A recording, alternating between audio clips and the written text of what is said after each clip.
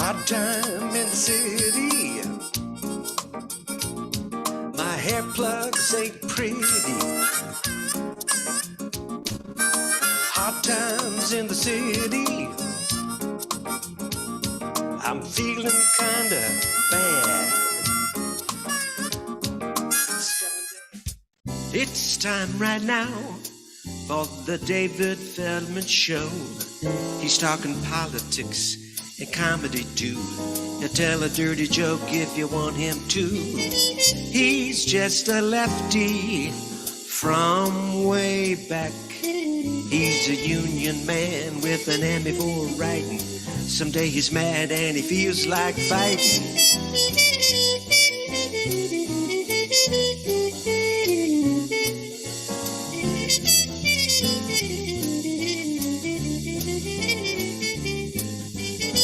It's time right now for the David Feldman Show. So get your ears on right, buckle in real tight. He's got a lot to say and he's coming your way.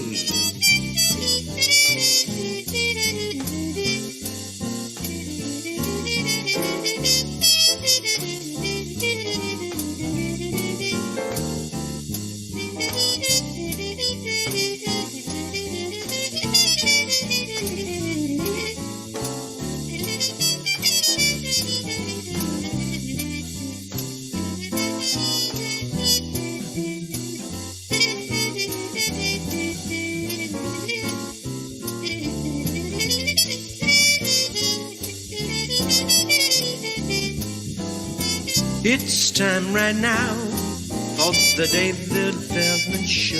So get your ears on right, buckle in real tight. He's got a lot to say and he's coming your way.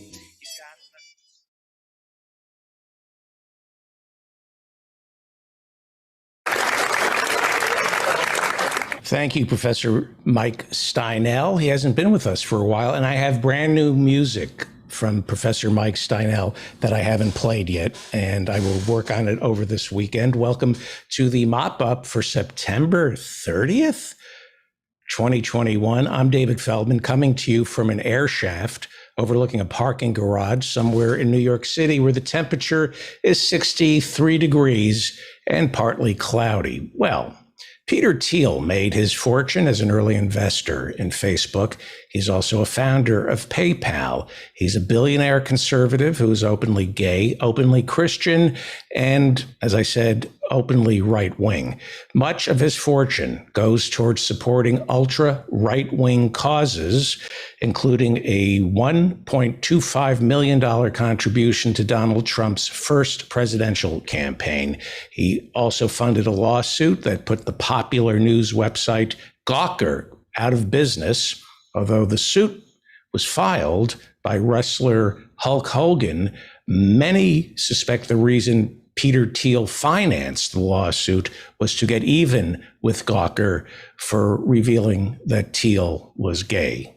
Well, there's a new book out. It's called The Contrarian, Peter Thiel and Silicon Valley's Pursuit of Power. It's written by Max Chafkin, and he will be joining us in about 55 minutes. Max writes for Bloomberg's Business Week, and I'm looking forward to that conversation. Hollywood's editors, camera operators, grips, and other members of the International Alliance of Theatrical Stage Employees, otherwise known as IATSE, will vote Friday on whether or not to launch a strike against producers of television and film. Seth Rogen and Ben Stiller have already expressed support for the union going on strike if they do decide to go on strike. IATSE leaders have been facing mounting difficulty arriving at a minimum basic agreement with the studios. Some wages are slightly above $14 an hour. That's not a livable wage in California. The industry, as we've talked about earlier, is rife with complaints of hazardous working conditions and unpaid overtime. IATSE has 13 locals in Hollywood representing 60,000 workers. Former French President Nicolas Sarkozy was convicted on Thursday of violating campaign finance laws when he ran unsuccessfully for re-election in 2012. President Sarkozy, who has been sentenced to a year under house arrest, says he will appeal the ruling. Imagine that, locking up an ex-president. I hope it's okay for the country. I hope France can handle it, because here in America, we can't lock up any of our presidents because it would be bad for the country. Ecuador's newly elected center-right president, Guillermo Lasso, no relation to Ted, Guillermo Lasso, the right-wing newly elected president of Ecuador, declared a state of emergency today in Ecuador in their prison system. It was declared after 116 people were killed, 80 wounded when a gang war erupted inside the prison. 5 prisoners were reportedly beheaded. It's being described as the worst prison riot in the nation's history. Lasso is the first conservative president of Ecuador in several years, possibly decades. The previous president, Lenin Moreno, was a democratic socialist. He had served as vice president to Professor and President Rafael Correa, who, as president, as a socialist and economist, reduced poverty in Ecuador by as much as 40%. The country has moved to the right temporarily. Professor Correa also allowed WikiLeaks founder Julian Assange to take up residence in the Ecuadorian embassy in London. But now Assange is sitting in a British prison fighting extradition to America on charges of violating the Espionage Act. Yahoo News reported on Sunday that Donald Trump's CIA director, Mike Pompeo, was so obsessed with Julian Assange, he ordered plans to be drawn up that would include the kidnapping and possible assassination of Julian Assange.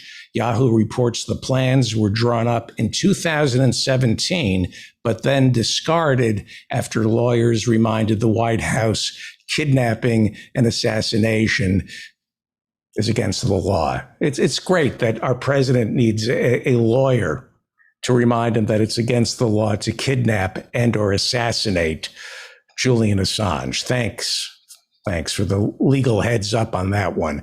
Pompeo, who served as both Trump's Secretary of State and CIA director, said this week, after the Yahoo story came out, he said that all 30 of the White House officials who spoke to Yahoo should be criminally prosecuted.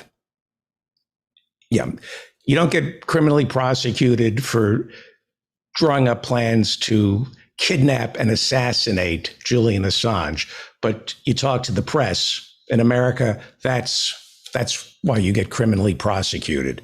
You don't get prosecuted for killing 7 kids in our last airstrike in Afghanistan, but Julian Assange releases videos of previous drone strikes where civilians were killed. He's wanted here in America for violating the Espionage Act.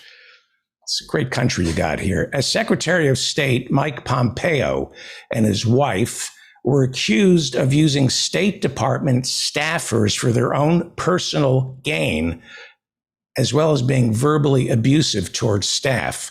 When the State Department Inspector General launched an investigation into Mike Pompeo and his wife, Pompeo promptly fired the Inspector General.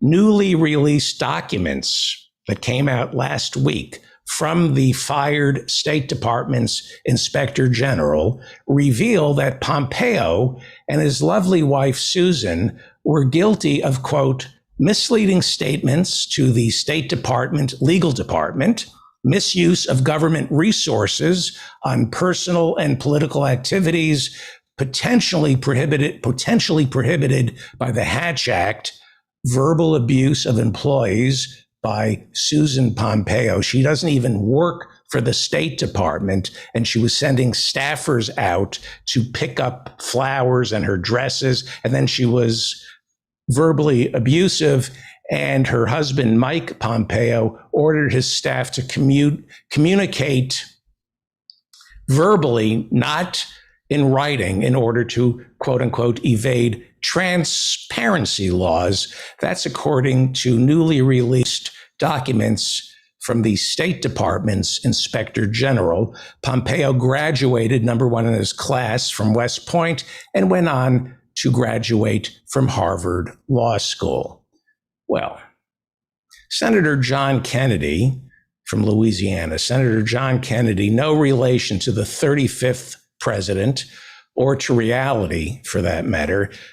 He serves as a Republican senator from the great state of Louisiana, and he's running for re-election in 2022. He is a dyed-in-the-wool conservative. He gets an A rating from the National Rifle Association. Kind of inappropriate for the National Rifle Association to give anybody named Kennedy an A rating. He's also pro-life, but he's running for re-election on trust. Now I'm asking for your support again next year for my re-election. I will not let you down. I'd rather drink Weed Killer. May God bless Louisiana and the United States of America. I'm sorry, I was clearing my throat. I didn't quite catch that. What would you rather drink, Senator John Kennedy? I'd rather drink Weed Killer. Really? You would rather drink Weed Killer than let the people of Louisiana down? Are you sure about that? I'd rather drink Weed Killer. Seems a little odd, Senator John Kennedy, to jump straight to Weed Killer. You know, maybe, I don't know, resigning might be the first thing that would come to mind. I would have gone with resignation, but you went with, what did you go with again, Senator Kennedy? I'd rather drink Weed Killer. I think you just want to drink Weed Killer. I think you just hate yourself so much that you would probably... I'd rather drink Weed Killer. I think you would rather drink Weed Killer in a lot of what would you rather. I think Weed Killer is on the top of your list. Well, desperate times call for desperate measures, and the governor of Texas, Greg Abbott, has passed one of the most draconian abortion laws in America, where women are forced to keep their baby, even in the case of rape. He was asked about this earlier in the week by Fox's Chris Wallace. Is it reasonable to say to somebody who was the victim of rape and might not understand that they are pregnant, until 6 weeks, well, don't worry about it because we're going to eliminate rape as a problem in the state of Texas? Chris, I got to point out about the ways that I have fought to to arrest and apprehend and try to eliminate rape. But I sought the death penalty. Yes, the death penalty. Given that we're talking about Texas, he should specify whether or not he's seeking the death penalty for the rapist or the woman who was raped. You can never tell in Texas who they're going to prosecute. Well, it doesn't matter. He's for the death penalty. And nothing screams pro-life more than advocating for the death penalty. You know, if I had to choose between moving to Texas or drinking Weed Killer, I'd rather drink Weed Killer. I'd rather drink Weed Killer. Well, Greg Abbott is a joke, but not a funny one. There are some serious politicians back in Washington, D.C. who deserve respect, like the newly elected Congresswoman from Missouri, Representative Cori Bush, a Democrat, a new member of the squad. You might remember Congresswoman Cori Bush slept on the steps of the Capitol to protest Nancy Pelosi's decision to send Congress home this summer without addressing the eviction moratorium, which had expired. Remember that? She so embarrassed Pelosi and Biden that President Biden was forced to issue another executive order extending the CDC's eviction moratorium. Of course, the Republican courts overturned the moratorium this summer, but Cori Bush literally took it to the streets to embarrass her own party. Well, the House Oversight Committee this week conducted a much needed hearing on abortion care, or lack thereof, here in the United States. And Congresswoman Cori Bush offered up her own testimony. So to all the Black women and girls who have had abortions and will have abortions, we have nothing to be ashamed of. We live in a society that has failed to legislate love and justice for us. So we deserve better. We demand better. We are worthy of better. So that's why I'm here to tell my story. So today I sit before you as that nurse, as that pastor, as that activist, that survivor, that single mom, that congresswoman, to testify that in the summer of 1994, I was raped, I became pregnant, and I chose to have an abortion. I yield. I don't think you'll ever yield. Wow. We live in a society that has failed to legislate justice and love. Wow. Congresswoman Cori Bush, that's the future of the Democratic Party. Representative Cori Bush, Democrat from Missouri, is the future of the Democratic Party. She better be the future of the Democratic Party. Otherwise, there will be no party. Well, Robert Kaplan, the president of the Dallas Federal, to go from that testimony from Cori Bush to these pieces of human excrement who work at the Federal Reserve. Robert Kaplan, the president of the Dallas Federal Reserve, said he would step down next week after it was revealed he had been trading stocks quite substantially during 2020 while the Fed, he was a president of the Fed, while the Fed was attempting to stabilize the economy. There is concern that Robert Kaplan might have profited off inside information. Gee, you think if you're one of the presidents, there are about 12 presidents of the Federal Reserve, and 2020 was the year they were salvaging what was left of our economy, and he's busy trading stocks. You think he might have been acting on inside information? Well, there is concern that he might have violated some ethics rules that the Federal Reserve has. That surprises me if they have any ethics rules. The Supreme Court, by the way, no ethics rules. Okay, so he is stepping down. Robert Kaplan is stepping down, as is Eric Rosengren. He's also a president of the Federal Reserve. He's president of the Federal Reserve Bank in Boston. He came under scrutiny for his trades last year. Yes, the economy was tanking, and he was sitting in on all the meetings as to how the Federal Reserve would salvage our economy, and he would step out of the room and trade stocks. Rosengren admits to no wrongdoing. He insists he's stepping down for health reasons. Yes, mental health reasons. You're sick. This is just a sick country ruled by sick white men. And the Federal Reserve is making all the decisions about the trajectory of our economy. There is no democracy. They've taken it away from Congress as to whether or not we're going to have inflation or unemployment. It's all up to the Federal Reserve. Hopefully, we will pass this reconciliation bill and we can start having fiscal policy as opposed to monetary policy, which is undemocratic. Monetary policy is undemocratic. Fiscal policy, which we don't have in the United States, that's decided by Congress. That's democratic. Well, the Federal Reserve has 12 regional bank banksters as president. The chairman is Jerome Powell, who was nominated by Donald Trump. Fed chairs serve, I believe these are 6-year terms that they serve. And the question now is, should Joe Biden reappoint Jerome Powell to head the Federal Reserve? Jerome Powell was testifying before the Senate Banking Committee this week.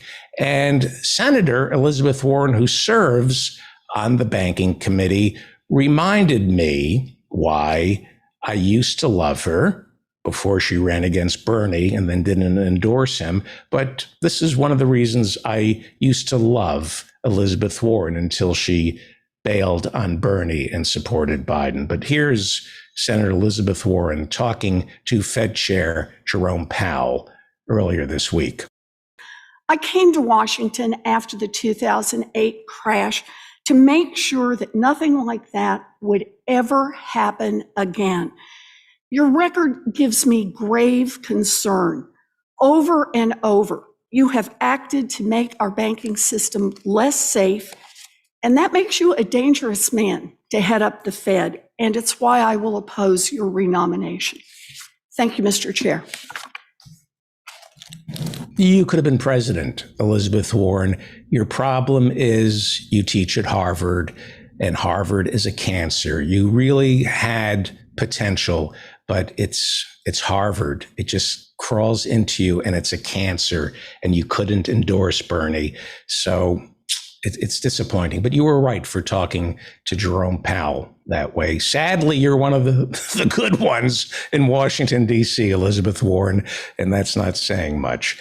Well, also testifying before the Banking Committee that day was Jerome Powell's predecessor, Janet Yellen. Janet Yellen was chairman of the Federal Reserve, and she is now Joe Biden's Treasury Secretary. And I'm probably getting that wrong. There's the Secretary of the Treasury, and then there's the Treasury Secretary.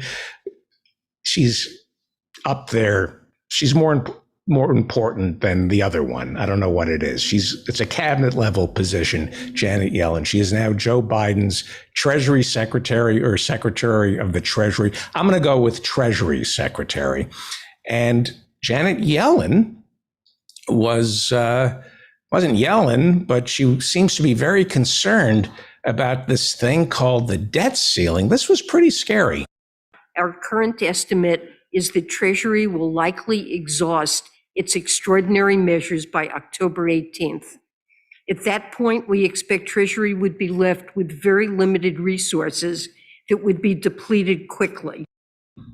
I'm sorry, I didn't hear a word you said, Janet Yellen. You sounded like every harpy I talked to from customer service. Can you say that again?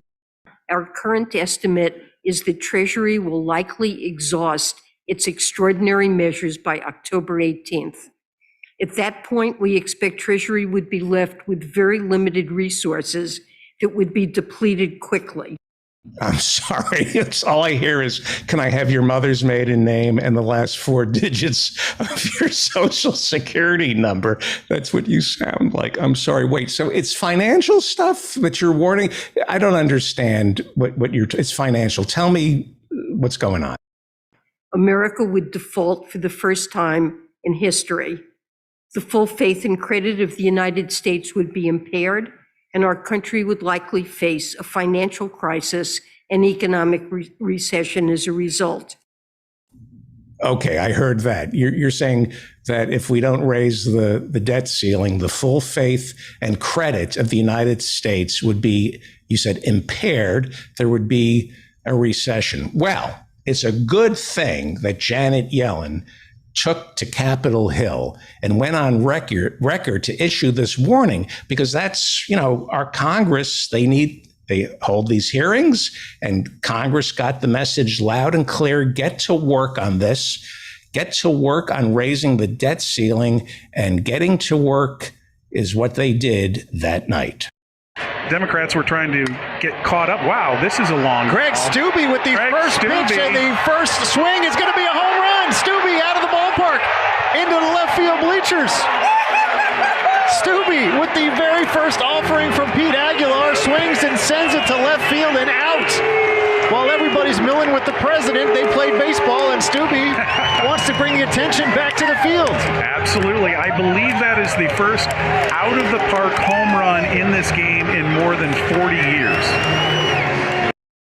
Yeah, that's Republican Congressman from Florida, Greg Stubbe, hitting a towering home run on Wednesday, right after Janet Yellen's testimony.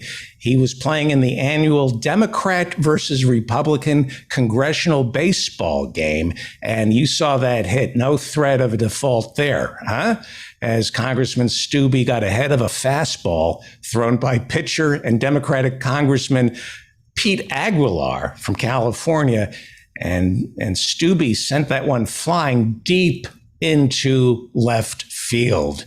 Wow, this is a tense game. Third inning, Republicans down by 2. Then Congressman Mo Brooks, Republican, comes to the plate, and it's insurrection time. When your team is down by 2, that's the day you start taking down names and kicking ass. Now Mo Brooks will be the batter. Mo Brooks swings and sends one down to third. Ossoff picks it up, throws it first. The ball gets away from Huffman, and Brooks is going to head down to second. If he hustles, he could have third as well. He could go to third. And he is. Huffman over to pick it up. Will get the ball back into the infield. Brooks gets to third base standing up. Wow. A stand-up triple. Mo Brooks, congressman from Alabama. How does it feel to hit a stand-up triple? Today is the day American patriots start taking down names and kicking ass. Yeah, that's Congressman Mo Brooks, who's being sued by Congressman Eric Swalwell for the insurrection. On the ellipse on January 6th, Congressman Mo Brooks told everybody to storm the Capitol. And what did you say today was? Today is the day American patriots start taking down names and kicking ass. Stand-up triple at Wednesday's Democrat versus Republican congressional baseball game. They went 7 innings. It's a 7-inning game, and it was a close one. Kind of like, the reconciliation bill. This is tight. It's bottom of the 7th, right? The Democrats down by 1. This near the end of the game. They only play 7 innings. Democrats down by 1, tying run at the plate. There you go. Arizona. The 1-1 to Stanton is hit, popped up to third. Stubby's got it, and that's the ball game. The Republicans win it 13-12 as they storm out of the first base side of the dugout and mob each other. Wow, that was a close one, just by 1. I guess if it had been tied and they had to go into extra innings, how does that work? Vice President Harris has to come to the plate to break the tie? I don't know. But Stubby, he hit a home run in the 3rd inning, and then he gets the last out. Wow, that's some game. The Republicans win by 1. Good for you.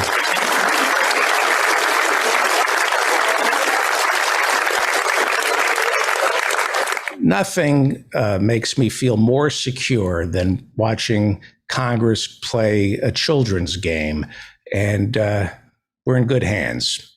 We're in good hands. Nancy Pelosi, our speaker, of course, she didn't have time to play.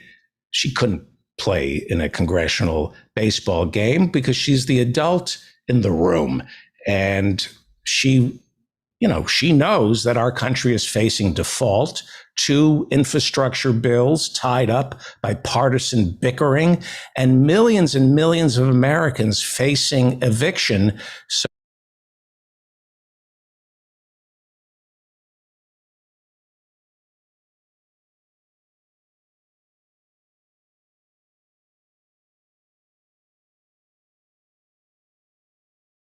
certificates of deposit. Yes, that's your Congress hard at work playing baseball and trading stocks. Ted Cruz, Senator Ted Cruz, any thoughts?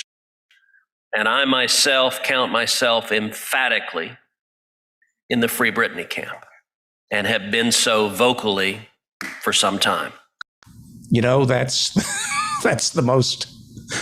the most reason coming out of Congress all week. Ted Cruz had the one moment of clarity supporting Britney's conservatorship coming to an end. Well, U.S. military suicides have jumped by 15%.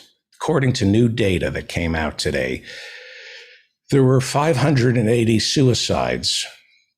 580 veterans committed suicide in 2020. That's compared with 504 the year before. That's more than a suicide a day. That's close to 2 suicides a day that our veterans are suffering.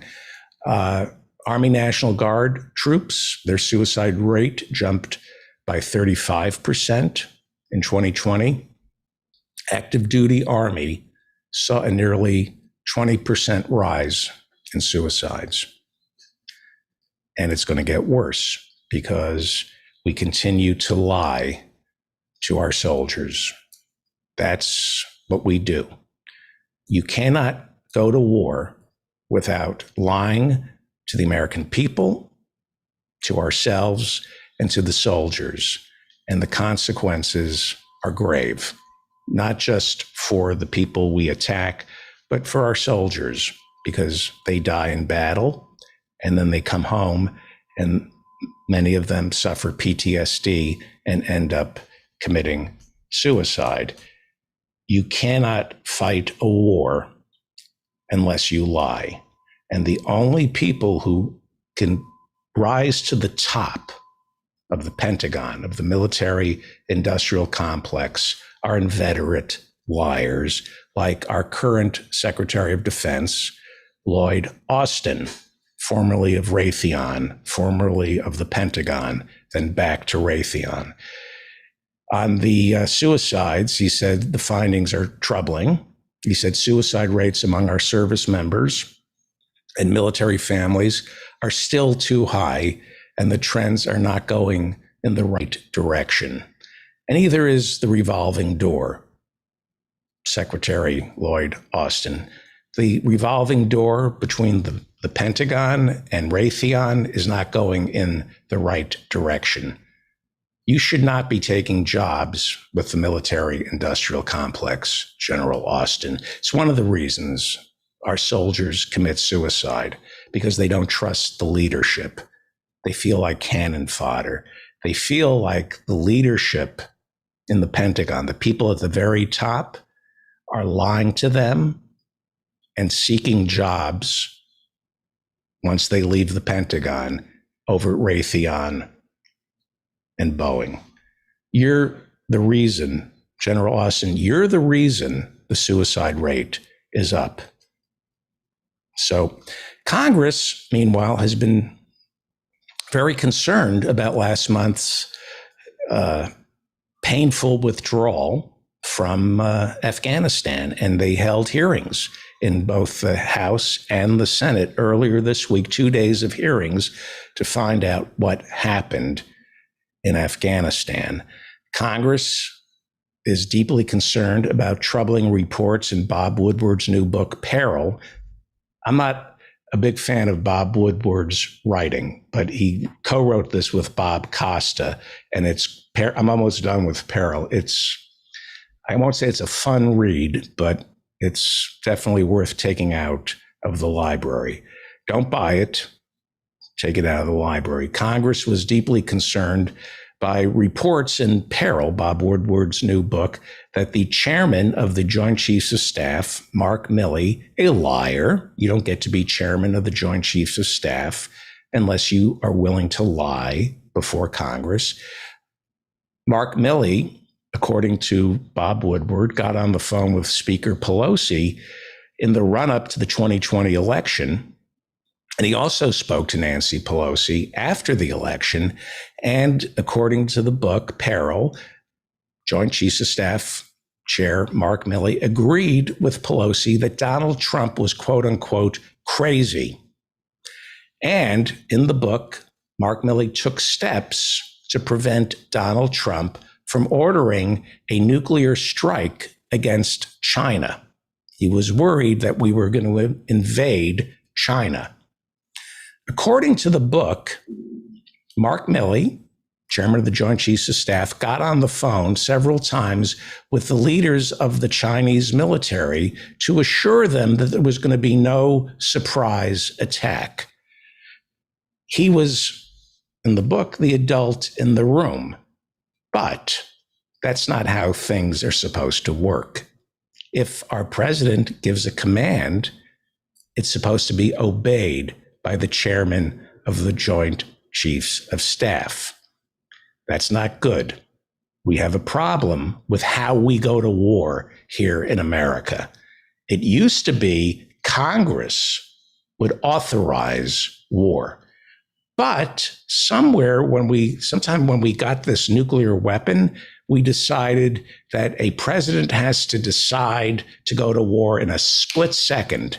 So we have to take the power of war making away from Congress and give it to the president. The same way we took the power of determining our economy away from Congress and giving it to the Federal Reserve. We can't trust Congress to decide whether there should be inflation or unemployment. We can't trust Congress to decide whether or not we're going to war. That's the president's decision. So these hearings were really interesting, and they revealed how stupid the Pentagon is and how wrong it is to think that we go to war in a matter of seconds, that there's no time to debate war, and it should only be left with the President of the United States. That is not the discussion that is coming out of the Woodward book. The conversation that's coming out of the Woodward book is it was so close. We had a deranged madman as our commander in chief. And but for brave adult General Mark Milley, Donald Trump could have launched a nuclear strike against China. And the story is how Milley saved us from the brink. Why aren't we discussing the war-making powers of the executive branch? This is not what our founding fathers intended. The issue is, why was it left to Mark Milley to decide whether or not he would obey an order to invade China from our deranged President of the United States? There are fail-safe checks in our Constitution. The president doesn't get to decide whether or not we go to war. Congress does, but we've taken that away from Congress. And so it was left to Mark Milley, a liar, an incompetent liar, to decide whether or not he was going to obey an order from a crazy president. And nobody's talking about war powers now. It's about how crazy Donald Trump is.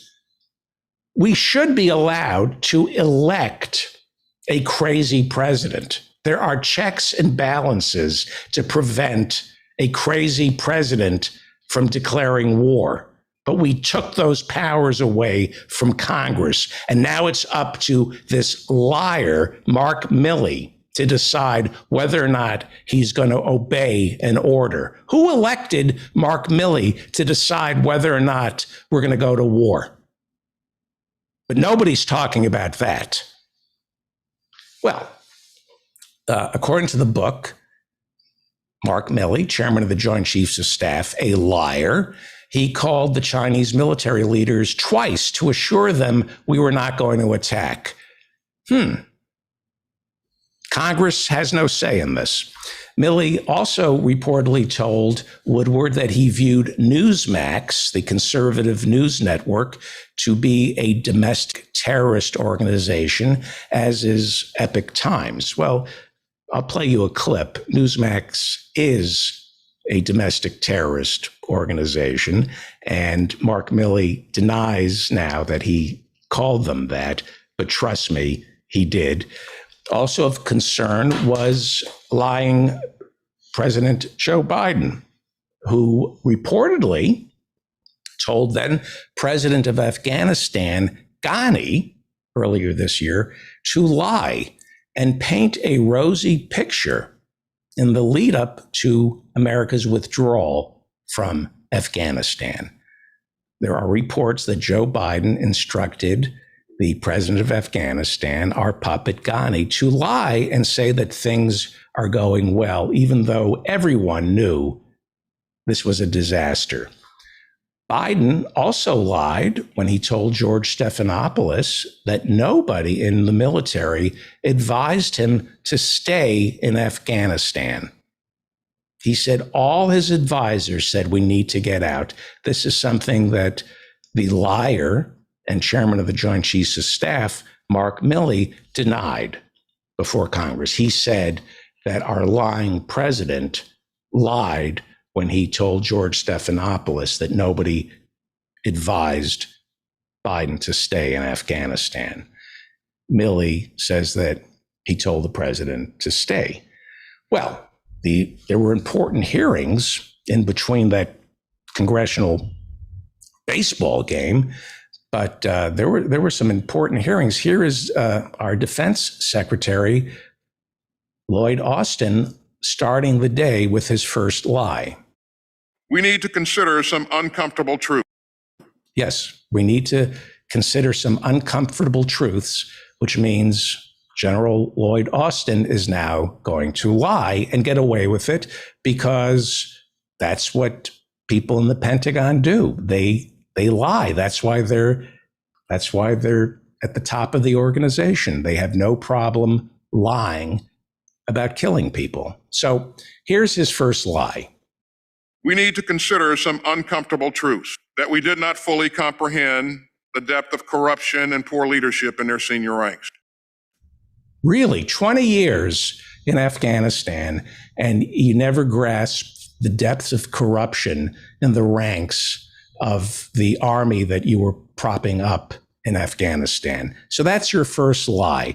And to give you an idea how bad things are in Washington, D.C., it took a Republican congressman who's going to be arrested for violating the Mann Act to get to the bottom of everything. This is how corrupt our military-industrial complex is. A Republican named Matt Gaetz, who will soon be doing time, we assume, for violating the Mann Act. He was the one, he was the only one, a couple others, who was willing to speak the truth. Question for Secretary Austin. Secretary Austin, are you capable of assessing whether another has the will to fight? No, we're not. And that's the point that the chairman made earlier. So. That's just like an incredibly disappointing thing for the Secretary of Defense to simply say, I can't assess whether someone has the will to fight, but it is consistent with your record. It just seems like you're chronically bad at this. And you have admitted that, I guess, which is to your credit. And you all end up in front of us, and your former employer, Raytheon, ends up with a lot of money, and we have poured cash and blood and credibility into a Ghani government that was a mirage. It fell immediately. I'm starting to think that Matt Gaetz is being railroaded. I'm starting to think that Matt Gaetz didn't violate the Mann Act. How is it that he's one of the few Congress people who can speak truth to our military? Well, in order to rise to the top, you have to be a liar and be willing to cash in on the lives of the men and women who serve underneath you. That's why General Lloyd took a job with Raytheon, then he came back to the Pentagon, and he'll go back to Raytheon. And it's the job of people like Mark Milley, the chairman of the Joint Chiefs of Staff, to keep the wheels of industry churning. And by that, I mean sending money to the military-industrial complex. We always have to be in a state of terror and fear so we can give all that money to the military-industrial complex and not to the kids who are starving, the people who are being evicted, Medicare for all that kind of stuff. No, we have to live in a constant state of terror that some foreign country, people of color, are going to kill us, when in fact, the people who really are killing us are the Jamie Dimons of the world, the bankers. They're the ones who won't pay their fair share of taxes, so Americans are starving and don't have roofs over their heads. But it is the job of somebody like the chairman of the Joint Chiefs of Staff, Mark Milley, to keep us in a constant state of fear by lying. We must remember that the Taliban was and remains a terrorist organization, and they still have not broken ties with Al-Qaeda. I have no illusions who we are dealing with. It remains to be seen whether or not the Taliban can consolidate power, or if the country will further fracture into civil war. But we must continue to protect the United States of America and its people from terrorist attacks coming from Afghanistan. A reconstituted Al-Qaeda or ISIS with aspirations to attack the United States is a very real possibility. And those conditions, to include activity in ungoverned spaces, could present themselves in the next 12 to 36 months. That mission will be much harder now, but not impossible, and we will continue to protect the American people. Strategically, we must remember that those medals on your chest, on your lovely décolletage, you have a beautiful cleavage there, Mark Milley. All those medals are for lying and scaring Americans. You're a liar. And you not only are responsible for the deaths of innocent civilians overseas, by lying and scaring us, you're responsible for the deaths here in the United States, the 50,000 Americans who die each year because we don't have Medicare for all. You're responsible. When you scare the American people and beat the war drum, money gets diverted away from our schools, away from food stamps. You're a murderer, General Milley, and you're auditioning for your job at Raytheon by scaring us and lying about the Taliban, who did not launch the strike against the World Trade Center and the Pentagon. You're a liar, Mark Milley. Al-Qaeda took up shop in Afghanistan. We think, we don't really know if Al-Qaeda launched the attack in Afghanistan. Maybe they launched it in Pakistan, where Osama bin Laden was killed, right? But you've decided it's Afghanistan and the Taliban that's responsible for 9/11, not the Saudi Arabians who funded the attack on 9/11. Could have been Afghanistan. No, it wasn't Afghanistan. It was either Saudi Arabia or Pakistan, but you're not going to attack them. So you're just going to lie about the Taliban. You're just going to lie and keep us scared, aren't you? Well, it took somebody being accused of violating the Mann Act to give General Mark Milley the respect he deserves.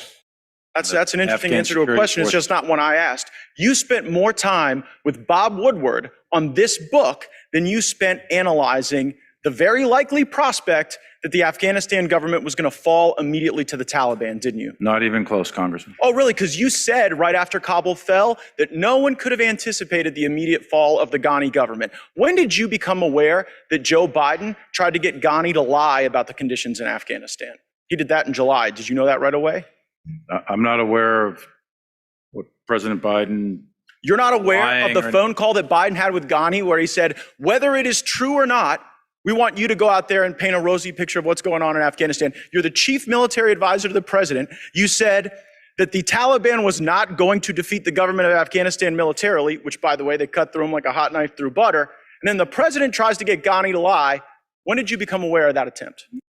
It takes a liar to know a liar. Matt Gaetz, somebody has to talk to these monsters this way. God bless Matt Gaetz. General Milley is a liar. He is an absolute liar. And he doesn't get to decide whether or not an insane president attacks China. That's not his purview.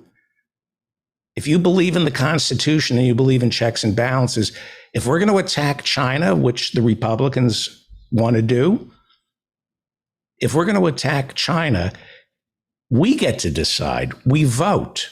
Congress authorizes that invasion, not the chairman of the Joint Chiefs of Staff. That's the conversation we need to be having right now, the War Powers Act. Well, Dan Sullivan, a Republican from Alaska, the Republicans want to go to war with China, and they're very upset that President Trump was thinking about invading China as a distraction, and They're very upset, and rightfully so, that General Mark Milley took it upon himself to violate the chain of command. And I'm being serious here. This isn't sarcasm. He tipped off the generals in China to assure them that there would be no invasion. This has been done before. Schlesinger did it when he was defense secretary under Nixon, when Nixon was losing it.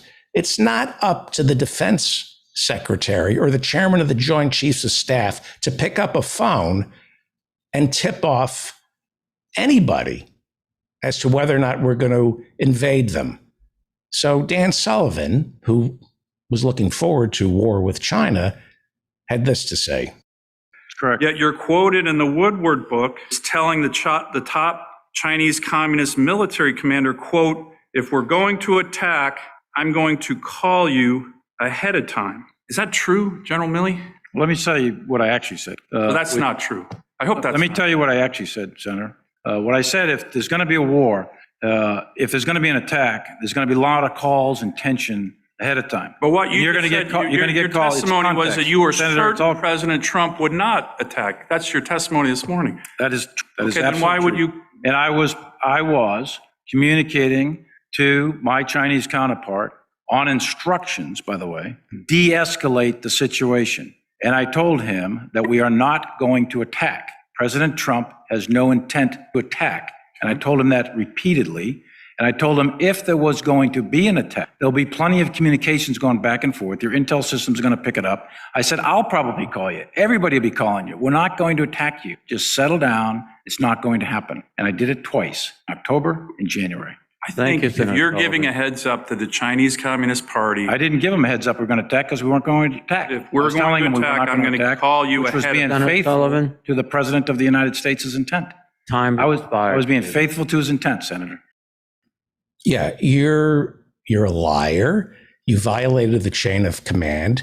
We have a crazy president who probably was thinking of attacking China. It's not up to the chairman of the Joint Chiefs of Staff to get on the horn and call China and say, settle down. And here was what was so revealing in that testimony. I wish we had time. I would play it again, because he spoke a truth. He said, if there's going to be a war, there's going to be intelligence, there's going to be a run-up to the war. They're going to know. And what that tells us is that the decision to go to war is never a ticking clock. We were sold on giving the president the decision to declare war and not Congress because of this proverbial ticking clock that doesn't exist. In the nuclear age, the president has to make this split-second decision as to whether or not we need to go to war. That's bullshit. That is absolute bullshit. And General Milley just said it's bullshit. China's a nuclear power. We're a nuclear power. If there's going to be a war, it takes months of planning. And if it takes months of planning, that means a democracy can vote as to whether or not we go to war, but we don't do that anymore. We haven't voted to go to war since December 8th, 1941. Every war we have fought has not been a war declared by Congress. And the reason we've taken the war-making decision away from Congress is you wouldn't get the war vote, because the American people don't want to go to war. So they've taken it away from us. We don't get to decide whether or not we go to war. We've given it to the president, which means that the only person who gets to be president is vetted by the military-industrial complex. The questioning continued. Where's Bob Woodward lying to us? This is Jim Banks, who Nancy Pelosi would not allow to sit on the Capitol Hill Select Committee on the invasion of the Capitol. Jim Banks is up there with Jim Jordan. He's, a crazy guy from Indiana, Republican. Real crazy. Listen to the questioning. Where's Bob Woodward lying to us in the book? I don't know. You don't know whether or not Bob Woodward was lying about what you said? I don't know. That's a lie. Here we go. You said in a phone call with Speaker Pelosi, she said, quote, Republicans are enablers of President Trump's behavior. You know he's crazy. He's been crazy for a long time. You replied, I agree with you on everything. That was repeated 3 times in the prologue of the book Peril, that you told Speaker Pelosi that you agree with her on everything. Is that an accurate portrayal of your recounting to Bob Woodward about those conversations? Not exactly, no. In fact, I know what I said. Is Bob Woodward wrong? Is that portrayal wrong? In fact, I know what I said, which was, Madam Speaker, I am not qualified to determine the mental health or assess the mental health of this president or any president. Speaker that you agreed with her on everything? And what I was referring to when I said that was I agree that we need to have the processes and procedures in place to make sure that we don't have an accidental, illegal, or unauthorized use of nuclear weapons. And I do agree with that. And we do have those procedures. You said you agreed with her. According to Bob Woodward, I'm not agreeing with her. Bob Woodward is right or you're right. I am not agreeing with her assessment of the president.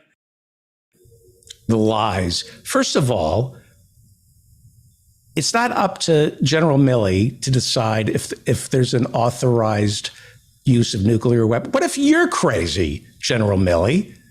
What if you're Burt Lancaster in 7 Days in May? You don't get to decide. You told Bob Woodward that you wrote in a list in your notebook of groups that you personally believe were responsible for the attack and that you associated with it. Quote, and you call these groups, quote, domestic terrorist or this domestic terrorism.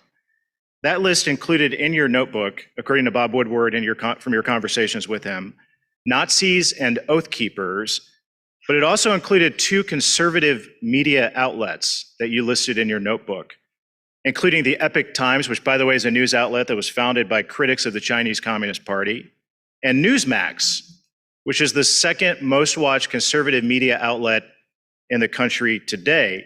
Do your notes about January 6th reference both Epoch Times and Newsmax as on a list of domestic terrorists? I'm not recalling this conversation at all. It's in the book. It may be in the book. I haven't read the book. I'm not recalling a conversation about Newsmax, Epoch Times. Do you have a notebook that lists Newsmax and Epoch Times as domestic terrorists as recounted by the Bob Woodward book Peril? Or is Bob Woodward lying to us in the book? I don't know. I don't recall any conversation about Epoch Times. You're a liar. You said that to Nancy Pelosi, Milley. You said that. We all know. How could you not tell Nancy Pelosi that you agree with her when you say that Donald Trump is insane? Of course you said that. He's insane. That's why you picked up a phone and called China and said, we're not invading you. You're lying. And you did say Newsmax is a neo-Nazi news organization, because it is.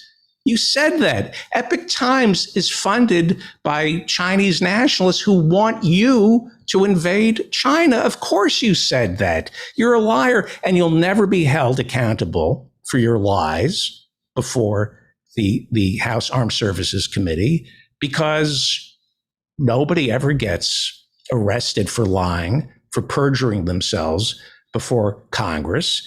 That's why you're chairman of the Joint Chiefs of Staff, because you lack the conscience to feel bad about lying before Congress. But you're lying before Congress. The only Republican who came to your defense was Mary Cheney, whose father lied us into a war. So out of professional courtesy, Mary Cheney is going to call you a brave soldier because her father lied and got us into Iraq and lied about Afghanistan. You're a liar. You cannot get to where you got in the Pentagon without being a liar. Newsmax, as Woodward points out in his book, is, and what you said to Nancy Pelosi, they are a neo-Nazi news gathering operation. And you were asked about this and you lied. And Newsmax, which is the second most watched conservative media outlet in the country today. Do your notes about January 6th reference both Epoch Times and Newsmax as on a list of domestic terrorists? And he says no. He says no. He says no. Well, Newsmax, let me play you Greg Kelly. I keep playing this. This is just a clip from Newsmax. Now, we went looking for this white supremacy stuff that they're talking about, right? The violence and the danger that's posed. We actually did find some evidence from 1923. This is the last substantial turnout we could see or we could find of white supremacy. Look, it's a boogeyman. It's a false boogeyman. Anybody who says white supremacy hasn't existed since 1923 is a white supremacist. And you know that, General Milley. You told Nancy Pelosi and you told Bob Woodward that Newsmax is a white supremacist organization. You know that. And you said it, and you're lying. And it took a congressman who's going to be arrested for violating the Mann Act to man up. You know, General Milley, you kind of gave up the game earlier when you said you wanted to address elements of your personal conduct that were in question. We're not questioning your personal conduct. We're questioning in your official capacity going and undermining the chain of command, which is obviously what you did. You've created this whole chain. Did not undermine the chain of command in any manner, shape, or form. You absolutely did. And it not. You did. Not. You did. Not. Yes, you did. Not. Yes, you did. Not. All right. You're such a good liar. Well, we have to wrap it up. And I can't think of a better person to listen to than the new congressman from Texas, their 13th congressional district, Ronny Jackson. Dr. Ronny Jackson is the new congressman from Texas. I don't know if you remember Ronny Jackson. He almost became our Surgeon General because he was Donald Trump's personal physician.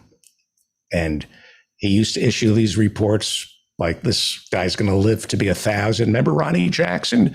He was the personal physician. Then he became Donald Trump's chief medical advisor. They couldn't nominate him. He wanted to be Surgeon General. He had a little problem. The Office of the Inspector General discovered that Ronny Jackson was, giving out prescriptions to anybody in the White House who wanted it, and for any drug they wanted. He made sexual and denigrating statements about women.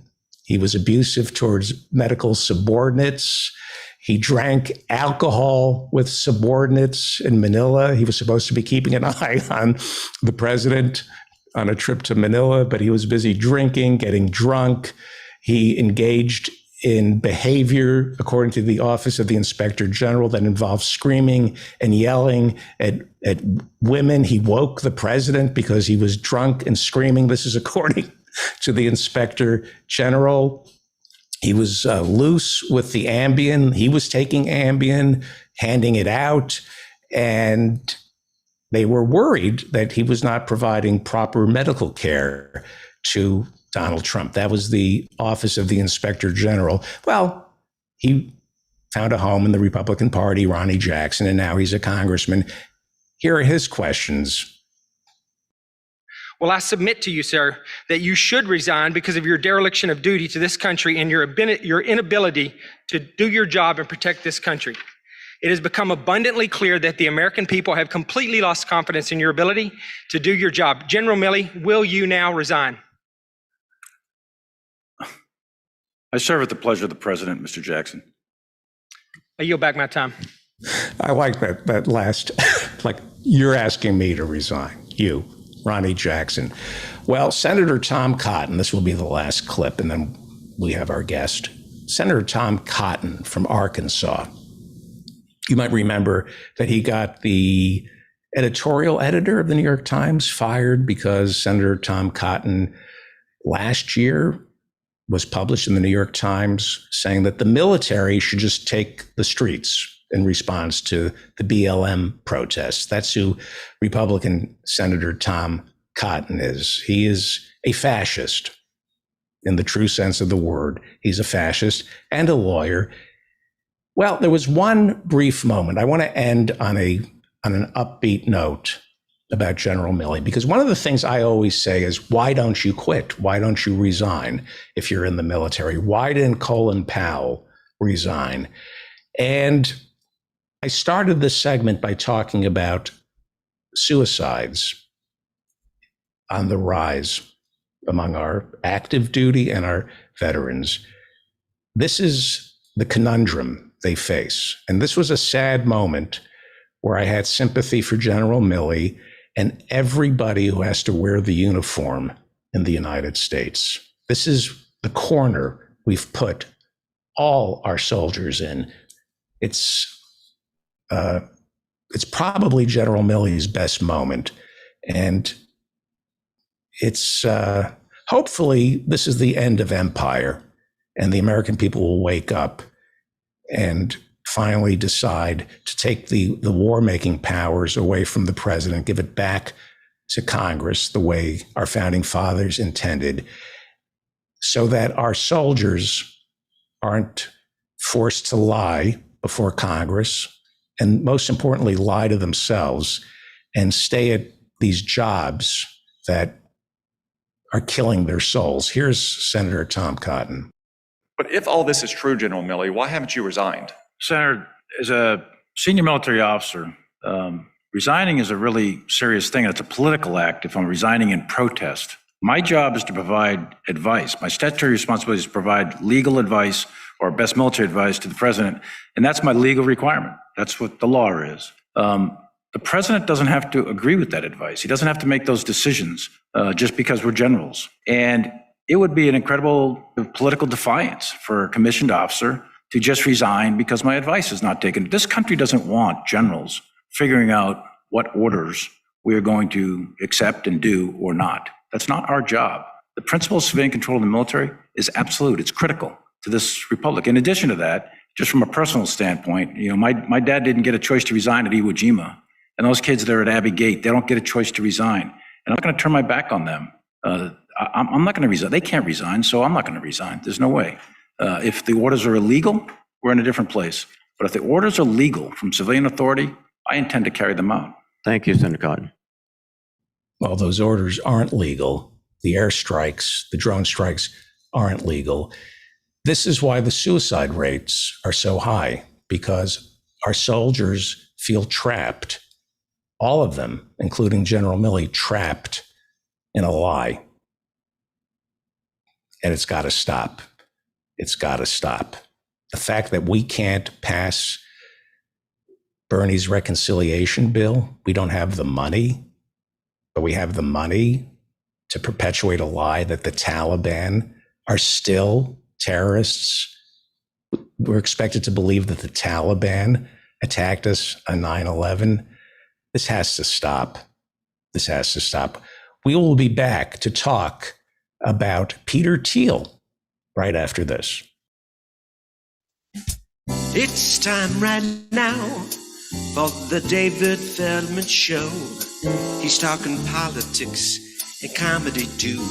He'll tell a dirty joke if you want him to. He's just a lefty from way back. He's a union man with an Emmy for writing. Someday he's mad and he feels like fighting.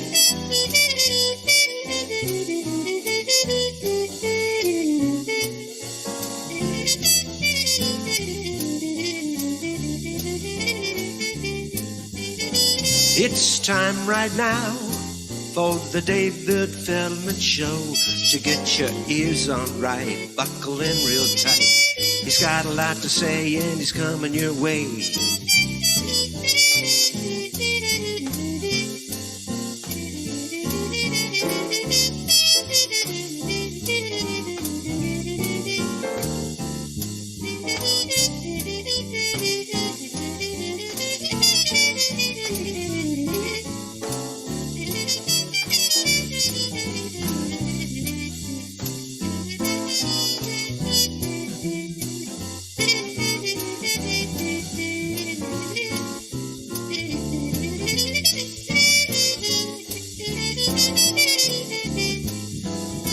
It's time right now for the David Feldman Show. So get your ears on right, buckle in real tight. He's got a lot to say and he's coming your way.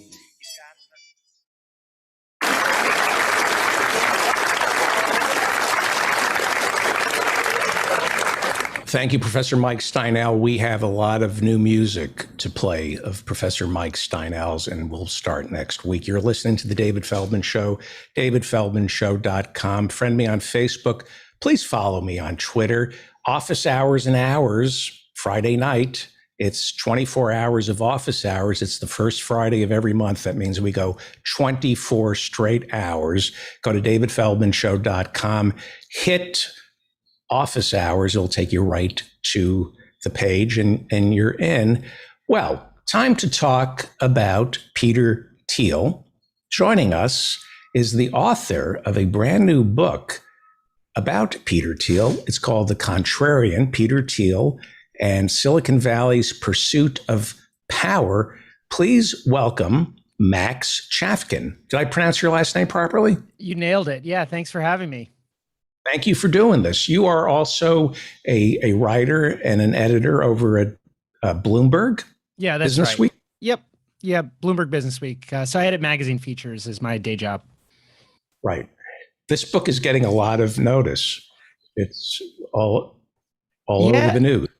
Yeah, so Thiel is this really controversial figure, and so my background, my kind of how I got into this is as a tech reporter covering the tech industry and kind of watching over the last 15 years as Thiel.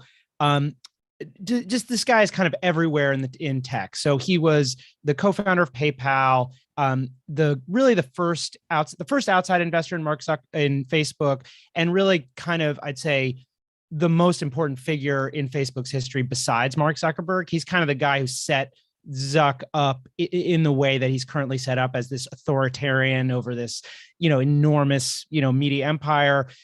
Thiel's also, the co-founder of Palantir, which is this big, defense contractor that does data mining. He's in tons of startups that people have heard of.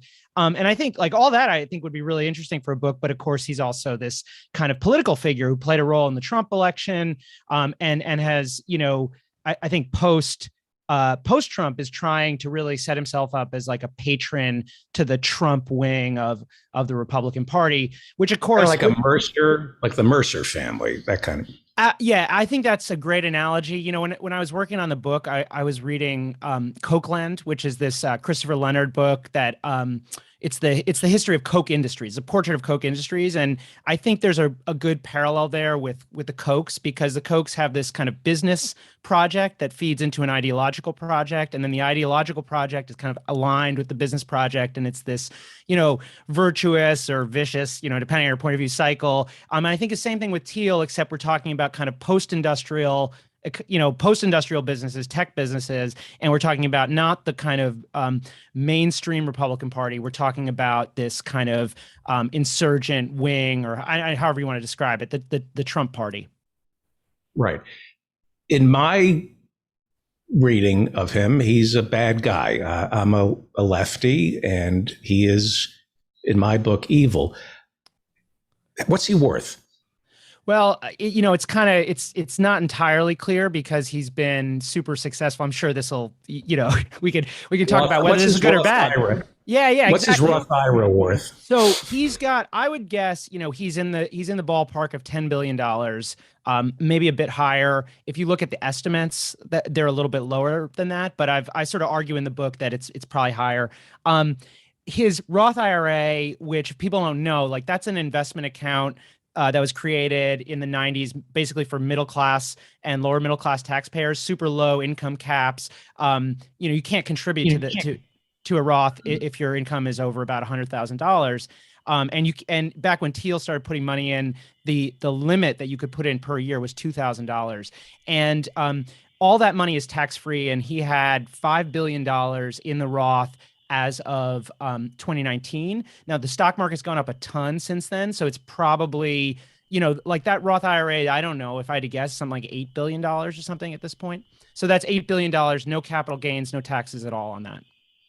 Right. And my listeners should know about a Roth IRA because they probably qualify for one. If you're 22, 23 starting out, if you could put any money into a Roth IRA now, by the time you're 71, you will not have anything to worry about. Pretty close to that being the truth. Somehow the idea is you don't have to pay taxes when you take money out of the Roth IRA. It grows tax free.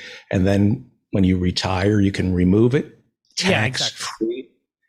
And somehow he is able to, he put some stock options in his Roth IRA. I guess it's legal. Well, it's super aggressive. I mean, it's legal. It's one of these things where, like, probably the legal stuff is like more scandalous than the illegal stuff. But like, so the rules are written very carefully when they were set up so that you couldn't invest in your own, you couldn't put your own company stock into your Roth IRA. So like if you owned a store, you couldn't like put the stock in your small business into your Roth IRA because it creates problems with self-dealing and things like that. Now, Thiel, when he got the PayPal stock, which he purchased, it's something like, a 1/1000th of a penny per share. So we're talking, basically for free. He did not technically control PayPal because, the company was set up, as a I can't remember, as a corporation or an LLC or whatever, but it's set up with a board of directors, and Thiel only owned, I don't know, like 15-20% of the company. But so in a legal sense, he didn't control it. But in a practical sense, and in the kind of normal sense of how normal people talk about what control means, he did. He was a CEO, the founder, at various points in the company's history, he was able to kind of demand more shares by threatening to quit. And that's the kind of thing that, I think to a normal person, that sounds like control. Of course, as the IRS interprets it and has interpreted it, that is not control. So it's totally legal, but it's very aggressive.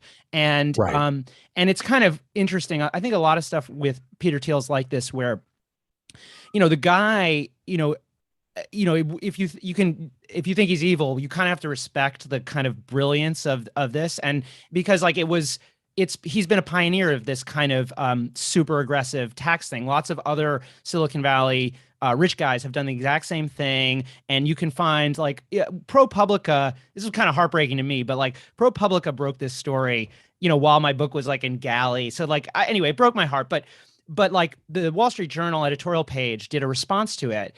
And the response is basically, and you can too. It's not like, oh, this is a big scandal. It's like, hey, this is a great way to get one over on the tax man. And so he's been really influential in that department. And there are lots of areas where he's done these things that I think, are seen pretty questionable. And but like there's a large cohort of people who look at them as like, awesome lessons in, how to get one over on the world or the regulators or something like that. Right. How old is Peter Thiel? He is 53 years old, I believe. He was in the closet. He was not openly gay. Yeah. So he came out, as far as I understand it, in the early 2000s. We don't know exactly when. Did he come out, or did Gawker? It's kind of a complicated. I guess it depends on what you mean exactly.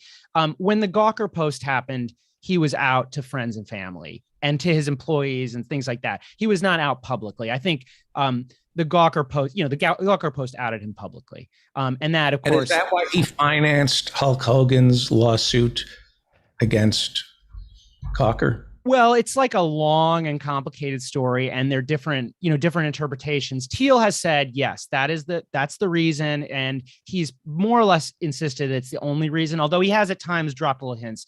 I kind of think, having like dug into this pretty deeply and, talked to people who are involved and also talk to people on all sides of this. I think that, if Gawker had not published that post, he would never have pursued he would never have done what he did, which was secretly fund this litigation, destroy the media company. But it's pretty important to say that in addition to this post that I think most journalists, especially today, and even then, look at as kind of like not an acceptable kind of journalism, was also doing a lot of really good journalism and were investigating. He had a huge hedge fund at the time. They were running critical stories of his hedge fund. They were running stories that were, critical of, aspects of his venture capital fund. It wasn't, and I think some of those pieces may have contributed to his sense that he was being persecuted. And so he did something that chills the First Amendment. he funded a lawsuit against a news gathering operation. Gawker, as you say, had questionable journalistic practices, but there's still reporters, and he put them out of business. Yep. Yeah, and I think chilling. 100% chilling. I mean, and I think so. Is that because of is the judge to blame for that? Who's to blame for that? I mean, I think you could blame Peter Thiel. I think is one obvious what was the candidate. I mean, but also the Hulk judge. Hogan, Hulk Hogan, Bubba the Love Sponge, the wife, a video, something. It ended up. Who cares? It's garbage people, and I mean that. So there was a lawsuit. What was the settlement? So it was a jury verdict, and so there was no settlement. And that's kind of like the whole thing. I mean, a jury ruled that Gawker had violated Hulk Hogan's privacy. Normally these cases don't make it to jury trial because normally you don't have a vindictive billionaire paying the legal bills, excuse me, and somebody like Hulk Hogan. Normally, like the incentive is to settle. What was I think I believe off the top of my head, I think it's 140 million when you add in all of there's like compensatory and all the damage is something like 140 billion. And Gawker can't go to the judge because the judge can overrule a jury's decision. Can't you say you want this Gawker to go out of business because of this? Yeah. So, I'm not a legal scholar, but I'll summarize best I can. The judge basically put Gawker into receivership as soon as this happened. And that's something that definitely accelerated and people who are familiar with the law will probably get this better than I am off the top of my head. Is it Nick Denton who ran Gawker? Nick Denton's the founder. But anyway, what I'm saying is he to blame for Gawker going out of business? Could he have saved Gawker?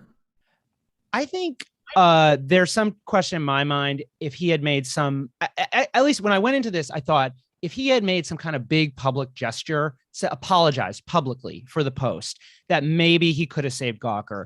But then don't they have insurance? No, that's the kind of that's the kind of evil genius behind it. So Thiel specifically targeted this lawsuit because it's a privacy violation lawsuit, and that normally news organizations have like libel insurance or for defamation, but it wasn't a defamation case, and so it's kind of like very devious and sort of brilliant thing. They also there were actually two allegations of wrongdoing, one of which was this invasion of privacy, and the other was involving some sort of emotional harm.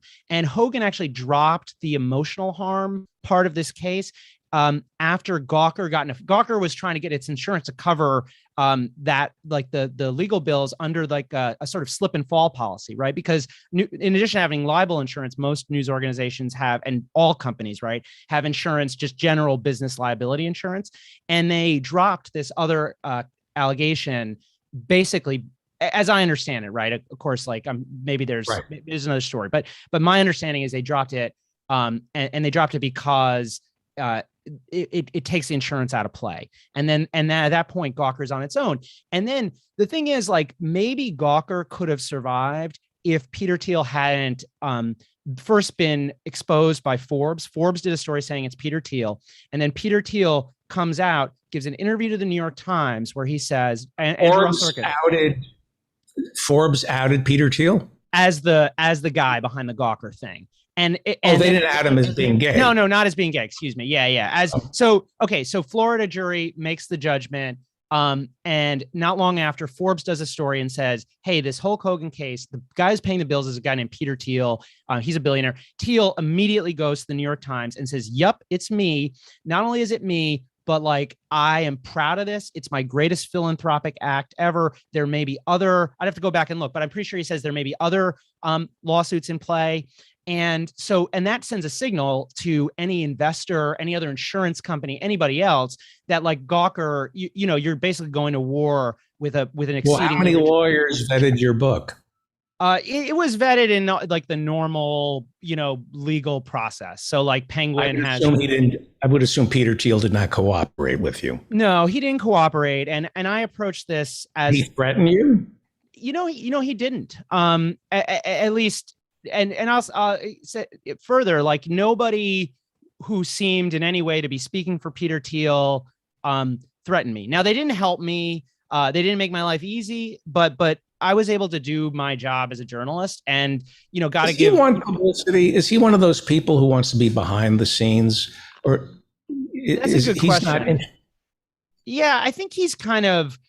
I mean, he definitely is somebody who I think is like probably secretly a really great marketer and has, through a combination of writing, speaking, maybe some relationships with the press, and also relationships with other sort of powerful people, created this image of himself. And the image of himself is of this like really powerful guy who, depending on your political take, is either like, a Ayn Randian superhero or like some kind of supervillain or whatever. And I think to some extent Thiel has helped like engineer that and done so somewhat deliberately. And I think he enjoys that. And so, So we're talking with Max Chafkin. He's the author of the new book, The Contrarian, Peter Thiel, and Silicon Valley's Pursuit of Power. We haven't talked about Silicon Valley's pursuit of power. As a side note, until I read about Peter Thiel financing Hulk Hogan's suit against Gawker, I didn't know that you could go out and get funding for a lawsuit. Now I'm reading that hedge funds, they have so much money and they have to invest it. Money is a cancer. You cannot hold on to cash. So this money, like a cancer, has to go somewhere, and it infects everything, including our legal system. I am now reading that hedge funds are investing in lawsuits. Is that a new thing? Did this start before Peter Thiel? Yeah, I think this has been around kind of low key going on for a long time. And there is like, you can make an ethical argument for it in the sense that like, if you're, if you're somebody who is a single person going up against a large corporation, right? They've wronged you in a big way. Maybe it should be okay for you to find somebody to pay your legal bills, and maybe you should be able to pay them back. But of course, it's or pay them back with interest, right? But of course, when it's like a billionaire going after, an American, media outlet, I don't know. I mean, I think like really smart people can disagree on how good or bad Gawker was, but like the implications, the chilling effect that you brought up earlier, like I think that's really bad. And like people keep asking. We have the Seventh Amendment to the Constitution guarantees your right to a civil trial. If somebody is suing you and they're being financed by, a hedge fund company, that's got to be a violation of the Seventh Amendment. How can that be fair if you're up against, unlimited pockets? So Silicon Valley, they are marketing geniuses. They portray themselves as hip and cool. But there's not only a libertarian streak in the ethos of Silicon Valley, there's a right-wing streak from the very beginnings of Silicon Valley, dating back to Hewlett Packard, right? There would be no Silicon Valley if there weren't a military-industrial complex, correct? 100% agree. And it's been completely lost in the kind of, sort of Steve Jobs, like counterculture, tech as counterculture. Of course, tech is Amazon and Microsoft are fighting over defense contracts. I think that Microsoft got a $10 billion deal with the Pentagon last year, and Amazon challenged it because they felt that Donald Trump was going after Jeff Bezos to get even with him for the Washington Post. Microsoft and Amazon, they do a lot of business with the military. Yeah, 100%. And Google as well does a lot of I mean, they all do. And like you said, it totally goes back to the, the original roots of the place. It's like, it's pretty funny. Like, yeah, Silicon Valley was the military industrial complex. Like that's what, when people were talking about that in the, 50s and 60s, that's kind of what they meant. And as you said, and I don't think it's just that, it's connected to the military. There was also this kind of strain of like right-wing thought that, goes back even further, back to the earliest days of Stanford, and remember, Stanford's first president, I talk about this book, Stanford's first president, David Starr Jordan was a eugenicist, and like the eugenicist, obviously the Hoover Institution became this like defining, it's like the landmark at Stanford. Shockley. You talk about Shockley? Shockley, exactly. Tell us about Shockley. Go ahead. Tell me about Shockley. He invented the transistor, right? Yeah, and won the Nobel Prize as well, and then just kind of went off the deep end and became like the in-house eugenicist at Stanford. It's his legacy is weird because he's one of these people I want to like learn more about, just because like his legacy is weird. He was involved with this like really important seminal discovery. But then like the guys who founded Intel, they broke away from him. They like, it's like a legend in Silicon Valley. They quit the company and he was sort of cast out and kind of found a home at Stanford. But again, like there was just a lot of both kind of conservative and ultra conservative, but also like super ultra libertarian thought going on in Silicon Valley. What's the Grateful Dead connection to all this? It kind of exposes the Grateful Dead's. Maybe the Grateful Dead wasn't as hippie as I thought it was. What is the Grateful Dead? That I don't know. Actually, I'm only vaguely familiar with what you're talking about. Okay, well, hopefully you'll come back and definitely. I'd love to talk. I'd love to talk about that. Does Apple do business with the military? So probably. I would guess that if they have Defense Department money, it's like pretty small. I mean, like I'm sure Apple sells devices to the military, just like, and same thing with Microsoft. So like Microsoft has that JEDI contract, right? That's the one you're talking about, the $10 billion thing.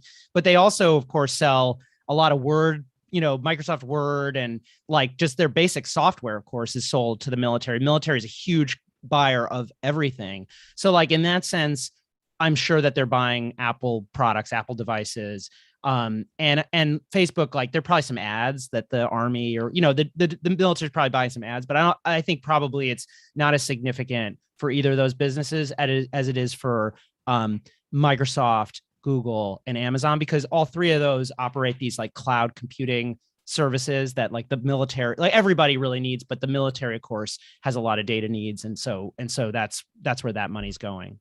But why the contrarian? Why is it called the contrarian? Well, that's Thiel's like investment philosophy, which I think, and it's I don't know. I mean, I struggle with the title a little bit, but he has talked about this like thinking different, right, as being a key to how he's made money over the years. You can go down like long rabbit holes where Thiel fans talk about like the philosophy behind this. But I also think it raises there's a question inherent in like being a contrarian, being a self-proclaimed contrarian.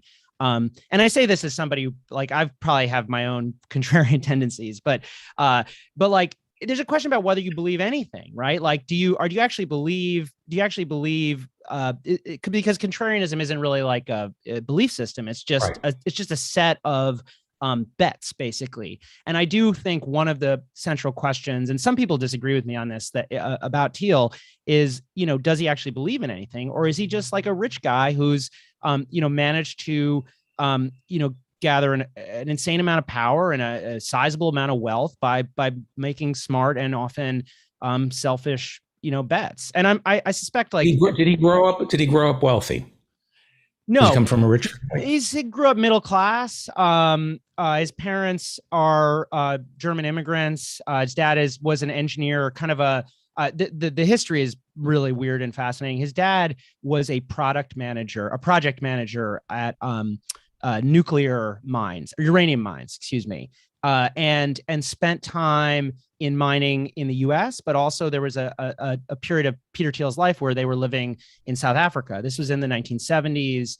where they spent a couple years, I think a year in South Africa and then 2 years in Southwest Africa, which is Namibia, but back then was like a colony, an apartheid state colony of South Africa. And of course, if you know anything about the history, right, like being involved in the nuclear industry of South Africa in the 1970s, you are very bought into the apartheid system. And I don't think like Thiel was a kid. Like, I don't think he, whatever. I don't think you blame him for that. But I do think him kind of developing these like kind of reactionary politics in college, he became this famous as kind of a right-wing conservative activist, probably has to do with kind of his upbringing. Where did he go to college? Stanford.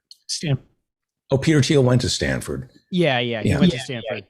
And started this newspaper, the Stanford Review, which was kind of like modeled after the Dartmouth Review, Dinesh D'Souza's paper, the Cornell Review, the Ann Coulter's paper. And he and Ann Coulter are friends to this day. Right. The infamous Dartmouth Laura Ingraham. Yeah. There's some rumors about her and Dinesh D'Souza, which we won't get into, maybe at office hours. We're talking with Max Chafkin. He's the author of The Contrarian, Peter Thiel and Silicon Valley's Pursuit of Power. We have some questions. Joe in Norway wants to know about Peter Thiel's relationship to Palantir. You touched on what Palantir is. And do you know what the nature of Palantir's business relations are with various government agencies around the world? Yeah. So Palantir, it's a data mining company. Basically, they make software. It's gone through a bunch of different iterations, but they make software that makes it easier for big organizations, primarily or largely anyway, government organizations, but also some big banks, to kind of garner insights. Now, those insights could mean like how to allocate your supply chain or something like that. But of course, they're used at times for intelligence gathering and stuff like that. They have a lot of contracts with the U.S. government. They have some contracts with allied countries, the British government, and I actually haven't looked closely at how deep in they are with European countries. Like, I don't know off the top of my head if they have a deal with anyone in Norway, but it wouldn't surprise me. One thing about Palantir, I think the company, there are a lot of things about the company that I think are ethically questionable, and they have a long track record of sort of getting into doing things that do not suggest that they should be allowed to be custodians of large quantities of data. I think most famously, there was a leaked presentation, I think around 2012, where they were planning like an information op against Glenn Greenwald, the journalist, on behalf of a large bank. They apologized, backed away, but there's been a series of these things. But I think you also have to understand that like the company has at times kind of used this reputation to hype itself. And I think that it's not so much that Palantir is like this scary big brother thing, but it's that Palantir, is involved with is involved in an area that is ripe for abuse. They've at times showed themselves not particularly good, ethically. They behaved unethically at times, or seem to behave unethically at times, and and like I think it creates a permission structure also that allows other people to do other bad things. Sorry, that was kind of complicated. Yeah, no, it's great. We have one more question. Hopefully you'll come back. Absolutely. Please buy this book, The Contrarian, Peter Thiel and Silicon Valley's Pursuit of Power. It's authored by Max Chafkin, and buy the book so he'll come back. We have to sell books in order for him to come back. The last question we have from our virtual studio audience who are attending in our Zoom room is people who don't understand where the value is in Facebook, Microsoft, and Google's customer list. It comes from, I'm trying to read this for the first time. People who don't understand where the value in Facebook, Microsoft, and Google's customer list comes from keep talking about splitting them up through antitrust. Have you heard of any smarter way to take their power away without creating 10 of each? Yeah, that's a really good question. And I think and unfortunately, like I'm not an antitrust expert, so I don't really know. I don't really have any good ideas there, but I think the point that you raise is a smart one, and that's part of the reason why we've had such a hard time contending with these companies is that Facebook has competitors, right? And so that's why kind of like there's Twitter, TikTok, there are a bunch of competitors sort of. But that doesn't mean it doesn't have like tons of power and tons of power over thought and over our speech. And so I don't know. I know that people have floated these like really extreme things like, considering them utilities. That's something that's come up on the right, but I think also at times on the left. I haven't really looked closely at it. I'm not sure how workable it is, but it does seem like trying to bring new thinking to antitrust is probably the way to go. Yeah. I would love you to come back. In the past, we're out of time and I kept you waiting 10 minutes. I apologize. There is a problem in this country of financial illiteracy when people don't read the Wall Street Journal or Bloomberg. Unfortunately, if you can't understand the financial pages, the business pages, you're not qualified to discuss the issues facing our country because one side, the 1%, that's the first place they turn to every day.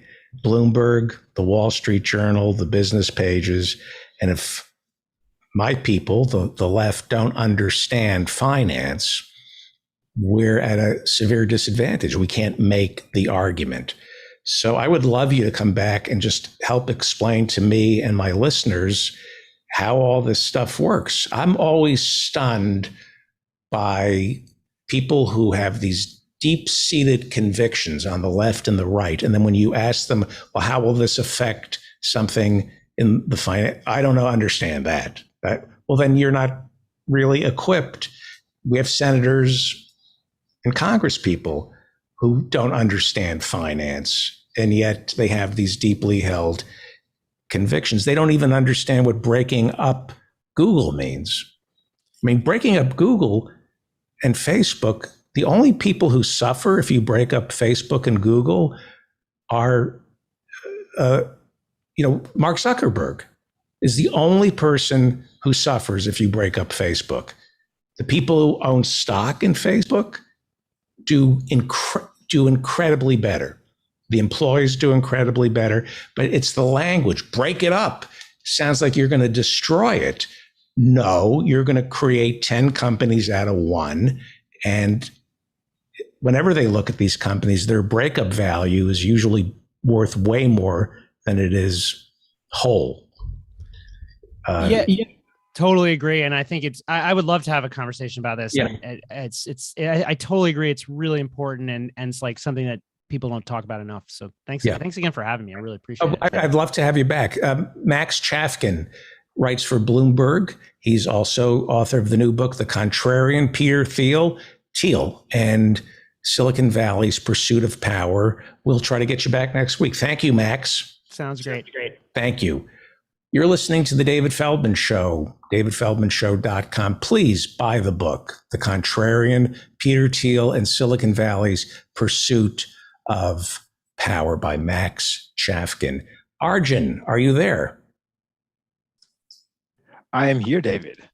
Deep into History has a brand new episode. I don't see you, though. Oh, it says you have to start my video? I have to start your video. Yeah, the host must start. I have power now. I have so much power. You are the elite. Yeah, here we go. Ask to start video. You're listening to The David Feldman Show, davidfeldmanshow.com. Office hours and hours, Friday night, starting at 8. It's the first Friday of the month, which means we go 24 straight hours. And one of the people I met at office hours is Arjun, and he's the host of Deep into History. And am I pronouncing your first name properly? Absolutely correctly. Arjun. Okay, thank you. So Deep into History, last time you were on, you put out a new episode how many times a year?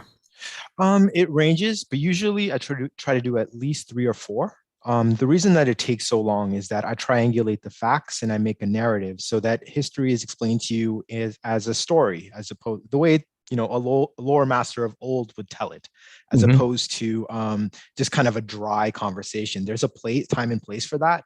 But when I started my podcast, I had a mission to give a future to the past, because I noticed that there's been this assault on the humanities. And if we don't make it enchanting, how are we going to get people interested in saving them? So that was the kind of philosophy behind it. Do you focus mostly on ancient Rome? That seemed to be what you were talking about last time. What's your scope?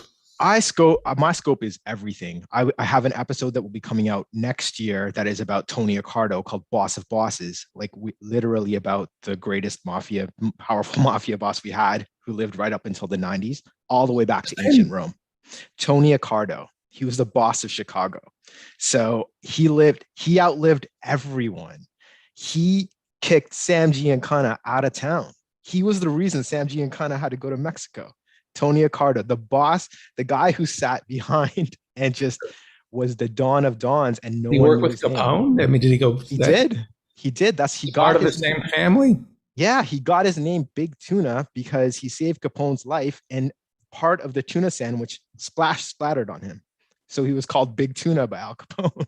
Wow. Fascinating story of a Don who never wanted you to know about him, and nobody does. It's fascinating. And to this day, kind of interesting, because I was talking to Max about Peter Thiel, and I said, does he want to be out front? Does he want all the publicity? Max said that not quite sure, because we always assume that CEOs, the movers and the shakers, want all the credit for it. But in the mafia, there were people behind the scenes who didn't want to get shot. They just wanted the money and the power, but not the fame. Right.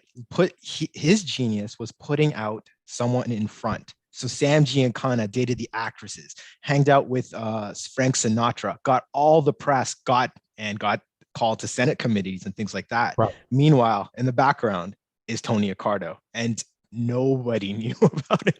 It's a fascinating story. He's one of the very few mob bosses who never spent a day in jail and ended up dying peacefully with his family all around him in the early 90s, and kept all his wealth. How old? I believe he was in his 80s. Yeah. He lived an entire life. Mentally healthy. The mentally healthy mobster. Whenever I look at a politician, maybe not Bernie, there's something lacking. They need to feed that ego, and you just know that there's somebody, they're fronting for somebody. Absolutely. Like if you want to take the mafia analogy and turn it into politics, then we don't look at when we talk about the major donors, we have to kind of look behind the people who are behind the bundlers. Yeah. Major domos are major donors. Exactly. Well, what is the topic of, I believe your next topic is ancient Rome. Yes. So and that's linked to the mafia. The mafia built its structure, at least according to Frankie Five Angels, and two. I call it two. It's Godfather two. It is two. No, all you have to say is two. I know what you mean. Frankie Five Angels explains that the mafia was set up like a Roman army. Well, there's varying different accounts like that. I don't buy Frankie Angel's. I don't think he was a well-read man. Let's put it that way. No, he was. Frankie Five Angels he was. Tom Hagen said to him, we always used to turn to you because you were so well. Remember, he visits him when he's in. Right. He turns state's evidence, and Tom visits him and was, you were always the well-read one. Well, there's something beautiful about the way that he commits suicide, because that is an ancient way of committing suicide. Yes. You would have a party, celebrate, and then go open your veins in literally a Roman bath. So many politicians that happen to about the era that I'm talking about. Right.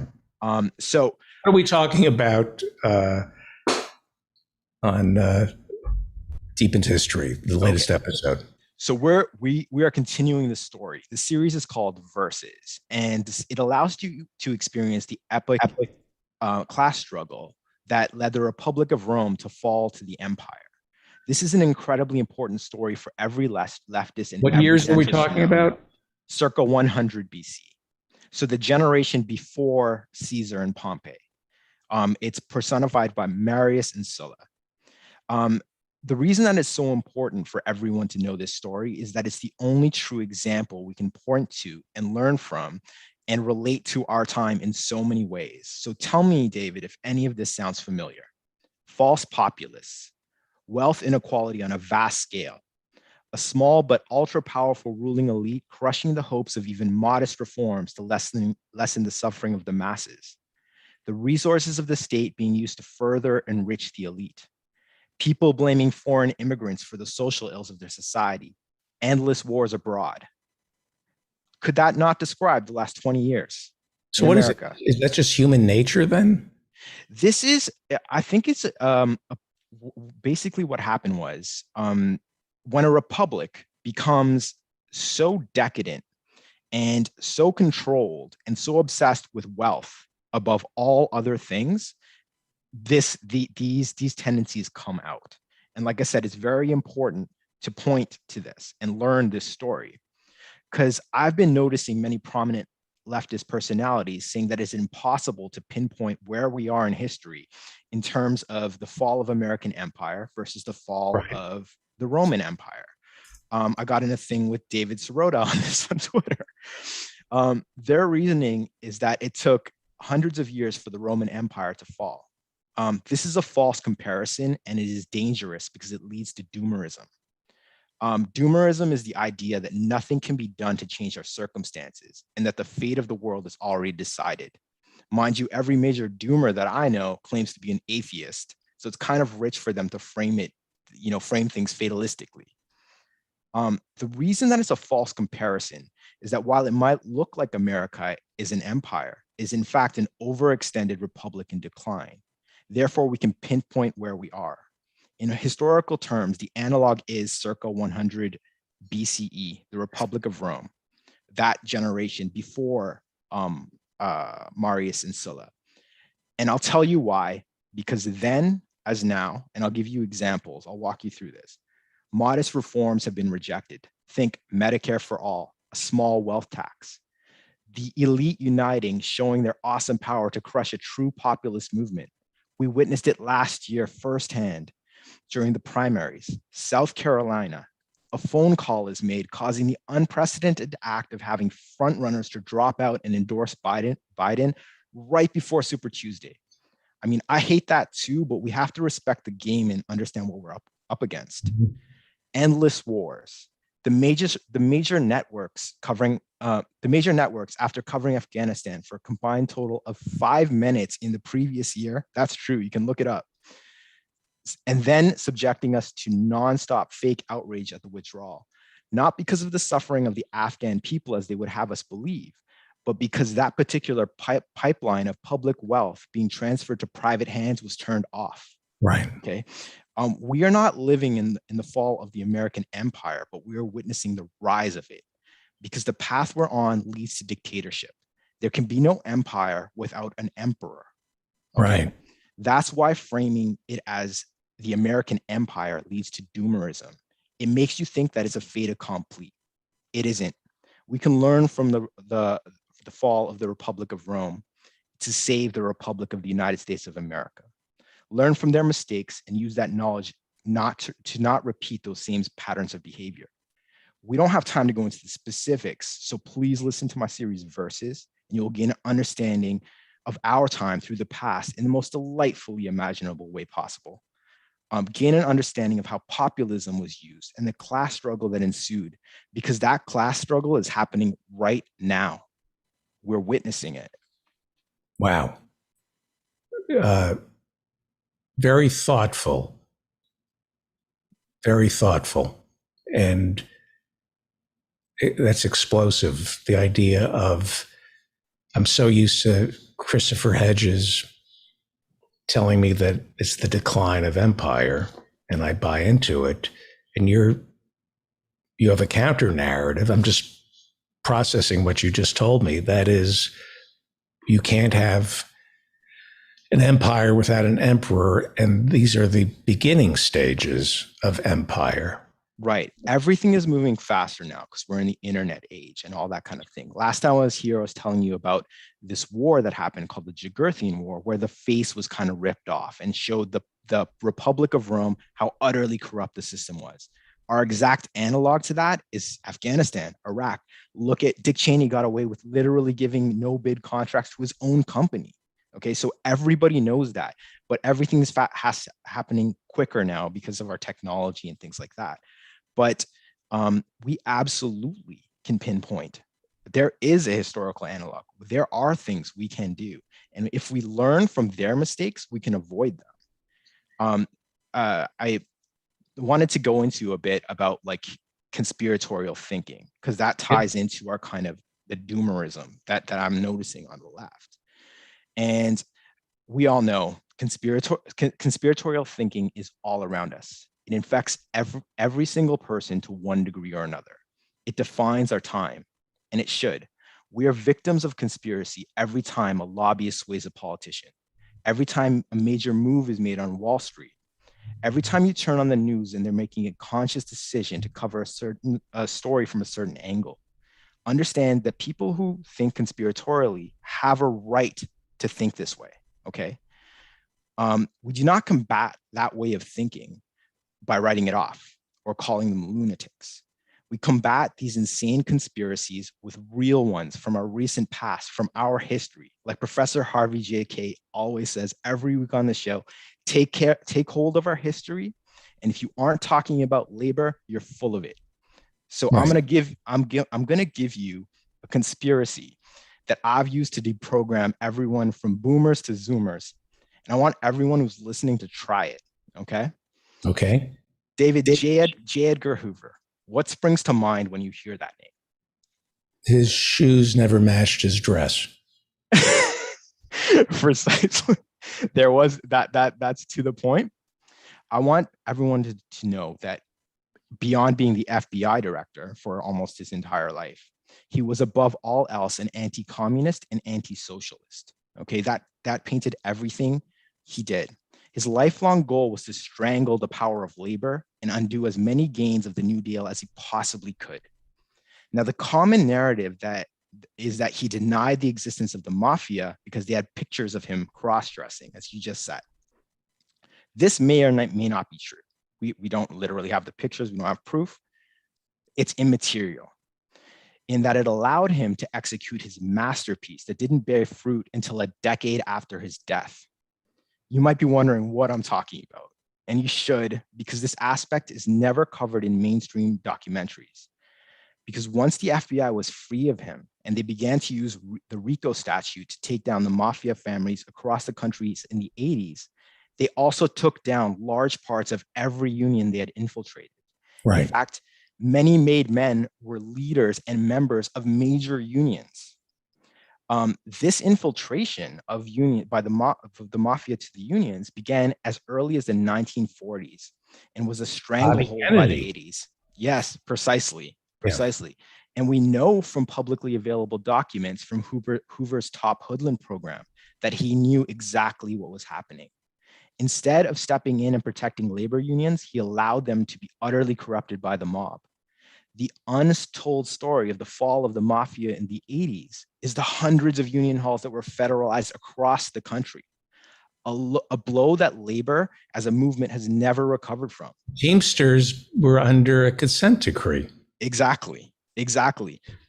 This was Hoover's masterpiece, the conspiracy to end all conspiracies executed from beyond the grave. There's a nod to this in season 2 of The Wire, and point that out to people when you describe this to people. And use their own terminology. Tell them to do their own research. I promise you, it will lead them down a leftist rabbit hole that will give them the beginnings of an understanding of the New Deal and the elite's 60-year quest to dismantle it. In short, with your guidance, you will gift them class consciousness and create an ally. Great. Wow. Arjun Hundal, host of Deep into History, brand new episode. You're doing, John Ross, who does the show a lot, talked about working on something for a long stretch of time and perfecting it, something I don't get to do. And I can't wait to listen to your latest episode. How many months in the making? 6 months.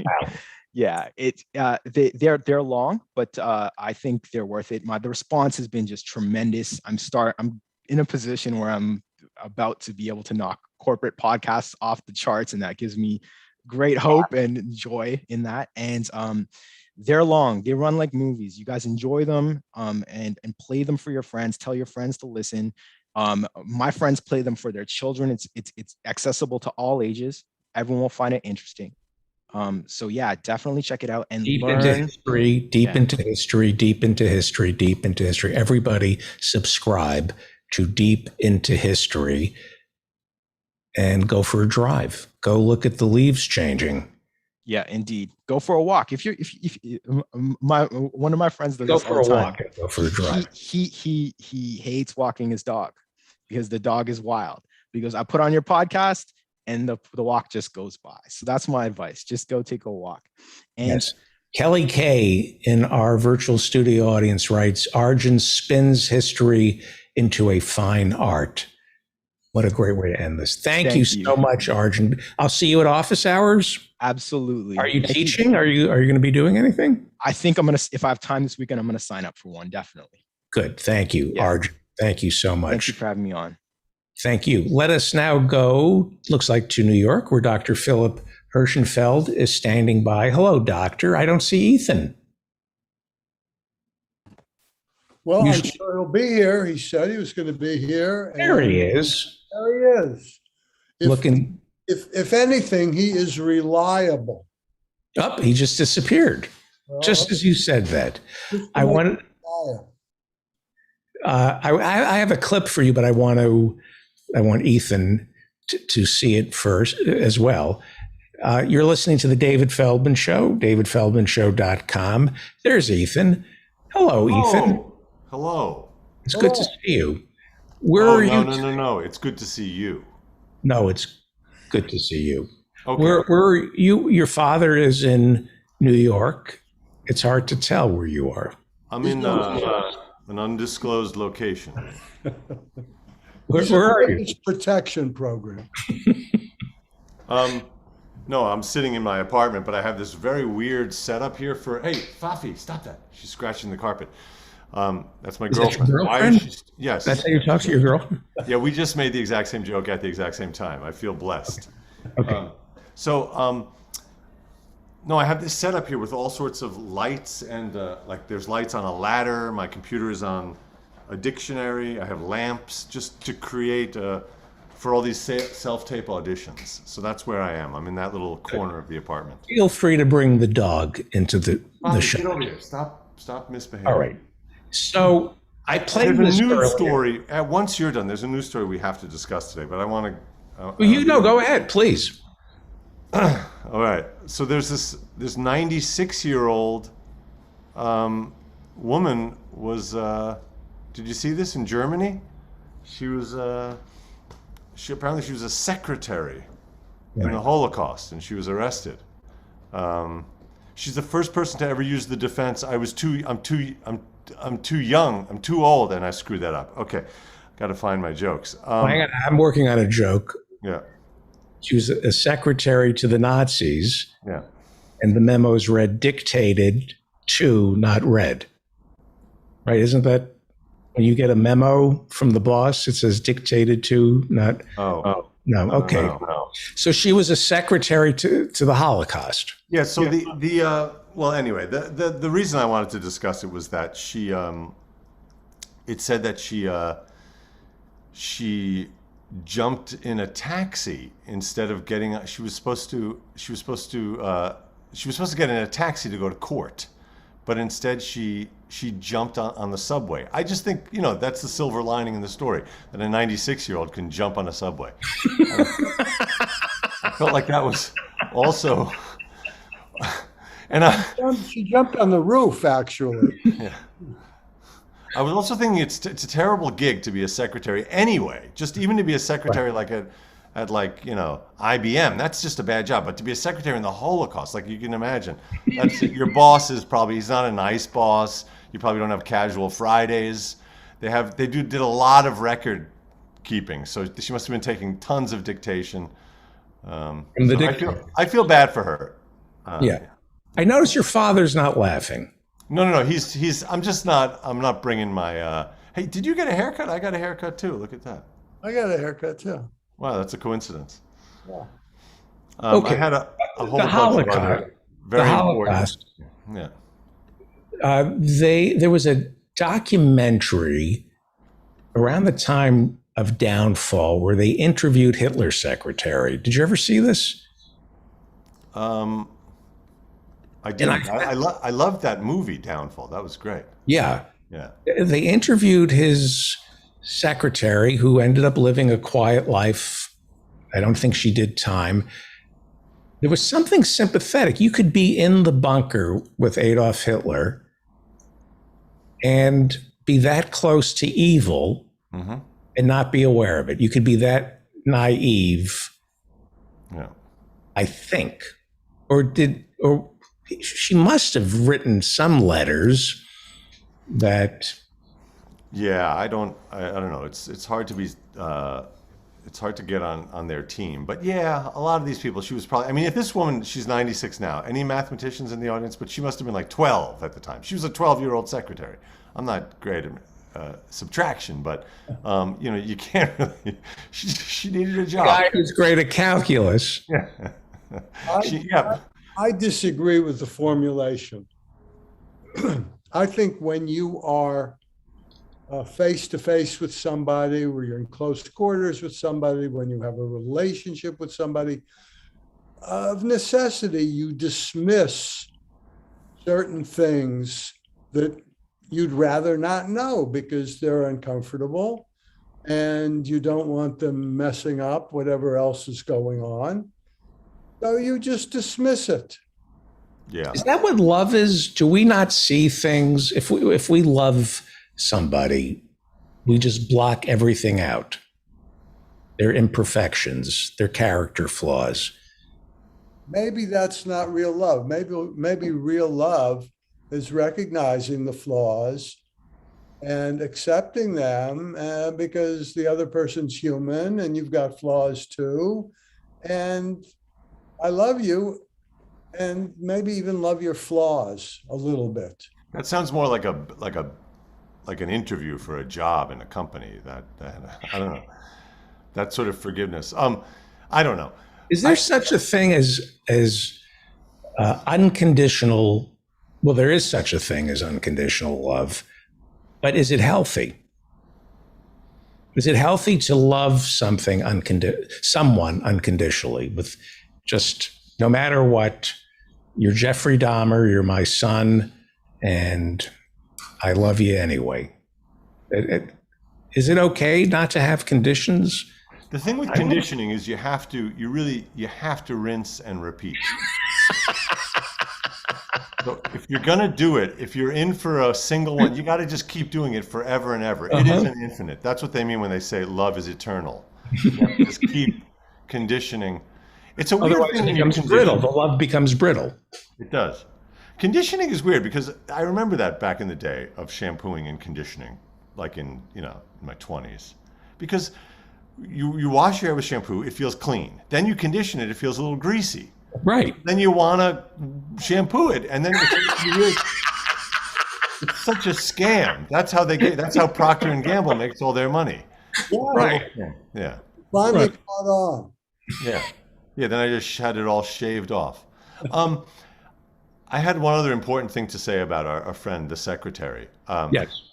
Of course she's guilty because she was a secretary in the Holocaust. But my feeling is like being a secretary in the Holocaust, that's like being a bat boy for the '96 Yankees. Like you were there, but you didn't win the World Series. Like they would have done it without you. Yes, you had the uniform. Right. Yes, you were, but you really can't claim any of the glory.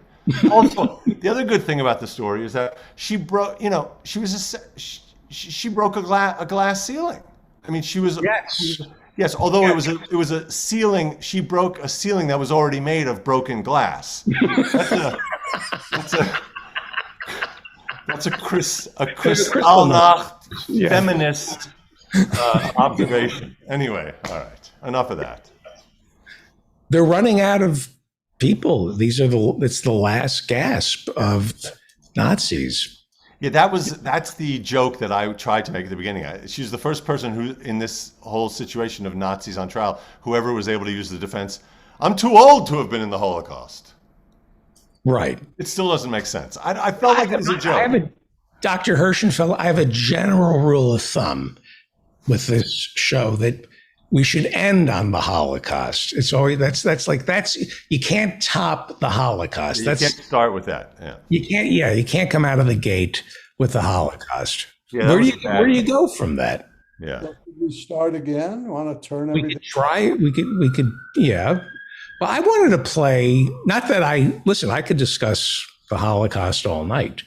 You know what? I really stepped in it because you were about to cue up some other story, and I interrupted with that. And it's my favorite. But it is my favorite subject. All right. Well, then I have one other real killer joke on the subject. What is it? I said, like it's going from the bat boy on the '96 Yankees. I said, she wasn't even, people say I was just a cog in the machine. She wasn't even a cog in the machine. She was more like a secretary at the cog factory. Now that's actually a solipsism wrapped in a metaphor. That's a very confusing way to try to get a laugh. Solipsism or a syllogism? I don't know. What do you prefer, solipsisms or syllogisms? I prefer to see the damn clip. I've been sitting there forever waiting for your clip. This is something I don't understand that I need to have explained to me. Speaking of explanations, today I was talking. Someone has to explain the difference between calumny and contumely. Calumny versus contumely. Play the clip, and then people can think about that. Well, I'm just like, contumely means handsome? No. Contumely is speaking in an insulting way towards someone. Really? Yeah. I know, it's weird. Yeah. Calumny. You're thinking of comely. Calumny, I think, is saying bad things about someone else. About somebody else. Yeah, it's gossip. Yeah. And contumely is what? Contumely it's weird. It's a noun. It sounds like an adverb, but it means speaking. It's like aggressive speech towards someone, insolent speech towards someone, rude. Like I speak to you, David. Are you aware? I enjoy your contumely. Okay, me too. Contumely, actually, in Elizabethan England, contumely was the C word. They shortened it because it just took so long to get it. Anyway, all right. I like the idea of my never being able to play the clip. You just keep. Not many people would have to tune in next week. All right. I don't understand this for many reasons. Grown men, older than I, Mo Brooks, the congressman from Alabama, with all that's going on in the world right now, the debt ceiling, the government shutdown, the infrastructure bill, the bipartisan one, and Bernie's, everything that's going on, they staged a Republican-Democrat baseball game in the middle of all this, and they all showed up. And I know that there are people who play Little League as senior citizens, but let me play you Mo Brooks. Now Mo Brooks will be the batter. Mo Brooks swings and sends one down to third. Ossoff picks it up, throws it to first. The ball gets away from Huffman, and Brooks is going to head down to second. If he hustles, he could have third as well. He could go to third. And he is. Huffman over to pick it up. Will get the ball back into the infield. Brooks gets to third base standing up. This is a joke, right, David? That's not real. Is that real? That's real. That's Congressman Mo Brooks. He's pushing 70. He's playing in the congressional baseball game that took place on Wednesday evening in the middle of all that's going. It's so disgusting. It's just a disgrace. That thing should not exist. These guys are not willing to. I would rather see them playing baseball than in Congress. Less damage. You're right. I'd rather see them in some gladiatorial thing where they're just beating the crap out of each other. I mean, it seems so hypocritical. They take it very seriously, and not to make light of this, they had, I don't know if you remember, but 4 years ago, Steve Scalise, the Republicans were training for the big game, and then a shooter showed up. They injured a lot of Congress people. And I remember seeing the coverage, and they were Republican congressmen coming back in their Little League outfits, crying, not introducing gun control legislation because they're Republicans. And I looked at them and I thought, I mean, anytime there's a shooting, I feel bad, but they were weeping openly. These are these Republican men in their Little League outfits. Yeah, that's the thing is, once you put on a Little League outfit, you're gonna start weeping, no matter what's going on. This brings you back to that weepy time of life. There's something seriously wrong with grown men dressing up in Little League outfits and holding practices. I mean, these are men who don't spend they're away from their family, but they have time to go to Little League practice and not fly home to see their family and their constituents. Am I wrong for looking down on these people and thinking they're less than? No, you're right. And it goes back to your last guys, Arjun, and decadence. This is the height of decadence. These guys have actual things to be doing that are life and death for millions of people. So what is Dr. Hirschenfeld? I'll ask your colleague Ethan and see if he gets it right. What is your diagnosis of a grown man married with kids who has a job that you could have stopped right there, married with kids. I would diagnose him as having made a mistake. So, grown man. There's no reason to saddle yourself with either of those situations, but go on. You have a family. Mm-hmm. You're already away from them. Right. And somehow you have time to play children's games. Forget the country going down the crapper. I'm just talking about allocation of time, priorities, and values. Yeah. They could have like a congressional basketball game that's like 60 minutes, or any of these other sports is 60 minutes, but they chose baseball, which can take 7 hours. So that also goes to show they're really desperate for some time away from the family. That's not what's desperate. See, I don't agree with that. Your previous guest, I forget what he was referring to, but he asked, what do these politicians want, or what do the Silicon Valley people want, or what they're more of, whatever it was. And my answer inside my head was power. They want power. The people in Congress want power. They want more power. So that's why they won't vote for a gun bill, because they think the way to continue in power is to vote against a gun bill. And why do they participate in this baseball game? Because they or their staff said, this is going to help you stay in power. You're going to look like a regular, average Joe American. Somebody's going to vote for you because of it. If power is their priority, then the real key question here is who was batting cleanup for the Democrats? You need the. I see it as weakness, Dr. Hirschenfeld. Say what? I see it as a sign of weakness, that they're trying to prove to their respective leadership that they're team players, that they're willing to wait their turn, that they're not a threat, that they're really not doing it for the benefit of their constituents. They're doing it for the benefit of Nancy Pelosi, who was there just to say, hey, I'm a team player. I don't make waves. I wait for my turn at bat. If I have my moment in the sun, good. If not, I'll wait patiently. I find it very defanging participating in that.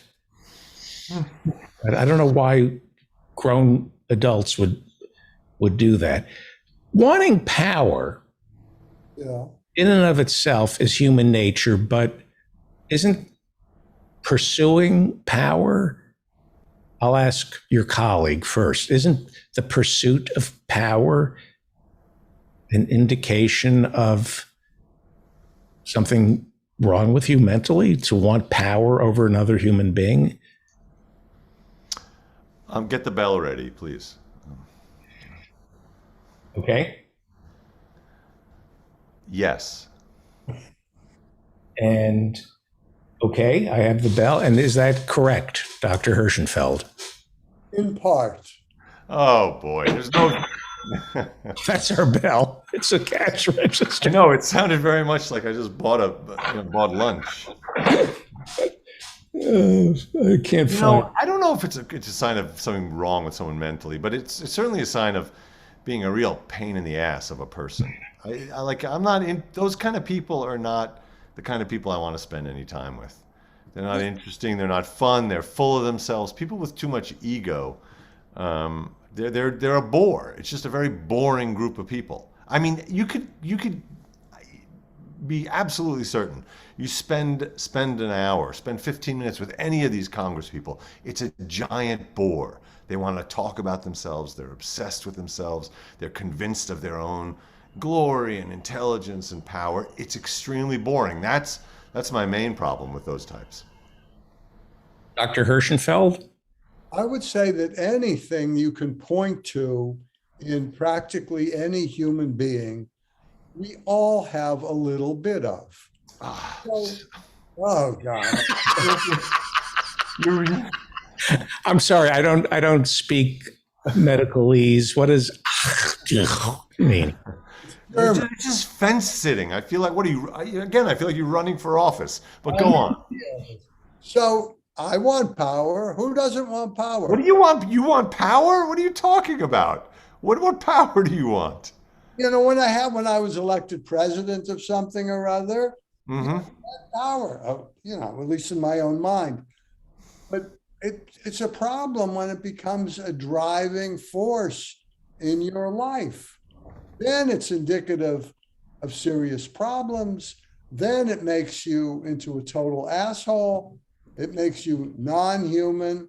But so any of these things, it depends how much. That's my... All right. A friend of mine about a year and a half ago was trying to rent an apartment near White Plains, let's say, and it was a condo. She was going to rent a condo. So she had to go through the condo board. And there was a president of the condo board who had power. That's right. And it was very apparent that this person, her identity was she was president of the condo board. Yes, this is not well known to all real estate agents in New York City that many of the people who are presidents of these boards used to be genuinely powerful people in industry, in wherever. Now they are no longer powerful in any which way. They get on a board like this and they can say, we're not accepting you. Get out of my sight. That's what my friend was. She was being put through these paces by this Yenta. I hate to use the expression, but this was a Yenta who wanted all her financials. She wanted all the documents, from like every bank statement. I wouldn't be surprised if she asked for her diary. And I'm going, this is just about power. And what will you give me? That's sick, right? Yes, it is. It's sick.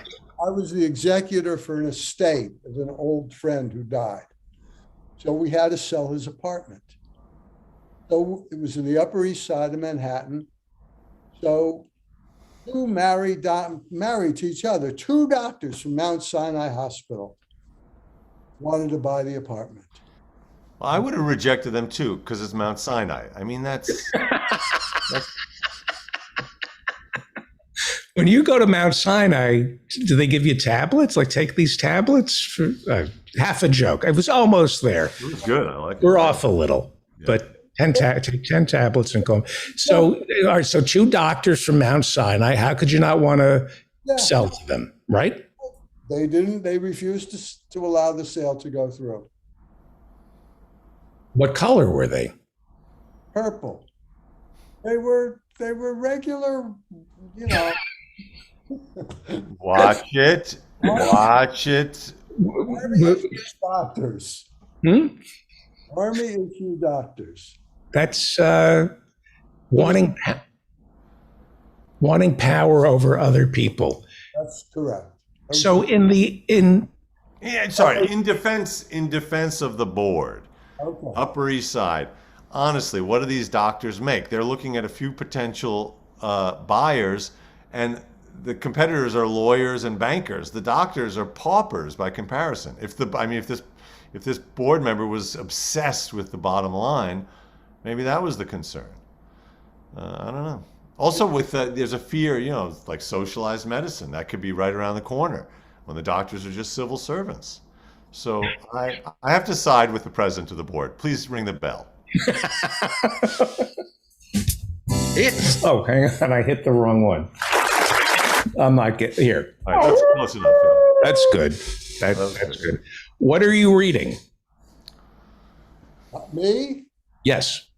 I'm going to turn Michael off. Do you know Isaac Bashevis Singer won the Nobel Prize? Yes.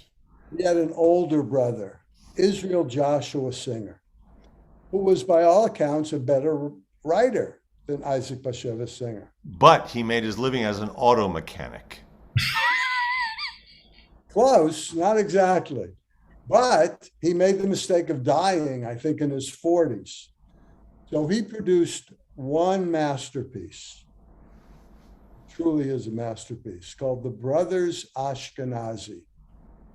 It's a book about history, socialism, communism, the state of Europe in during the First World War and before, the rise of unions, the fall of unions. I think any decent socialist should absolutely read this book. You'd learn a lot from it. Anyway, that's what I'm reading.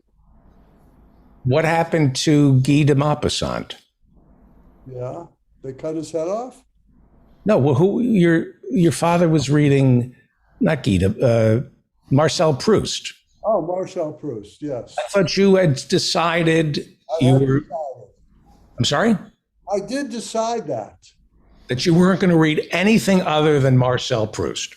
The best laid plans of mice and men. I have to I'm on the same page as far as the reading goes. I also had a great plan. There was a little volume of Turgenev that I spotted on my bookshelf I'd never read. Took it up to my bed. I have it next to my bed for, I think, going on 3 nights now. Haven't cracked it yet. So I've been stuck in the New York Times on my phone. It's not healthy, but right. Yeah. Is the answer to me, other than, was that an earthquake? That was my knee hitting the table. Oh, say it was an earthquake. We're trying to get people say. Oh, God. Yeah. To me, my mental health, if I'm reading, I'm exactly where I need to be. But is that healthy? I've tuned out the world and I'm reading, and how do you? Absolutely. What is it? Vonnegut has a really good thing. He has a book of his essays, and in one of them he talks about the movement of meditation and all this talk about meditation, and he says that he's been doing that all his life, and that for him reading is that state. So what you're describing, that mental state where you're feeling at peace and you're feeling good vibes that people say they get from meditation, he's saying he gets it from reading. So you're doing it right, David. I'll share this with Dr. Hirschenfeld. One of my sons was a wild beast. And again, I hope this isn't bragging, because I know that there are some people who have dyslexia and they listen to my show and they watch documentaries, and not everybody can read. And I hope I'm not misunderstood. But my son didn't have dyslexia. He could read, but he couldn't sit still. He just could not, just spinning out of control. And one day I looked over and he was reading a book. And I just thought, as bad as humans are, and they are bad, the fact that a soon-to-be adult male can sit still and stare at a book and not use the book as a weapon or a gun. Like, everything was a gun with him, and he's sitting and reading. It reminded me that humans, there's hope yet to see a boy read, because there's such a pain in the ass, boys. I completely agree with that. And that was me as a kid. I had a little bit of dyslexia, not a terrible amount, but I had a lot of ADHD, a really lot. And I was always getting in trouble and getting in fights and this and that. Fortunately, television did not exist in the wilds of Pennsylvania in those days. And at some point I discovered books, I think because my mother would read to me a lot. And I then buried myself in books for years. And that's what saved my life. Right. Well, next time, let's end on the Holocaust. Yeah.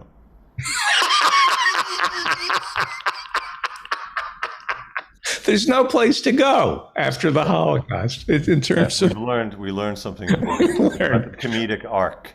Where do you? Where?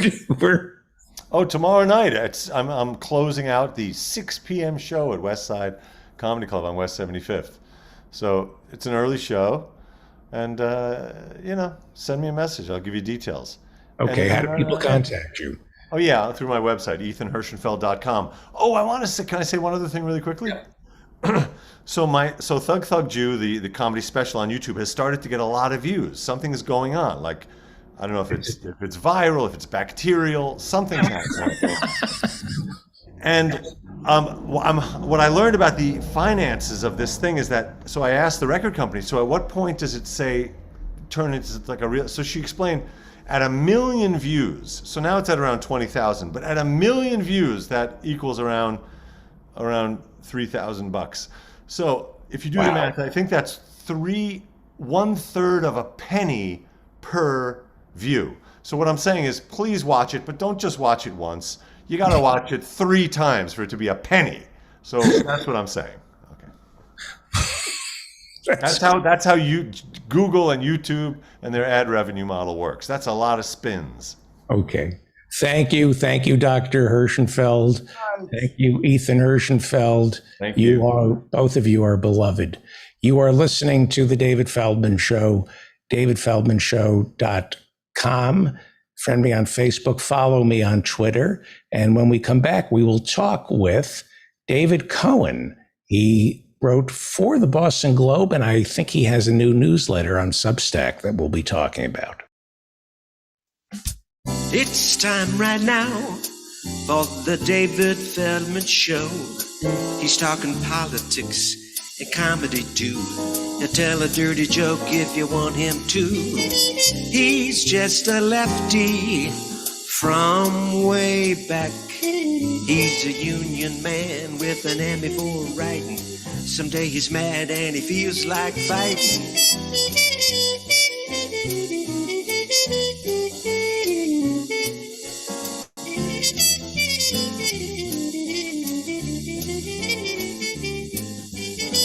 It's time right now for the David Feldman Show. So get your ears on right, buckle in real tight.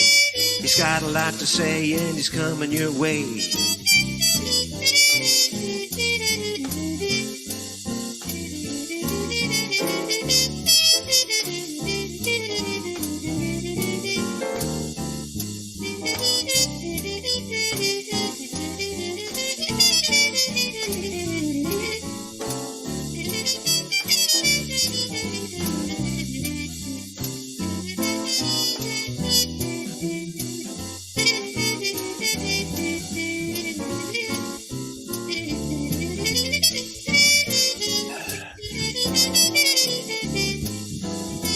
It's time right now for the David Feldman Show. So get your ears on right, buckle in real tight. He's got a lot to say and he's coming your way.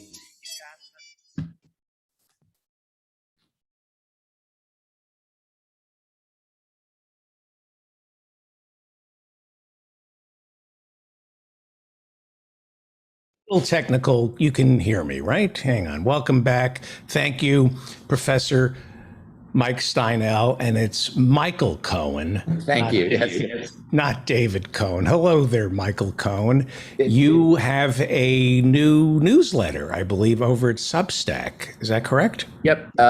Newsletter is called Truth and Consequences, truthandcons.com can get you there. Also columnist for MSNBC, formerly at the Boston Globe. Formerly at the Boston Globe, now you're over at MSNBC. And let's talk Manchin, cinema. Yeah. So it is my understanding that you believe that Manchin is going to come around, that there's no way he would hold up this monumental piece of legislation. Well, my position on this for a while has been that there's going to get a deal is going to get done at some point, because it just the price of failure is just too great. Democrats will pay a huge price, and every Democrat, not just Joe Biden and progressive Democrats, but Joe Manchin as well.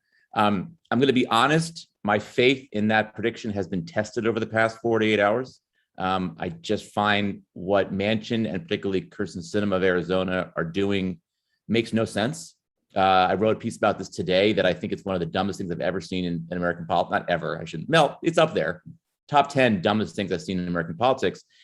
Because this is a situation in which Democrats are basically in consensus. They on a policy agenda, they basically agree. And they want an infrastructure bill. They want lots of money for social programs. They want to raise taxes. They want to repeal parts of the Trump tax cut. And they seem to be caught up in this, legislative sausage making that looks bad from the outside, looks bad to Americans who don't pay attention to politics, and I don't think serve any real purpose. Joe Manchin can talk $2 trillion if he wants off the bill. I don't see how that really helps him politically. I don't see how it helps Sinema politically. I don't see how it helps Democrats politically to do that.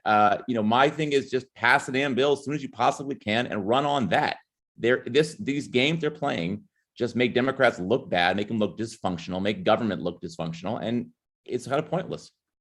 Yeah. Has Manchin said what he's for and what he's against? He just calls it fiscal insanity. But Bernie says that Manchin hasn't spelled out what he wants to cut from the $3.5 trillion. Yes, and it's not fiscal insanity. And I think that point needs to be made really clearly. This is not fiscal insanity. This is $350 billion a year in spending. It's about, I think, 50 or 60 billion more than we usually spend on some of these programs. It's not a huge investment. It really isn't. And it's paid for, unlike, for example, the defense budget that passed last week in the House at a cost of $760 billion. There are paid fors in this bill, tax cuts that pay for this, or tax increases that pay for this bill. So, and it's a long-term investment in America, an investment in having a paid family leave, having subsidized childcare, having universal pre-K, having better access to broadband. I mean, I could go on and on and on. Hang on for 1 second. That's one of my criticisms of the Democratic Party. You're saying I can go on and on and on. We talk, all the American people really get is that there's a $3.5 trillion bill. Joe Biden isn't out on the stump telling us what's in it. Well, that's fair. I mean, I think he has done some of that, but I think what's happened over the past couple of days, the past week or two, is that all the coverage is about, is it $3.5 trillion? Is it $1.5 trillion? Is it the moderates versus the liberals? Instead of, it means X, Y, and Z. It means. So what does it mean? So let's slow this down and try to do better than most people. What's in it? There would be possibly universal preschool. Universal pre-K for grades 4 and 5, age 4 and 5, $200 billion toward a paid family leave. I think it's 10 weeks or 12 weeks of paid family leave for every American, and not just maternity leave, but basically medical leave. Could be for any number of different. Well, let's stop that for what. Let me ask you a question. Sure. Because I never understand why anybody would be against these things. So I'm with the Chamber of Commerce, and the federal government is saying to me, you're with the Chamber of Commerce, you run a company, and I don't have to pay for the paid family leave. The government's going to pick up the tab there. I believe it's paid by both, as I believe the case. I don't think it's fully paid for by the federal government. Okay, so contribution by employers.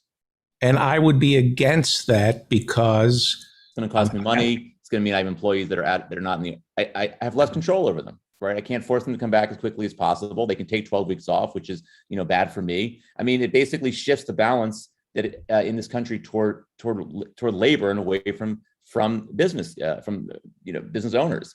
I mean, I think that's a big part of the complaint about that. But keep in mind, we're the only country in the developed world that doesn't have a paid family leave program. The only one. It doesn't make a lot of sense. And I think this is something where, you have, again, pretty broad support for this. And what is family leave? What is family leave? I mean, now as the way it works is that everybody has to be given unpaid leave. If they have a child, they can get, I think it's 12 weeks as it is now. It might be longer. Don't quote me on that. 12 weeks of family leave that the employer has to let them take time off, but doesn't have to pay them. And it could be for a medical emergency. It could be anything. If you have a relative you can that's be fired when you care of your mother or your father or something. And you get 12 weeks off and your job is waiting for you. Exactly. Supposedly fired for that. Supposedly. No, well, I mean, it's the law. Yeah, I mean, sure, I'm sure employers can find some way around it, but it has been a law since 1993 or 92, I believe. Right. 93, I think it is. So that's not, at the time that was a big deal, even though it was unpaid leave. I mean, imagine that before 93, that you weren't guaranteed to have time off for maternity leave. Now, of course, a lot of companies now do offer maternity leave or offer leave to fathers to take care of their kids when they're born. I mean, a lot of companies do that, but it's not mandated by the government. This would mandate it. It would also, by the way, mandate that people don't have to pay more than 7% of their income for childcare, which is kind of a big deal. If you've got young kids, my kids are pretty young. They're not young enough for childcare anymore, but when they were, it cost a lot of money. And I say I live in New York City, having universal pre-K was a huge benefit and a huge benefit for working parents, especially working parents. How did that work? That's one of the things I always say about Mayor de Blasio. Absolutely. He's my favorite mayor. He ran on universal pre-K. Governor Cuomo tried to sabotage it because he's as sick as de Blasio. Yeah. He was just threatened by de Blasio. But we have universal pre-K in New York City. How much of a game changer is that? I mean, for me personally, it was a huge game changer. And I'll say for the record that pre-COVID, I'd be the one guy at the party who would defend Bill de Blasio for that reason alone. Yeah, me too. I saved thousands of dollars by having universal pre-K. It was a huge. And what does that mean? Where do you take the kid? So first of all, it was different for both my kids. My older daughter, her daycare took universal pre-K, so we got basically a subsidy on coverage. And then when my youngest was old enough for it, the school where I live, they offered a pre-K program. So I dropped her off every day at 8:30 for basically what was school. I mean, it was pre-K, but it was basically like school. And look, I think a lot of parents would acknowledge this. That's maybe not popularly known. School is childcare, especially for young kids. And so having the opportunity for people who are living on the margins when it comes to food. Absolutely. Yeah. And in this bill, they would expand SNAP food stamps program. Yeah. It's EBT. What is it called? It's called SNAP now. Yeah. Yeah. So the school children could get fed during the summer because a lot of our children, their best meal. Rely on school lunch or school breakfast. They can't. They would go hungry without it. Absolutely. Yeah. So you've got tons of things in this legislation that, like every other developed country has, right? Every other developed country has family leave. They have, childcare programs, subsidies. They have. So what is the thinking when Nancy Pelosi is walking through the halls and they ask her about the bill? She's horse racing it. Schumer's horse race. Instead of using that opportunity to say to the press, this is what's in the bill. They talk about we're working, we're negotiating, why aren't they giving a full-throated endorsement of the bill and bragging about what's in it and embarrassing Sinema and embarrassing Manchin? Who wants to go down in history as being the senator who blocked kids from being fed? Listen, I will tell you honestly that's why I think this is going to pass. Because it's more than just what you just said. I mean, that should be the reason why you do it, but it's also— I'm not so sure, because I understand that you think this is all showboating, but I'm not so sure, and I'm sorry to interrupt you, but say what you were going to say and then tack on at the end an answer to this. Maybe if it isn't Sinema or Manchin, it would have to be somebody else in the Democratic Party. Maybe Schumer, Pelosi, and Biden really don't want to provide these things. No, I don't think that's true. I mean, first of all, forget the policy element for a second. Okay, just think about the politics of this. If this bill fails, both bills, the infrastructure bill, which is very popular also, and the budget package, that is basically a fatal blow to Joe Biden's presidency. He ran on getting things done. He ran on breaking through the dysfunction in Washington. He needs this accomplishment. Nancy Pelosi needs it. Chuck Schumer needs it. Their only hope of holding on to their majorities in the Senate and the House next November, or November 20th, 2022, is passing this bill. Now, I don't think they're going to hold those majorities anyway. Senate might, House probably won't. But this is the best hope they have, is to run on whatever they can accomplish in the next several weeks. They need this politically.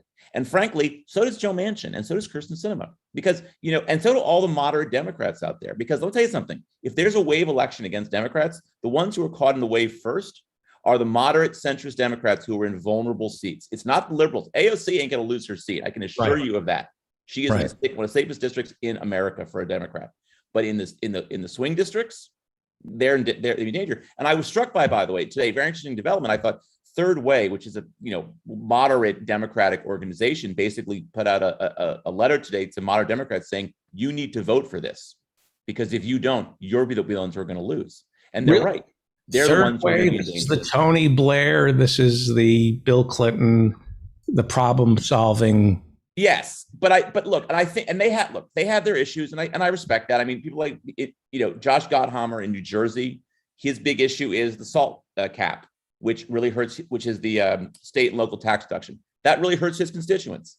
It's true for members from California, from New York, in Illinois, Oregon, all over the place where they're in wealthier districts. So that matters to them. They want this in there. And I get playing, legislative politics or brinkmanship to get that. It's important to them. Okay, that's how this process works. But what's happened with Manchin and Sinema is they are holding up this bill, and they're not saying what they want. They're not saying how much money they want to spend. They're not saying what their priorities are. They're just saying, we don't agree. Why? We're not going to say. And I think, progressives, who usually are the ones who torpedo these things, to be honest, I think are absolutely justified in saying, what the hell are you doing? What is it that you want? And they're not giving them an answer. So, tonight there's going to be a vote on infrastructure bill that was Manchin and Sinema's baby. This is the thing they pushed through. It was bipartisan bill, got Republican votes in the Senate. They want it to pass. But Democrats are saying, okay, we'll vote for this. You want this, we'll vote for it. But you need to tell us what's going to happen on the budget package. And they're not doing it. And then today you have Joe Manchin saying $1.5 trillion, which is $2 trillion lower than what we discussed.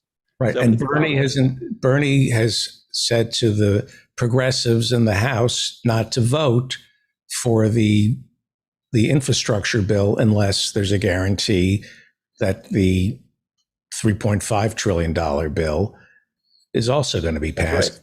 That's right. And I don't think, and it's hard for me to criticize that. I mean, yesterday I said this was, I tweeted something out, I was bad for Democrats, but in retrospect, he's got a point. Now, here's the thing that's interesting. I mean, if any of you are political junkies, this is going to be a great night, because we don't know what's going to happen tonight when this vote comes to the House floor. We don't know. Pelosi, it's hard to believe she'd bring this bill to the floor. She didn't have the votes for it. It's also hard to see how she has the votes for it, because progressives have made very clear they're not going to support this. And, there's a very thin majority in the House. So I don't think this is going to pass. Now, I don't think this kills the bill at all. I still think this is going to pass, but it does, it creates a lot more drama unnecessarily for Democrats and makes them frankly look bad, which I think Did is. she introduce a bill unless she knows it's going to pass? So this is an interesting question that usually you don't bring a bill to the floor unless you know you have the votes for it. And if you don't have the votes for it, you pull the bill. So, and that has actually been Pelosi's standard approach to this from the beginning. She doesn't really bring votes to the floor that they're not going to pass. The thing is here that it doesn't appear that it's going to pass. And so one theory I've heard, I think there is something to this, is that she almost wants it to fail as a way of saying to the moderates, we tried, but you didn't meet us halfway. And now your bill failed. So we need you to actually negotiate with us. So it may be a way of trying to light a fire in a Sinema mansion. I'm not sure that's going to work, but that may be what's happening here. But I will say this: if for somehow this bill passes today, it will be an extraordinary accomplishment, and I will give Nancy Pelosi all the praise in the world because she will have pulled a rabbit out of a hat to pull this one off. This would be the bipartisan bill. Yes, this is the bipartisan that already passed in the Senate. Exactly, that $1 trillion. If so, what we have, so I think my listeners are following this. What we have is the Progressive Caucus run by Pramila Jayapal, who has pretty much said if there's no movement on the $3.5 trillion bill, we're going to tank the $1.5 trillion bill. Yes. Yeah, the infrastructure bill. I've never seen progressives act this way. When I was younger, I suspect Tip O'Neill did this with Jimmy Carter. I think the Ted Kennedy wing of the Democratic Party stood up to Jimmy Carter's fiscal austerity. But in my lifetime, I've never seen progressives. Can you think of a time when? In the Clinton era, there was the crime bill was the progressives basically killed it, and then they had to renegotiate and came back to the floor. On TARP, which was in September or October of 2008. I remember correctly, it was mostly Republicans who voted against it, but it was also a lot of liberals who voted against it. And eventually it did pass on a second vote in which Democrats mostly supported. But it's but that wasn't a progressive. In other words, with TARP it was a Republican 2008, bill. Yeah. Toxic asset relief package to bail out the banks. Right. If you were a progressive, and the Republicans and Democrats, it was bipartisan. They were opposed to it. Right. It was there's bipartisan opposition. But at the end of the day, I think if I remember correctly, because it was Democrats controlled Democrats controlled the House then. So they brought the bill to the floor and it failed, mainly because Republicans didn't deliver their votes. And so they had to do it again, and Democrats delivered the votes to get it to pass. Right. But it was Pelosi bringing it to the floor. And I think, in her defense, I think she thought it was going to pass because Boehner, who was majority leader at the time, had told her that he had the votes and he didn't have the votes. Right. Now, this used to happen, by the way, to Boehner and the Republicans all the time. This happened consistently through the Obama years and even into Trump years, where they would bring bills to the floor and they would fail to pass, or they would just have to pull them. So it's not unheard of. But you're right. Progressives don't usually get along, and they usually do what has to be done to pass bills. I think in this case, had Manchin even shown a little bit of flexibility and, given them at least some reason to trust him, I think they would have voted for this thing. They would vote for this thing tonight. But so really where do we stand? Where do we stand on the debt ceiling? The other crisis, right? So one piece of good news, government shutdown was averted. They did pass a standalone bill to keep the government funded until December 3rd. The debt limit, I don't know what's going to happen here because the Democrats in the House, I believe, passed the your bill. I'm sorry, you froze a little there. Republicans are refusing. Sorry.